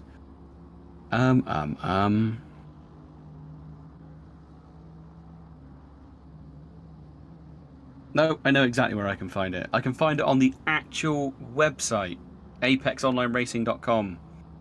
Yes, it is. It It is Imola. What have we got? What's the... 6 hours, I think. Yeah, 6 hours of Imola. Okay, so that is the last round of the AOR Endurance Championship. Is next time out in the lovely hills in Italy. So that is on the 11th of next month. So a little while to go till that one. Yeah, I mean, not as long as you'd expect. In 3 weeks' time, we will round off this championship in Imola, which will be quite interesting to see. Imola's quite an interesting track. I don't know how I feel about it. Like, I find it fun sometimes, but Acqua Minerale, just hate it most of the time. If the race is going well, really fun circuit. If the race is going bad, it's awful. Yeah. Like if you can't find the right groove and get yourself in the right headspace, it is a very, very sort of, dare I say it, depressing circuit. If it's not going well, yeah, it's very easy to get sort of drawn in. The middle sector is probably the challenge at Imola, just to try and get like the braking zones right for. There's about like 5 chicanes at Imola now, and it's just like, why? It's like I know why at least one of them is there, but then some of them are just like track changes because they felt like it. Speaking of track changes, have you seen the work going on at Spa? No. From what I understand, they are modifying Eau Rouge and Redillion, that corner section. Obviously, it's a very famous and sort of historic corner, but as motorsport has got faster and faster, and the races themselves have got faster and faster, it's quite a dangerous circuit. I mean, personally, I kind of do feel like if racers were staying within the confines of the track, it wouldn't be so bad. But they improved different parts of the circuit, giving them more runoff area so cars didn't crash, and people just abuse it. They just go outside of track limits all the time because they know that they can afford to go over the curb and out onto the runoff areas. So I personally feel like if it was a bit stricter and it was, you're going to get much bigger penalties, because teams now just complain about the penalties rather than stopping their drivers from going over the edge. But everyone has to do it. If you want to be on pace, you have to be absolutely pushing it to the limit and possibly going outside of track limits, which is the issue there. People just, to be on top, you've got to be absolutely going for it, and quite often that means that you end up... I think it's more to do with like how many accidents have happened this year alone at Spa, and alone at Eau Rouge and Radion. Because first you had the 24 Hours of Spa where Jack Aitken was in a horrific crash. That was insane, wasn't it? I cannot believe he. I managed to find replays of it, and just I regret looking for them. The state of because I think they removed it from the. They never actually showed it. I don't think during the coverage. I think they actually removed it from the coverage. I think there was about 3 or 4 cars involved in that, and the one Jack Aitken was in, I think there was pretty much nothing left of the car. There was just the driver's seat and the cage. It was not recognisable. I think the engine was still in there, but only just by the looks of it. Like I think the wheels were detached. All the wheels were detached. All the bodywork was pretty much gone. It was absolutely horrific. You then obviously had the crash with Lando Norris in qualifying for Formula 1, where it was just absolutely torrential rain. And I mean, the wet conditions do play a part in how controllable a car is and how dangerous a corner is, but it's also a fact of it does make a bit of a change. I'm just going to switch to Nathan Pierce, because he's keeping tabs with Battenberg in the N7 Bentley. Yes, he is. We'll see. Oh, Robertson has a 10-second penalty. That will be... Is that Stewart applied? No, it is not. What would have that been? I can't think what that would be. I'm not sure, but do you get a 10-second penalty for an ACC? I can't. No, I don't know. I can't think off the top of my head. Well, I'll have a look Yeah, at that. I'm just trying to have a little look to see if there's anything that's appearing in the chat. What is the time now? No, it's...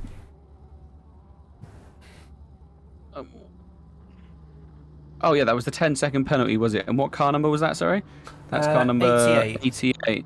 Yeah. Okay, that is Stewards. I've missed the latest report. Okay.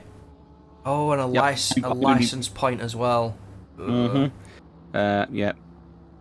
Not taking into effect. Okay, so that was slower moving car by the stewards. Surprising that that's been the only report for Tier 1 for since about 20 to 5. So yeah, that's doing very that's well. A big old gap. Yeah. Nathan Pearce is ahead of Rene Battenberg. He is, and both of us were looking at the looking at Stuart's reports. I think at that moment. Did it before? So apologies, everyone on that one. He did it before turn 1 because he's looking at the replay that I could see, like the delay on the stream. Just how far back is he? Oh, he's quite a way back now. Yeah, like you had the Battenberg looked like he is under attack from the that. Brexit boys. Yeah. I wouldn't say it's too much under threat because they are a back marker at this point. Okay. They probably are just pushing for as much as they can within the last hour. But yeah, I mean Spa, like you had the issue with Lando Norris, absolutely. Very much appreciated, Cardinal. Thank you. I hope you're enjoying the show for the last 11 hours. Again, I'm trying to do maths. 10 hours. 10 hours and oh, it's up here. 10 hours 51 minutes. I've got it on my. I've only just noticed session time. I'm good at this, bro. I'm good at this hosting thing. I've never noticed that number until then. I was looking at it like, oh yeah, it says session time up there. Yeah. Thank you very much, Cardinal. Massively appreciated. But yeah, and then you had the crash with in the W series the day after. Oh no, it wasn't. It was. Was it the same day or was it the day before that crash happened? That was a horrible crash as well. There was about 3 cars ended up in that. Because if a car spins off at Eau Rouge, the first thing you know about it is when you come over the crest and you see it, and it's a fact of either you're going to be in the way or you're not, or you'll have enough time to react or you won't. And if it's a fact of you see it as soon as you crest but you don't have enough time, that's it. Your race is over and your car's gone. And it's the kind more of or less. It's the kind of corner especially when these guys are absolutely on the limit. There is nowhere you can let off the throttle or you can't brake and you can't adjust. It's once you're, as many people will know doing sim racing. I say some of the viewers may not actually do any sim racing; they may just watch. And fair play, everyone to themselves. But if you do any kind of sort of sim racing, even light sim, you'll know how much of a beast Eau Rouge and Radion is. Yeah, it's just the car. It's a really fast corner. The car is light. You know, it's coming over a crest. You've had, it's technically it's almost like a left, then a right, then a left again. Yeah. You've got obviously the curbs, all the elevation change. It's a fact of as soon it's as a monster. As soon as you turn left, before you turn left for the entry to Eau Rouge Radion, you need to know what you're going to do. Are you going to commit? Are you going to lift off before you turn in? Because you can't completely lift off. You can feather the throttle a little bit going up Eau Rouge and Radion just to try and keep the car in check, but you cannot lift off because otherwise the back end will give up and you're spinning. If you full throttle and you got the line wrong, you're in the wall. But when you get it right and you know you get it right, like you kind of build up your own way to tackle it. That is the 14. That is the 14. Oh my days! That's Ada Wilspin. That is a monumental amount of damage. Yeah, back to the pit. So I'm not sure what happened there. What position was he in? He was 24th. Yeah, that was a monumental amount of damage. Oh my days! I'm going to see if I can catch and see what happened. I might have to go back even further. Come on, computer. Show me that replay. Is if you can, no, mine. I think he made a mistake at the bottom of the. I think he just made a mistake at the bottom of the S's. I think that was him just trying to get the car stopped, hitting those signs. I think he was just desperately trying to get the car stopped. I know sometimes it can be very hard to see what is going on when you've got a completely smashed windscreen. Yeah. I mean, the bonnet didn't help. It looked like it was bent. Yeah. As poignant as ever, Cardinal. Oof. That is correct. Quite a big oof. Big oof. I will state. But yeah, it's just. But yeah. Anyway, back to the conversation of Eau Rouge and Raidillon at Spa. It's. You need to know how you're going to commit to the corner. It's kind of like, I mean, Bathurst is different because you have a little bit more leeway, even though the track is extremely tight. Like the cars don't bite as much. Like the crests and hills aren't as steep as much. The only one that is probably steep is going up towards the cutting and coming down the hill again. That's the only time. Other than that, it is actually, possibly Skyline as well. If you get that wrong, you're in a whole world of trouble. But you need to know how you're going to commit to it. And if you're going to go full throttle, you need to stay full throttle. And you got to hope there's no one at the top that's sideways. Yeah. If you if you run wide, and I say wide, basically you turn in, turn left, you turn right, and then your car starts going straight. Let off the throttle as soon as you're pointing in the direction, steering wheel straight, off the throttle, because then you're not going to get a penalty because you made a mistake on the turn-in. But also, if you keep your steering straight, when you come off the throttle, the back end isn't going to go, okay, you're turning this way, I'm going to go this way. Whee! And then you're on a curb. Oh god, the curb at the top of Eau Rouge is. It's horrific as well. And it's the pit exit as well, isn't it? You think the runoff for that is the pit exit, and so you see see a car spins, especially for GTs. Yeah, it's I mean, I think this is a conversation that could probably go on for the full 12 hours. Yeah, but, absolutely. It's I think it's got reignited from the incidents this year, and obviously the unfortunate incident a few years ago with the Formula 2 and. Antoine Hubert. That was, I think, that was one of the things that started the discussion again properly, and it's just been brought up again this year. So, although I'm kind of on the side of like, no, keep Spa, it's Spa, like don't change it. It's also a fact of the cars are faster, and it's just like Spa can't be Spa without proper racing on it, and They tried doing it non-physically with handing out stricter rules for track limits, but teams just constantly complained, and drivers are going to be drivers. They're there, they want to go. One of the Bentleys just went off at the top of the hill, but you think he managed to regain it. Drivers are drivers, and they want to go as quickly as possible. And if the guy in front of you is beating you by half a second a lap because he is absolutely tanking it and cutting a load of curb and running close to the wall, then if you want to compete, you've got to do it as well. And that's just the sad reality of it, really. So I think they tried doing it non-physically. It doesn't help the fact that each year they come out with cars that have more downforce, which means they can still go just as fast and not hit track limits, which means they must go even faster to find the track limits. It's a tale of two things that are just going to keep fighting each other. But it comes to a fact of the motorsport bodies can impose as many penalties as they want, but the teams will find ways around it. Like Formula 1, they have people to find ways around things. As I think some of the drivers are coming in for the final pit stops of the race, with the leaders, I think, still to take a quick splash and dash for the end. It's just something where a line needs to be drawn. It says you cannot go over this, otherwise you will get extreme reprimands. It's just a fact. It's like there's certain things around motorsport, even at the pinnacle in Formula 1, that it's just a fact of.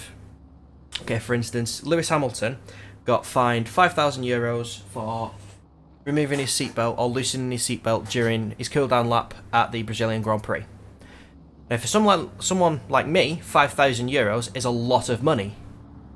Like, I do not. It's nothing, though, is it? Yeah. It's nothing. Yeah, to the team or to Lewis Hamilton, €5,000 is pocket change. And for doing that, one, it's also saying, well, the car's going slower now, so he doesn't need his seatbelt. He knows what he's doing. It's the fact of that doesn't play well. It's all about. It is a part of the F1, the FIA's mantra to like embrace safe driving and put it forward, but it's like penalties like that for doing, admittedly, something very stupid. Because there was a cool-down lap which Sebastian Vettel had a crash and lost one of his wheels.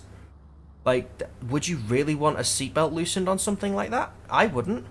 It's just like they need to punish them harder for stuff like that because they're being stupid.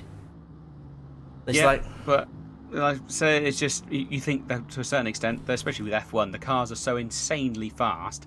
They've been doing those speeds for God knows how long. I'm not particularly. Yeah. I don't really watch F1, so I couldn't even tell you how long a race normally is. But let's say they've been doing well over 100 miles an hour for half an hour. If you slow down to 50 miles an hour, you probably feel like you are at walking pace. Yeah. You probably feel like you could pop the door open and get out at yeah, that I mean, speed. it's like it's the same for like normal drivers. Like on a motorway, you're doing 70 miles an hour. You come off the road and you're doing like 30. It feels too slow, and it's weird. Like you don't understand it until you actually register it. It's like anybody who drives, okay, like I guarantee you at some point you will notice that going 30 miles an hour after coming off a motorway doing 70 for about half an hour, it feels weird. But it's also a fact of like with motorsport, racing drivers should have a lot more sense about them, about even the kind of machinery, but also what can happen. Like, I mean, I had a discussion with a few friends of mine about this, and it's like, personally, people who do stuff like that loosen seatbelts on a... Sorry, there's a collision. 16th and 17th. 117 versus 172. That's two Bentleys. End of the Team Snail Esports and the was it the one once? Oh, that was the N7 guys. Sam Maudsley at the wheel. Yeah, it was. I think it was the. Oh, hang on. I should just probably go back, shouldn't I? I can just view. I'll go back and have a quick look. And just as a quick one for Spa, yeah, they're getting rid of the chalet at the outside of the top of Rouge. That's a smart idea. Although it's nice, it's nice and picturesque, but at the end of the day, like, especially if if anybody's seen what happened in Formula 2 or Formula 3 when one of the Formula cars hit a curb at Monza, how much that took off, or even was it Sophia Floresh's Formula 3 Europe crash, where she basically got fired backwards into a building. Oof. Oh, that was okay. So 172, which is the that is the grey and blue Bentley, tried to go up the inside. There was plenty of room left by the N7 guys, but they just came together mid-turn, and the 172 car came off worse. I think probably more racing incident than penalty worthy, I would say. N7 managed to drive away from it reasonably well. They did a bit of a power slide and managed to keep going. But yeah, I imagine, like you said, the Team Snail Esports guys would probably be kicking themselves for that. Yeah. Because they outdid them under braking, but I just a little bit ambitious, couldn't quite make maybe. the apex. A little bit ambitious. Yeah. Beaver Bentley flat. The Beaver Bentley has. The Beaver. I don't think they've really put a foot wrong today. The Beaver Grease Bentley, the number 12. They've stayed in. They've. I mean, they're in the top 5. And their pace has been consistent. Their pace has been clean. I'm not sure if they've had any hits with the wall. I think there's very few drivers that will. Why would you say that? Why would you say those words? And I'm not even gonna watch it because is it Crystal Caracas? It's Crystal Wildtime, isn't it? It's Grantis Caracas, and Yeah. he has had some awful luck. He was the racer at Nürburgring in the Tier 2 series for the more the Sprint Cup, the GT3 series. He was our racer that ran out of fuel just towards the end.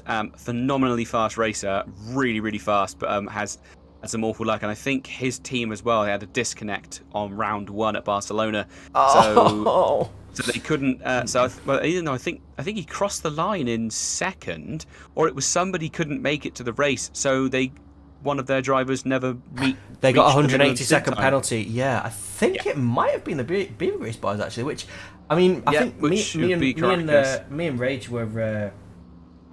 and Rage were like really going for the Beaver Grease boys, and it was just like, oh no, at the end. But yeah, I mean, there's the top 5 have pretty much been untouchable for the past few hours, because they've basically just had a clean race all throughout. So it's like they haven't had any problems. They haven't really needed to like push that much. I do know that James Parker in the 383 I think he's trying to push a little bit just to try and get the gap down on Anna Freeve. Mind you, the gap between the top 3 has come down again.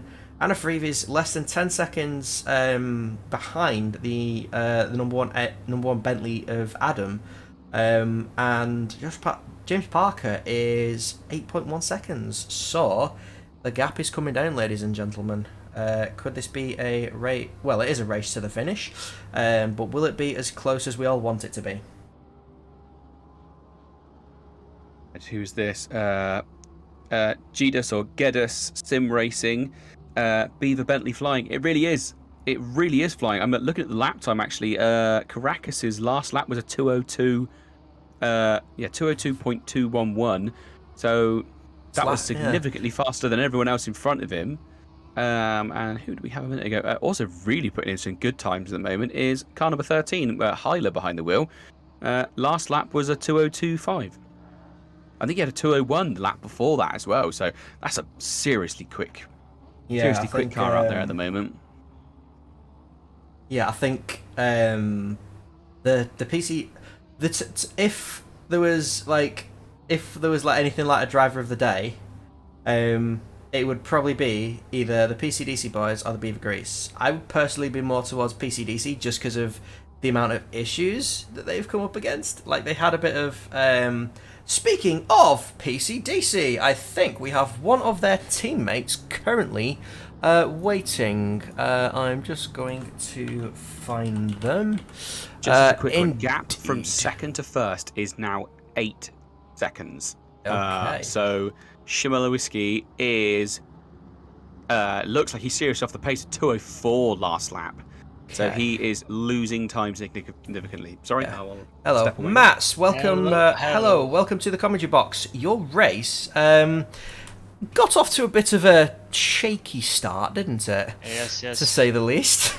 Yeah. Thank you for welcoming me back. But we also had a little bit of an incident not too long after the interview we had. Yeah, I with think Marcus behind the wheel. Yeah, He's that will have been technical difficulties. I think that was Rage and Arcetuthis. Hardware issues. That's the Frozen VR, isn't it? Frozen VR. So he smacked into the wall. More repairs. Yeah, and he had trouble getting everything back together. So I think we lost another lap. Complete lap from that. But we battled up again, and Yeah, I mean, to be fair to you guys, I was just saying to Tim, it's like if there was any form of driver of the day, it's like you would probably be the guys who would be taking my vote, because you had a little bit of a sandwich with your second car at the start of the race. Yeah. You've had hardware issues that made you pit for repairs, and you're still in the top 7.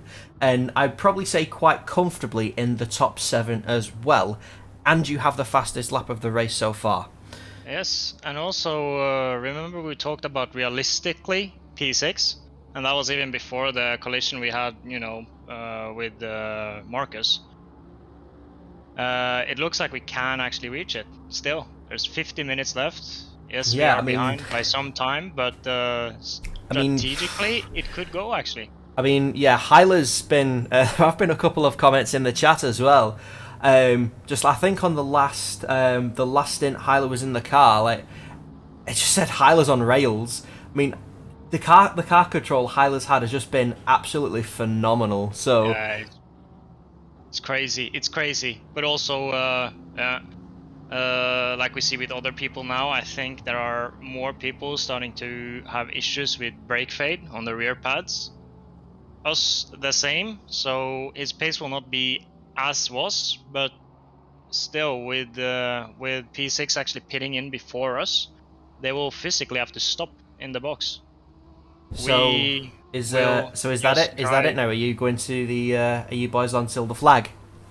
We can do a drive-through, and we hope that we can, you know, catch enough time into them that drive-through will actually be enough to end up ahead of them. So all hopes up. So you're looking to just run out the stint timer through the pit lane rather than. P2 rear brake pads are gone. That is not good on the Astons. I think that was an issue last time. The last 12 hours we did, the Aston had an issue with its rear pads. That's quite interesting. Well? Yeah. I guess they just wear their pads a little bit. As Hyler does have a little bit of a clip with the wall. But yeah, I mean, you're 29 seconds behind. Bosch is in 6th. So you're hoping to just run through the pit lane and pray, or do you know you've got enough fuel to the end? And gain enough time. We know we have enough fuel, so we can just roll through the pits. But we're also hoping that we can actually catch back some time on track. But we also have a problem with the rear brake pads. They are starting to fade out. So yeah, I mean, if I hope it's a possibility to adapt to a higher brake bias and still be able to be fast. But we'll see. Yeah, I mean, if Hyler keeps going at the pace he are, then there is a good chance that lapping around, at least on the last lap, we're nearly like 2 seconds faster. 2 seconds faster. Yeah, 2 seconds faster on the last lap. So yeah. Borchers has just done another 2:04 as well. So we'll find out how quick Hyler is gaining on him in a moment. But if that's 2 seconds a lap, that is well within the possibilities. Especially if you say you don't have to stop for fuel again. If you're just doing a drive-through, reset that timer and go, that is a massive, massive tactical advantage you've got yourself there. I think they will have to physically stop and splash and dash. I think so, with the time that they went in. I'm not 100% sure, but I have that feeling now. But also, we have red brake pads on the rear. I assume they probably have the same, depending on what brake pad bias they have been running with during the race. P1 and P2 have both got no rear brake pads left. Oh, exactly. And that's coming from the one and only Black Goldsaw as well, so he's well in with... I mean, you've only got to look at the gaps between them. First to second, less than 10 seconds. Second to third is less than 6 seconds now. So those guys are really starting to struggle.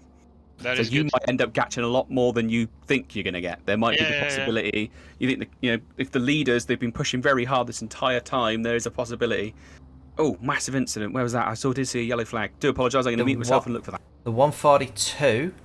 The 142 is currently in the pits. I'm not sure if that is a planned stop. Massive incident. I'm just trying to find that. While Tim goes looking for that, how have your tyres been during the race? Have you found them to be what you expect, or were they a little bit looser towards the end of the stint? They have actually been quite fine. We did tweak the setup a lot just so the car would be a little bit more stable. So we took a little bit pace away from the car just a day before the race or 2 days before the race. We had a really fast setup that is even faster than this, but it was actually prone to some issues where it could bottom out and kill you for no reason. So we ended up fixing that, and I think that also may have done it so the tires actually last a little bit better. Could have been, because the tires have been fine. Tim, if you're listening, read the chat. Yes, it does appear that the leader's just been killed by a back marker. Yeah, trying to get something I can rewind far enough to see that. Oh, that's a shame. Bottom of the mountain, it looked like I caught the tail end of it, but not the actual incident. Yeah, I think much damage? Quite possibly, yeah. I think they've missed the pit box as well, which doesn't help. I'm still in replay mode. Look, currently when I saw they were in 3rd position in the pits, but I'm in replay mode, so all my data is a little bit behind at the moment. Yeah. They are currently just sat in the pits at the moment. But yeah, so Hyler onto the flag. confident you can get P6, or are you hoping for a little bit of luck? We're getting more and more confident, seeing that I assume they also have ped failure with how much pace they are dropping now. I mean, yeah, Borchers has just dropped. His last lap was a 2:09. Yeah, okay. And They you're now have 19.8 seconds ahead of you, so it is quite possible. Right, I think I'm coming up on the incident now, so do apologise if I quickly talk over you. Just it's going to be a real pain for me to try and see it again. Do apologise. So yeah, bottom of the mountain. Where is it? Where does this happen? No, that isn't him, is it? That was. Yeah, I do apologise. I may have gone back too far. Ignore me. I've gone back too far on my replay. Adam's back out on the track, and he's just ahead of the Aston of Abeladze, so they could lose P3 here. Oh no. But yeah. Anyway, best of luck for the rest of the race, Mats, and we'll hopefully see you possibly a little bit higher up, but we will keep close tabs on you. Hopefully. Alright, see ya, boys. No worries, have fun. Thank you. And we're quickly going to bring in Dan Robertson as well, because he has been waiting. Dan, how's your race going so far? Had a couple of offs, I believe, since we last spoke. But you're still running. And where are the Brexit boys currently? I've lost that. P25 at the moment. P25. Sort of what we'd hoped to get back to be honest, after our 4th hour shenanigans. But yeah, we're pretty pleased. The last stint was tricky with the temperature dropping so quickly. So yeah, a lot of people have been at least the quite a few of the, I think two or three of the leader cars have issues with rear pads. How are yours looking? Fine, actually, yeah, we're doing well. No worries with brakes, no red marks, anything. So we're good to the end. You may get some luck with some people struggling with some of their rear pads then. Yeah, hopefully. I mean, we need a little bit. The last, we had some trouble with both back markers and sort of cars in front of us. In the last one, we had the 999 McLaren just like put us into the gravel trying to unlap himself. So we had some gettings together as well, and got a penalty from a very slow. Like even the stewards noticed that the Aston was moving slowly, but we still took 10 seconds on it. So a bit of an eventful second stint. But sorry, can I quickly just butt in? I just seen the replay of the incident in question. Obviously, that was our leaders. It was the car number 1 Bentley that came around the corner, and there was already cars sideways in the circuit right at the bottom of the mountain. And sadly, he got spun and was then, his nose was against the concrete wall at 90 degrees, and there was a car behind him. So in a desperate attempt to get out, he banged the back and front. Then car number 911, hard on the brakes, got clipped in the back by another Bentley, so took a little bit of damage at the rear. And the two of them stayed actually in their first and second positions until they got onto the back straight, where it looks like the Bentley is just so badly damaged that the Aston is able to take the lead. Yeah, they're currently under. Apologise for butting in. I just had to quickly say it, just because obviously I have my replays running. Yeah, so they're currently under threat from the 383 Aston as well. The 310s behind. 310s now behind what's now the lead. So yeah, definitely a couple of spanners in the works. So yeah, that incident will be looked at very thoroughly by the. I think it was bad luck. Yeah. It wasn't intentional that first place and obviously second place got caught up in it. It was just a case of where it was. It's that blind corner, that left-hander, and there was just cars sideways in the circuit. 3 cars involved. Bit more bad news for some fans. The 448 Audi has got a stop go 30-second penalty, possibly for speeding in the pit lane. So. Those runners, they've been so consistent, right? Like, it's a little bit depressing in a way for me as a racer, just how consistently quick these guys are. Yeah, I mean, there was at the moment the PCDC guys. They've had a multitude of issues. They got sandwiched with the sister car, and then they had a VR crash at the top of the hill. It's just, yeah, this one has definitely thrown its fair share of issues. Now every driver, and I think the leaders, are they a lap down now? Well, Amfrov and Parker, so that was first and second. They are still running together, but with 0.3 of a second between them. And Parker is taking advantage, obviously, of the fact that Amfrov took that rear end damage. And technically, PPR are a lap down.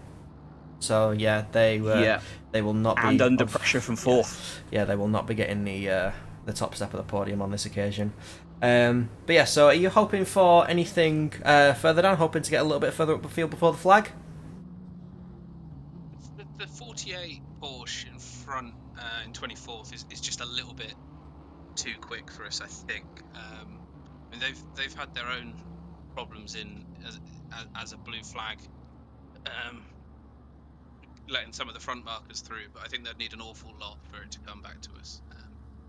I think they're going to have to stop, but only a splash, or maybe even a drive-through. So I think they're probably out of reach, and then the car in front of them is a lap ahead. So. You got enough fuel to get to the flag, or do you need to do a quick splash as well?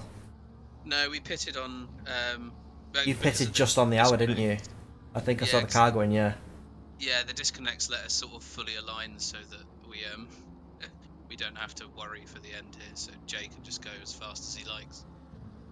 Yeah. 30 seconds behind us as well, so I think we're... Nice bit of breathing space. We'll finish. Yeah, with a touch wood, this is where we'll finish. But yeah, so I'm not going to cross my fingers because that's probably going to be a detriment rather than a a benefit. I'm not sure if Tim's going to cross some fingers for you instead. He seems to have a little bit more luck. But yeah, best of luck for the final 40 minutes. Enjoy. Thank you. Thank you very much. And that was Dan Robertson from the Brexit Boys. Yeah, so there's two battles going on at the moment. Which one are you currently observing, Tim? I was keeping an eye on the leaders. So that is first and second, Amfrov and Parker. Amfrov and Parker. Parker looks like he can try and have a little go up the inside. Decides not to. Amfrov seems to have regained a bit of confidence in the car, maybe realised what the damage is and how bad or how not bad it is. I say he did get a bit of a bump in the rear, but it didn't look too bad. I know the YouTube chat was going a bit wild for a moment, saying that I think it was car number 25 isn't having brake issues there. They had traffic issues, but then that's sort of kicked off a bit, saying they've just... So I'm not going to go into all of that because it's not going to be stirring the pot, because if I'm honest, it's a lot going on. That's for the stewards to decide. They will decide if there's anything that needs looking at. From what I saw, it didn't look like anything was intentionally done to the back of car 911. It was just a case of blind corner, everyone anchoring on the brakes, bit of bunching, but not my job to say. Yeah, I mean, I think out of everything, they've fared the best out of that. Well, I mean, I'm going to say that actually, out of the incident, it's actually going to be the Dalking YouTube community that have come out the best, because they are 0.3 of a second behind. So what was originally, there was sort of 10 seconds between everybody, is now down to their 300 of a second, and they could be on pole, and they've got a damaged car in front of them. So the PPR guys have just lost the final podium place. Oh, they have. So Abeladze, Vyacheslav Abeladze in the Simware Pro Aston has taken the final podium spot, and possibly starting to run away with just with the car having no damage on it at all. I would imagine the Bentley must have pitted to obviously fix the damage from that. Yeah, they did. Possibly just struggling a bit with. It might be as it was unplanned. It might be that they've chucked a bit too much fuel in. It might be a bit heavy, or they might just be a bit nervous, obviously, after that crash. quite easy to happen. In fact, no, because it was Chmielewski. I can't speak. I do Chmielewski. apologise. Adam was in the car already at that point, wasn't he? Yeah. But yeah, that's now the gap is up to nearly half a second already, and it was obviously. Oh, Parker's just struck the. Ooh, Parker's just had a little bit of a dance with the wall there. Okay. Coming through, I think it's Frogger. Coming up Just to about... just coming up to like Skyline and the S's. Okay, I'll have a little rewind. Never looks A little bit of a I don't know if it was like kind of looked like a side slam, but yeah, definitely a bit of a sigh of relief for Vasily Anafriv in the 911 Aston Martin. Just a little bit more breathing space, but not too much. Hyler is in the PCDC car. Meanwhile, is making ups and bounds towards P6. They're now 12 seconds behind. So Hyler is on a mission. Yeah, just rewatched that Parker wall strike. Just looked like he was carrying a little bit too much speed, almost just a bit more than a brush against the wall. Hopefully, he hasn't picked up too much damage. Did your car just slide sideways, or was it a little bit of a? He was just going too quick, and obviously it's pretty much flat out across the top there, isn't it? And you run a lot of outside curb, but you've got a wall right there. It looked like he was just pushing a little bit too hard, and as the car hit the curb, it just shifted that extra inch. Oh, out of turn one, Parker all over the back of Anafriv now. Anafriv, God, why do I suddenly just forget how to speak towards the end of these things? Oh, he's having a look. He's having a look. Look up. He's not going to do it up there. The 911 has the inside into there, so very close though. And there's a back marker. It's the 448 coming up with Valenduke. Oh, this is not what them two need.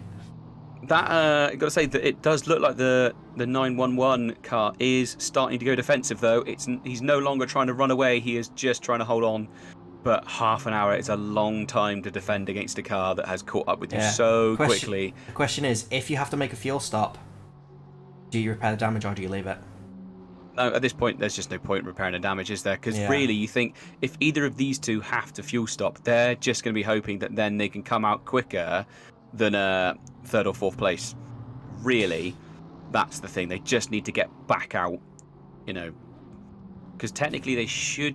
I mean, you think technically now, car number one won't need to reset the stint timer because he's been through the pit. Yeah. So he hasn't got to stop again. So they can't. They've got to just keep going at this point, I'd say. Yeah. We also have one Justin Dijkstra from the sister PCDC car, number 29 McLaren. Justin, how has your race been today? A little bit rough for the PCDC Motorsports team, but you seem to have come off relatively unscathed. Yeah, sort of. Yeah, a couple of mistakes. And other, drivers, like a little, how do you say it? Like, you're not on the same page with another driver. Yeah. It cost us a few positions and, of course, a few mistakes from our drivers, but... Sorry, I've got to quickly say, Parker's just gone round the outside at turn one, had to dip back in behind Anfried, didn't manage to get the run. Is that a battle for P1 and P2? It is currently, yeah. There was an issue. There was an issue near the end of the lap a few laps ago.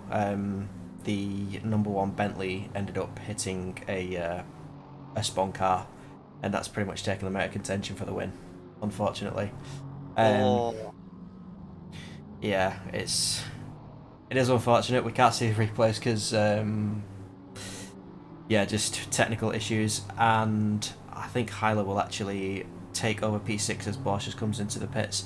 But yeah, you had a bit of a rough start colliding with your sister car. Yeah, about that. Were you the driver of the 29 at the time?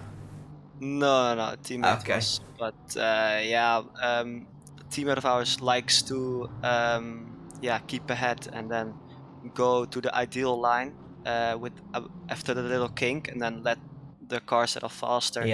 Be on the inside for the corner. Hyla, the driver, wanted to get past quickly as possible. There was a little miscommunication there. Yeah, I think I think you yeah. might have put earlier in the earlier in the chat it was a PCDC sandwich.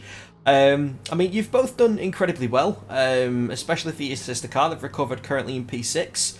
And you're currently running in P21. You have had a couple of. I mean, obviously, as soon as it gets to blue flag territory, it does affect your race a little bit to try and get a lot further up. But yeah, I mean, how have you found the race today? Has it been a challenge? Has it been fun? Is it one you'd rather forget? To be honest, it's a mixed bag. As always with Bathurst, it's fun to race there, but once there are a lot of cars around you, like overtaking cars, letting cars by, like can always cost you like a second, especially if the pace is relatively the same. And if your exit is bad, then they won't let you past. So, but it can cost you like 1 second a lap, even if you're not that much quicker. So it's very difficult. And incidents as well, like I spun myself at the end of McPhillamy Park at the exit on the curb before Skyline, just like I normally did, and boom, the end just snapped away. Huge crash, like a lot of damage. But also when you're in clean air, my previous stint, I was 17 seconds was a car in front of me and 17 seconds behind me at clean air. I just put in the lap times, I think 207s, 208s all the time. So then it's amazing. And this track to hot lap, it's perfect. You can't ask for another track. Yeah. How have you found the car? Have you had issues with tire wear, tire heat, pressures, and how are your rear brakes as well? Because we've had quite a few. Had a couple of drivers or teams saying that they're now struggling with their rear pads. Are yours in good nick, or are you having the same issue? No, we also have dots on the rear, so we have to put the brake bias forward or rearward. The percentage is higher, so we have less brake power now. But I think it should be fine till the end of the race. But obviously no one is going to do brake changes, but. There's just under half an hour to go, so we'll definitely keep an eye on the 29. See if you can get any further up the field. Because how far are you behind? The 27 seconds behind the 55. Yeah, I was 3.3 seconds behind the 55 actually, but then there was a Porsche and I was all stint. Is the Porsche also in front of us now, though?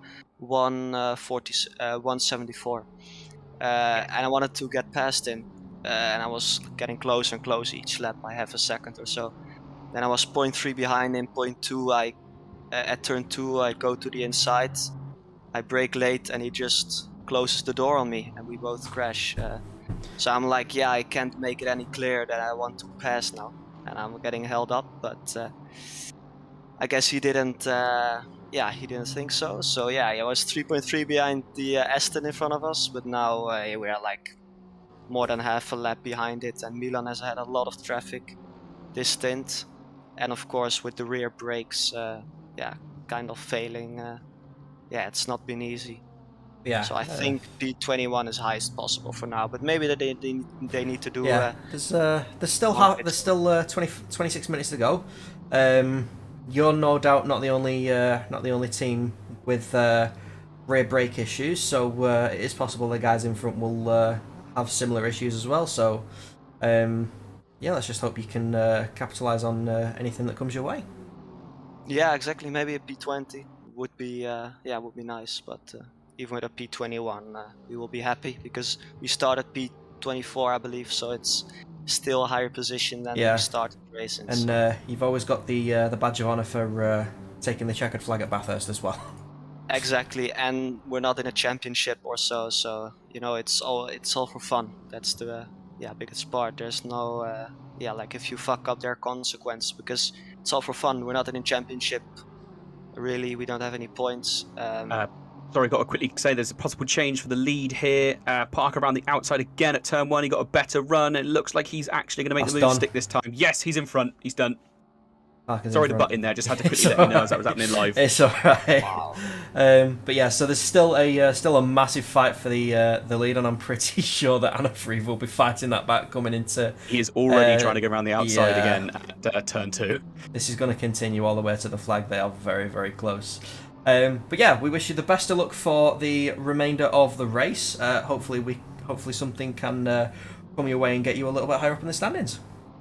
Yeah, I hope so, and yeah, good luck commentating, because P1 and 2 seems very fun to commentate on. Exactly, especially with like half an hour to go, like so close to each other is not that common. Yeah, no worries. Thank you, Dijkstra. Yeah, Thank you very much, mate. Thank you. So, Oh, sorry, mate. Go ahead. Are you going to do the steward report? I'm not. I haven't even looked. Inquiry of 2244 UTC involving cars 1 and 2. 5-second penalty for car number 2 for causing a collision. So, there it is. So it has been applied. So, PPR are not out of a podium place yet. The plot thickens. What incident was that? I wonder, though. I can't. I'm not sure. Did they cause the incident that? There will also be a 5-second time penalty coming for 172 for causing a collision as well between that and the 117, which is the N7 boys. But yeah, I don't know. It doesn't list the. I wonder if maybe he was involved. I do remember there being a dark-coloured car. I mean, if I'm honest, I was trying to keep an eye, obviously, on the actual leader. I was following him in helicopter cam, but I do think maybe he was one of the cars involved in that spin. So you know how I've been rooting for the PCDC boys? Yes. P6. They And are possibly currently P5? in P6. Oh no, they're 3 laps down from Caracas, aren't they? In the number 12. Okay. Actually, they may be on the same lap very soon. Oh no, they're 1 lap down, so they won't catch P5, but they're in P6 currently. I just thought it was worth a mention because I saw it happen. Anyway, Anafreeve has dropped back from Parker 0.8 of a second. Now 0.5, sorry. He was going full defense mode. Really good defense by him, it's got to be said. But then he made a mistake coming on to the pit straight. I think he took a little bit too much curb on the exit, and it sort of spat his car back towards the pit wall. Parker took advantage, went around the outside. He was slightly, well, they were overlapping when they went into the brakes. I guess Parker's car, the brakes are just slightly better than Anafreeve's at the moment, and he managed to get the braking down and drive all the way around the outside and just managed to get himself in front. But to Anafreeve's defence, he then came back on the attack in turn 2, trying to go around the outside, wasn't quite able to make the move stick. But still, just over half a second between them. That's not a lot, but someone that's been getting away from them is that 448 Audi. It was under blue flags, but it's just pulling away from them now. Yeah, the 448 guys have done really well, to be fair. Just outside of the top 10, but there is still a silver in the top 10. So that is something to take note of. Now, I don't know if the others need to pit yet, because Jellinek's now in the car to the flag. So they've done a driver change. I can't remember who was in the car. I think he's been in there quite a while. Jellinek, I thought he'd been there for a little while. I can't tell you when. 448. It was... No, 871. It was... was it... Nels was in the... No, it's... Jan Gang, I think, was in the car for a while. And Dan Jellinek just got back in to the flag. So they won't have to pit again. Whether Shinov or Zelch will have to pit again, not 100%, but we will find out. In looking at the gap between 3rd and 4th, obviously we know that 3rd is going to have to get a 5-second penalty. But the gap between 3rd and 4th is already 4.23 seconds and climbing. So there is a possibility that he might be able to still maintain that 3rd position even with the time penalty. Yeah, I mean, if anything, the PPR guys just need to Just need to tell Adam just to take it a little bit easy and just get his lap times in check, because if anything, I think the number 2 Simware Pro guys still have to do a stop for fuel. Do they have to stop for If I'm not maybe mistaken. if they do, that's going to kick them down a fair bit. Not stopping yet with 20 minutes to go. They're still going to keep going. So how close to the end they're going to leave it? I wonder if they're trying to get that gap up above 5 seconds possibly before they pit. I mean, it shouldn't really make much difference to them. No, they're just outside of that 5-second gap. So whether I don't know, they shouldn't be taking it easy though. I don't see why they would. Really? Oh, Beaver Grease already apparently done. Did the stint timer and fuel. And Black Gold Saw coming in with the PPR curse is still not over. Yeah. I mean, the Beaver Grease guys came in for one final stop, and they came out ahead of the PCDC guys. So yeah, that's that covered off. I'm wondering if. Yeah, I mean, I don't know. The thing for PPR really is, mainly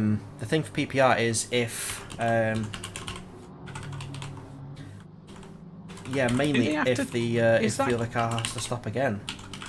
If car number 2 has a 5-second penalty, if their intention is to just drive through the pit and reset the timer, then they're not going to be able to serve the penalty, are they? And I don't know if it's that thing of... It would get added to the race time.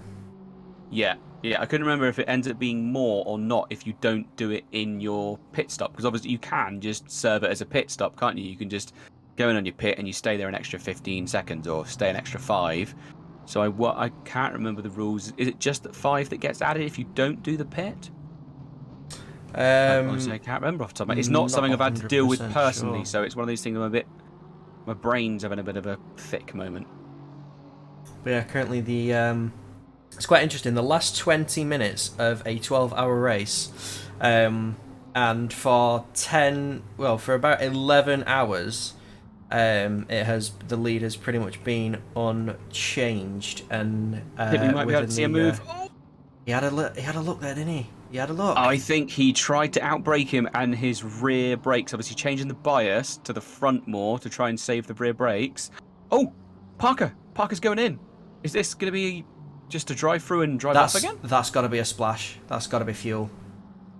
Yeah, I'm going to keep an eye on him and see what happens. Yeah, Parker in the pit. It looks like he's going to stop. He's driving towards his box. So it's not all over for Anfrove yet. So let's have a look how much time they spend in the pits. Isn't it 30 seconds minimum, isn't it? I think. If you do a tyre change, fuel stop can be as short as you like it to be. Right. But that's a little... They're going. Yeah, that's it. They're fuel. down. So it was just a splash and dash. That's fuel. So now, if you're Anafreve, what do you... Like, I think Anafreve has to... I think they have to stop for fuel again. And they're going to need to make sure that if they've got it set so they're not going to repair that damage, because obviously he is running that rear end damage. Oh god, I think that car is now absolutely bouncing everywhere. I'm just going to try and have a look at the back of James Parker's car as a comparison. I'm assuming this is what the... okay, so I thought there was a massive hole in the rear of the car, and that was a lot of a lot of damage on that. Apparently, car number 174, which is Wirtz, is apparently catching the car in front. But I think he's going to inherit that position anyway. He'll inherit it over the 172. So it's another position gain. So it's always good. Third place is in. He is stopping. He's fueling. Ooh, so. Oh, Leader's in. And he's doing his 5 second. He's doing his 5 second penalty. Okay, so it's all or nothing for Abeladze now. Anna Freever's just come into the pits. Where is Parker? Parker is coming back straight. down. He's already coming down the hill. Straight. Surely he's going to be able to take this. I don't know. Amfrav still in his pit box. Where's Adam in the Bentley? Has he just gone through? Frav is down. Oh, I think Frav might actually take this back. He's already on the roll out the pits. Oh, and PPR. Parker's not even. PPR are in P3 currently, so that lengthy stop for the Simware Pro guys has paid off. So they may, hopefully, well, with 15 minutes left, they just need to keep it clean and hope they don't have to pit again. But yeah, so Parker is back. He's not in the lead. No, and by quite a gap. Oh, that's a monumental gap. Already going through turn 2. Parker 37 seconds behind. Where are we looking? Liam B, what's he saying? Well, he's dropping back slightly, so it would be close after the penalty. Can you see if he's damaged? Which okay, it's the. I mean, obviously it's we the can look at it's the 172. Doesn't look to be any. I love the fact we're now being spies for another team. Like, can you have a look? See if this guy's broke his car. Doesn't appear to be any damage on the Bentley. That actually looks quite clean, to be fair. Yeah, it doesn't look like there's any marks at all other than the dirt on that. Oh, the Russians are back for the 911. Oh, that chat's going to go absolutely mental. Come the checkered flag. Dolking made a massive mistake. Must have pitted too long, I guess. Either that or they've made a mistake on track. They put double the amount of fuel they needed. They doubled the amount of fuel they needed. Oh. So yeah, that's why it took twice as long for them to do their stop. They probably intended to. Quick check on the. I misunderstood the 174. I've gone to the 172 again. What am I doing? That Porsche does look to have it looks like it's got maybe a wee bit of damage, but it just looks like, because the paint's like chrome, it's very hard to tell if there's actual damage or if it's just the paint. I'm going to assume there's no damage on that car. And a change for 4th place. Caracas! Oh! Grantus Caracas and Beaver Grease! They have got up to P4. What happened to Abeladze?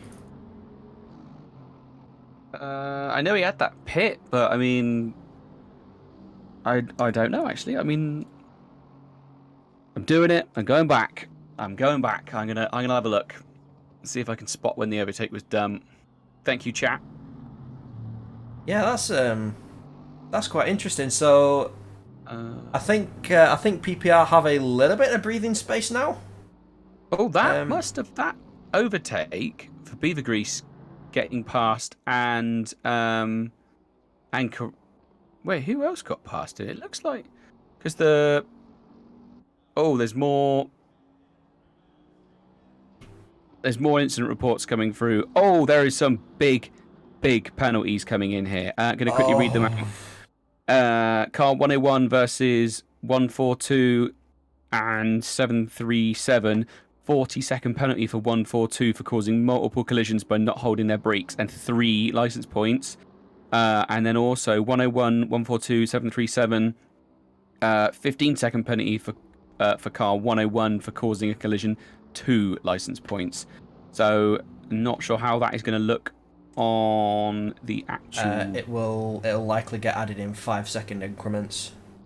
I don't know why you can't add 10-second increments on. But yeah, so for the 142, where is that actually? 142 is currently in the pits. The 40 seconds have been applied, and it looks like they are currently serving that penalty along with a pit stop. And then 101 obviously picking up a 15-second penalty. Yeah, has the 15-second penalty on there as well.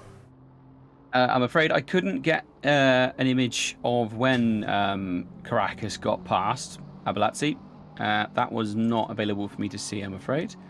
But I thought for a little while that he'd almost dropped back even further.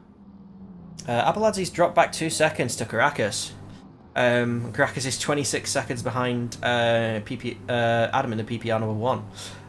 So yeah, a lot more breathing space there. Although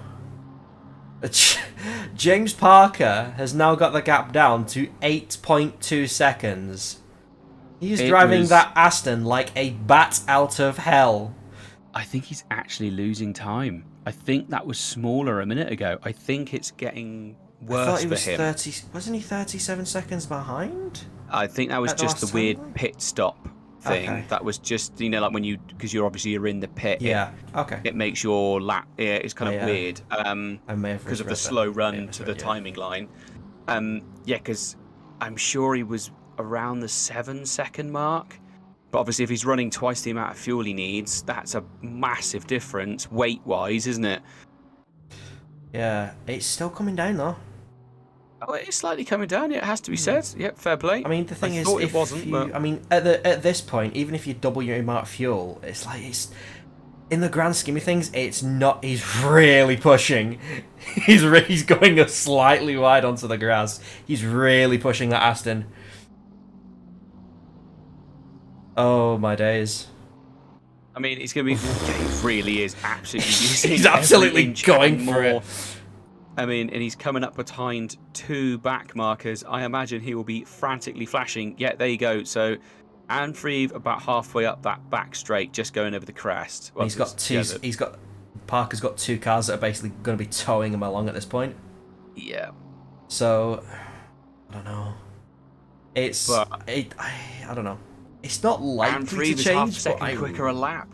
Oof. Oh yeah. 2026 versus 2032. It's a big difference. So the M2 competition guys, when all seemed lost and they had some real bad luck, obviously getting rear-ended.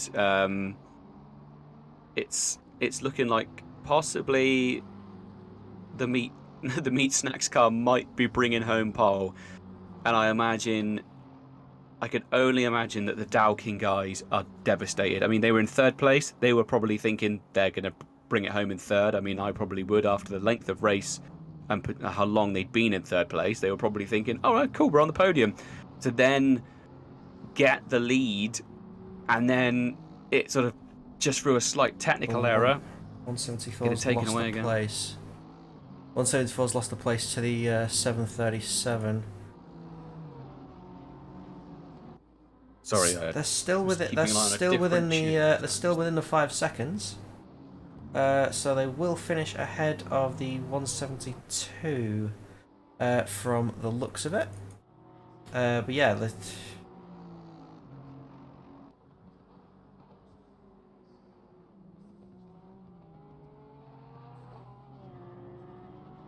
and also Liam in chat again. 9:11 left has passed. 4:20 the only meme time remaining to go.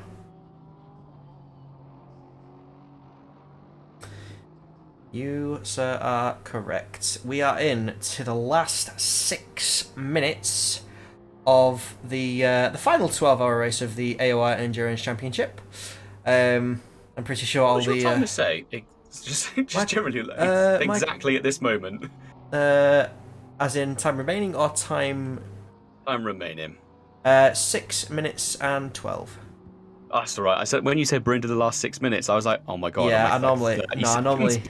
Yeah, it's like if it's within the 30 seconds towards the minute, it's. No, that's okay, fine. now we're into the last 6 minutes. Yes. Yeah, replay stuff. It's so dodgy. You never know when it's back. But yes, it says, the final 12-hour race of the AOR Endurance Championship. The next time out, it will be a 6-hour race, 6 hours of Imola. I'm pretty sure all the commentating boys will be quite glad of that. Not as such long stints sat on our bottoms, and more time for meat snacks. I know Rage will be a happy boy about that. Rage is the one who started complaining about the meat snacks. He started complaining about the meat snacks because they didn't run it in one race. Ever since then, I've not let him live it down.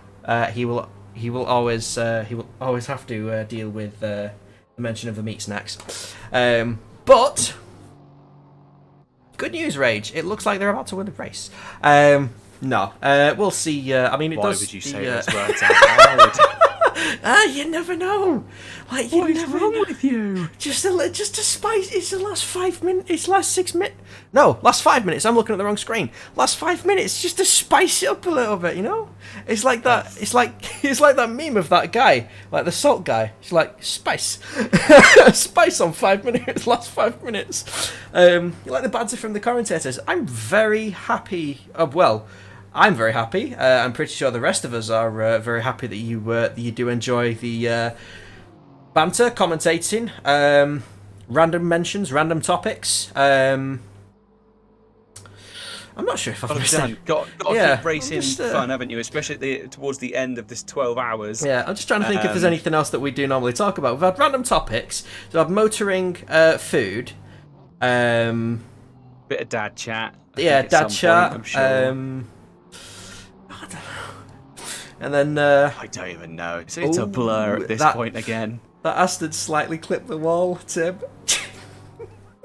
I'm going to say also the guy in front of him, which is the I always forget. It's the 420. Oh, God damn it, Liam. Oh, God's sakes. Which is the McLaren that's got the ghost on the side of it? That one had a bit of a sideways moment. That is 678. Yeah, that had a little bit of a sideways slide a moment ago. Yeah, it's the I can't remember the team name. I am awful at this. It is Desperate Measures with the tiny little ghost on with the. I wouldn't say it's a tiny little ghost. It's actually quite a big ghost. Probably a lot more friendly than the ones in Pac-Man, Inky, Pinky, Blinking, Clyde. There is your random fact for the day, as well as the fact of the Mazda rotary engines as well. But yeah, I think the PPR boys are nearly about 3/4 of a lap behind. I'll say 2/3. 2/3 seems more accurate. I was never good at fractions. Yeah, just having a quick look. That battle for 16th place, because obviously you think there's Bogers and Wirtz. Both of those guys. I think Wirtz has just gone out of the 5-second time. Yeah, just needs to maybe try and find a little bit more pace at the end.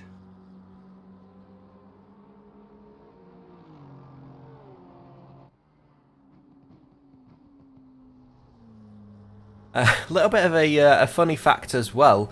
I do believe are they on the same lap now? They are now. 448, 300ths of a second behind Jellyneck. So that's the Silver Cup battle. I'll keep an eye on that one if you want. I think we've got Anna Freeve. I'll be there for the checker, but that's very close between those two. But yeah, I'll keep an eye on the Silvers. You keep an eye on the overall win. Yeah, the fight for the silver win is incredibly close, Igor. Yeah, we might see a move here at the end of the back straight as they come down towards the that bottom of the hill. That Audi's weaving. Bentley going defensive, covering that line. Yeah, that Bentley's going tight. Right, can he go around the outside? Shuts the door a little bit. Drag straight. He's going to try around the outside on the final turn. Is he going to break him? A little bit too. Not enough room. The H7. On the inside! On the inside! Can he do it? Done in a turn one. Can he get the run? I think he's got a nose in front. He's got him! The 448's ahead. That is for the silver racing. Oh my goodness. and this is going to be their last lap. It has got to be, surely. I think there might be one more. Where yeah, is there is. Coming around the final turn, there will be one more lap. Yeah, so they'll have to go another full lap. A kangaroo on track would spice this up right now. No, I remember there's footage of that from like the 90s, I think, and it's not pretty. It's not pretty. No. I'm sure there is, or it's a wallaby or something. But yeah, that's I'm gonna keep an eye on that. So, that 448's took off half a second ahead of Jellyneck. Yeah. Oh, yeah, Jellyneck makes a big wall strike there, massive wall strike. He's not having to defend from the car behind him. That Aston is not battling for position, so... Okay, so we are on the final lap. We're going to ride with the current leader of the race. That is from the like and subscribe team, the M2... I'm spending too much time with computers. M2 competition. The 911 King's Meat Snacks, Aston Martin. Little bit of a interesting race, especially in the last hour or so. Couple of issues as they make their way down the mountain for the final time. The race timer has expired, so coming down to Forest Elbow for the final time. All they need to do now is put their foot down as the 999 of Goats Racing won. The train that went down on the Conrad Straight. The current leader flashing the McLaren just to let them out of the way quite nicely, and all these cars are going to let them by so they do not have to do another lap. And you can see one of the that Bentley's had a fair whack on the against the wall.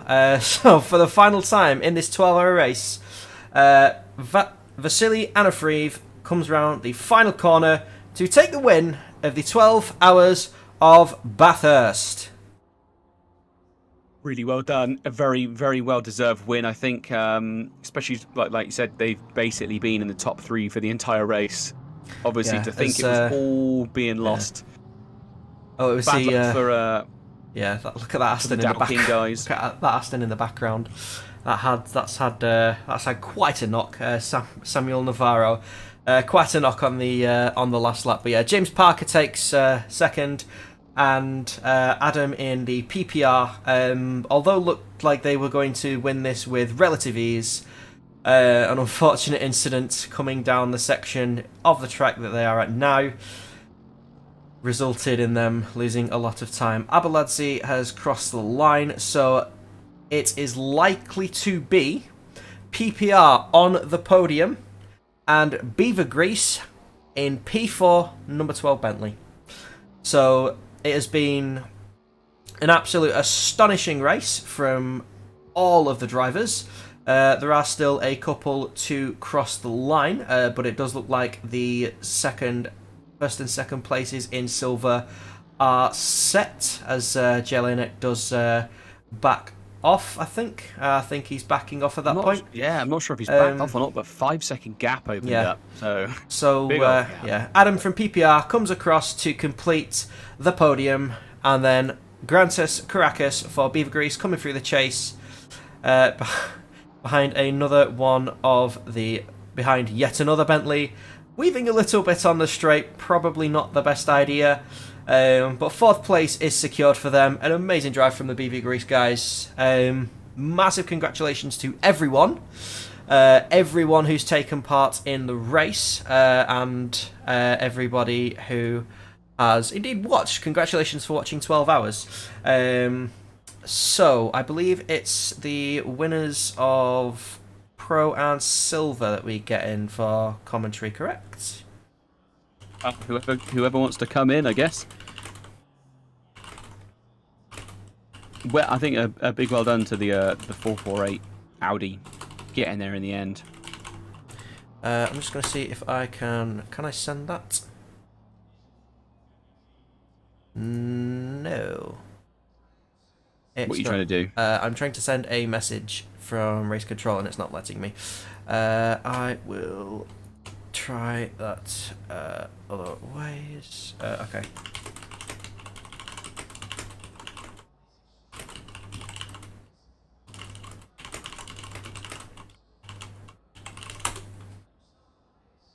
Just going to pop that in the chat. Okay, so we have Karim ready. Let me have a quick look, because I need to know where they are from.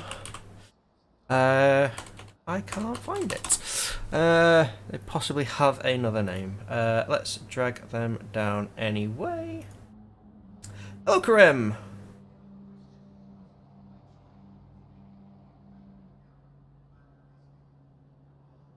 Karim has Left? No. Not 100% sure. It's saying he's muted himself. He has unmuted himself, but I'm not 100% sure if he was ready for an interview and he's just run away.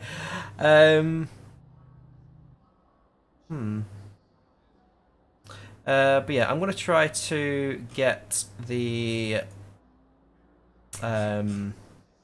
guys from the winning team in, and we have quite a few, of which I'm not 100% sure for which team.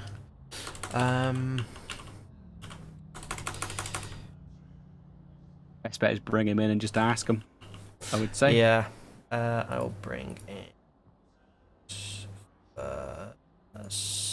Janus. Welcome to the commentary booth. Hi guys, thank you. Okay, are you able to just give us an idea for which car you were racing for today? Car 448. The 448. The Banan Racing. Yes, with fan favourite Mirveld. Yes, that was a that was a great last few laps. Yes. Wow. Were you expecting to win silver? Well, it was close. We were close all the time with the team that we overtook at the end. And in the last stint, I was really catching them quite quickly. And then I got a stop and go at my pit stop. So I thought it was over. Yeah. I don't know if you guys caught that, but... we managed to catch a stop go. Are there any of your teammates currently above us? Yes, Brian is... well, he's not driving today, but he's part of the team. Okay, I'll drag him in now then. Brian, congrats on the win in silver. We have your teammate Janus here as well. Thank you. I was the mental support today for them. I think I lost a few years that last stint. That was really intense. How was the car? Because there were a few that were... There were brakes. Yes, there were a few Oh, cars. our brakes were fine actually. We didn't even have the red markers yet, so yeah, no problems with the brakes. That might explain your late race pace then, 'cause, especially on that last couple of laps, you got past Jellyneck in the 871 and then opened up what looks like about 5.5 seconds after you got past. So that might explain why you had such amazing pace if you were still able to stop the car. Yeah. The car was great actually. It was quicker than ever, and especially because of my mistake with the pit stop, I was really driven to just maximize the pace, and yeah, I guess I maximized it. I think their driver in the last stint maybe wasn't their quickest guy, which is okay, of course, but that made it very close. So. So, how overall was your experience of 12 hours at the Bathurst? Is it one you're going to fancy doing again, or is it just something that you like? Okay, I've done 12 hours. I'm good. I'll stick to 30 minutes. I mean, I lost a few years, I guess, but actually in 2 weeks we're gonna do another one. So I guess that answers the question. Yeah, that definitely answers the question on that. At least you've got the experience. Yeah. And you know roughly how to negotiate the let's say the worst of the track. We've met it. We've met every wall at some point. So looking ahead. Multi-class. Yeah, looking ahead to the final race in about 3 weeks' time, 6 hours for Imola. How are you feeling about that? Excited? Nervous? I love Imola, but the Audi is not the greatest car there, I guess. So I hope for some rain. Oh, hope for some rain. What about you, Brian? Hoping for dry weather, wet weather, or just a clean race? Yeah. I hope for them rain. I won't be driving actually because I have to work. But you are hoping that the conditions favour your drivers. Of course. And maybe I will be a bit of a mental support then, again. You can always use it. Like a cheerleader. Does it make a big difference having someone spotting for you? Do you find it makes it quite a significantly easier race? Well, I guess our team is quite a close group. We all know each other and we drive a lot together. So I guess that's mostly it. And Brian just jumps on to encourage us, and that's nice, even though he's not driving. So yeah, I think that's the spirit really that helps. It's a really good attitude to have towards it. I think having a sort of a, sort of friendly racing rather than being 100% serious and sweaty. It's nice to sort of hear that it's not all you have to be the best. It's if you can show up and support your mates, that's a real nice thing to hear. Yeah, exactly. And I mean, I made a mistake, but no one was mad at me, and I guess it paid out in the end. So it happens, and that's good in a team. That's good to hear. Fantastic. Yeah, so thank you very much for joining us in the commentary booth after the race. Immense effort. Congratulations on the silver win, I should say rather. And we'll see you in 3 weeks' time for Imola. Thanks, guys. See you then. Bye-bye. Bye-bye. Bye. Okay. Right. I will. There we go. They're out. We've got. You can decide who comes in. I think we'll take the winners from the pro as well. Konstantin Soldatov. Hello, guys. For please move, please, Fatal Vaska and Karim. Fatal Vaska and Karim. It's Vasily Anufriев, yes, and Karim. He help us translate. Hello. And who else in the? Oh, there we go. From Karim, please, Karim, move, Karim. Okay. Oh, I just tried dragging him in, and he came straight back out again. I'm trying, guys. I'm trying to understand. Okay. Okay. So, congratulations on the win for Pro. Was it an expectation or a bit of a nice surprise for you? Surprise. Definitely surprise. Because Bentley very fast on this track. You know, Bentley and Honda. It was surprise for us. And of course, you can saw that 15 minutes before race finished. Was absolutely terrible incident with Bentley, and it's a big surprise for us. How did you find your car? Because we did have a few reports from multiple drivers having issues with their rear brakes. How did you find yours? Were yours okay, or were you having to manage as well? We managed as well, absolutely, and we had red brakes. Red. But red brakes leaves 1 hour after market. Please move, Karim. He help us. Move, Karim. Yeah, I did try and bring him in. He keeps leaving every time I do. I'll bring him in now. Move Karim. Karim it's translate for us. Okay. Расскажи про колодки, то, что 55 минут мы спокойно терпели, было круто, контролировали гонку. This brakes leaves 1 hour. So you were definitely struggling. Before the end of the race, your brakes were on red for a long time. Karim is muted. He's muted himself on his end, so I can't unmute him. Karim, unmuted, please. Karim. Oh, Karim. It's good translator, man. Okay. Let's skip Karim. Continue. So yeah, I mean, is Bathurst a good track for you, or were you going into it a little bit tentative about having a wall 3 feet each side of you? Bathurst, it's a very terrible track for me because I always had a crash Scared. or Scared, yeah. different incident. I just scared this track, yes, and today I can do it. Very hard luckily. track, very hard track. Very concentrated. 12 hours, you know, very hard. It was a very tight race, and I wanna say thank you for the all team, for the all backmarkers, for the King's team, Darren, William, James. Thank you for the fight, guys. You was awesome. Thank you, and thank you for you guys for organization. Okay. Thank you very much. I say, and you guys put on an absolutely fantastic show with the race itself. Amazing effort. It was amazing race. One of the best for us. Definitely one of the best. Thank you. Thank you. Absolutely fantastic. So See you in the Imola.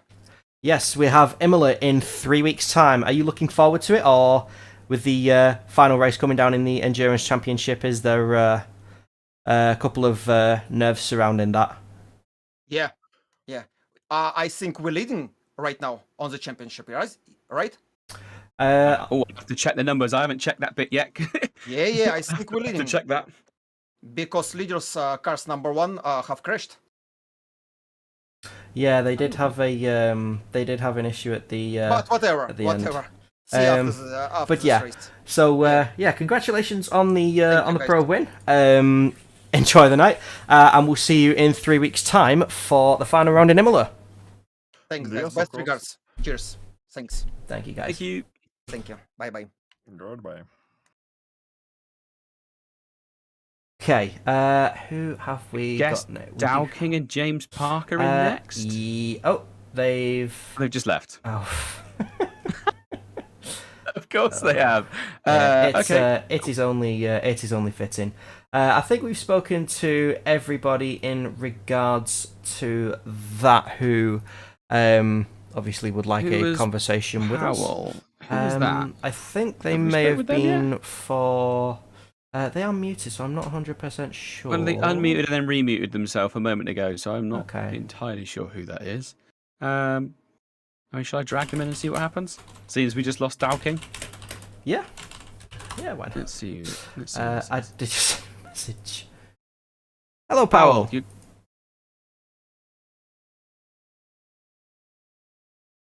Nope, think he's gone. Okay. Okie dokie. Right. Not a problem. Yeah, he's just moved himself. Okay. So I think on the end of that, I do apologise to a couple of the guys who weren't able to speak to us. Hopefully, we will speak to you very, very soon.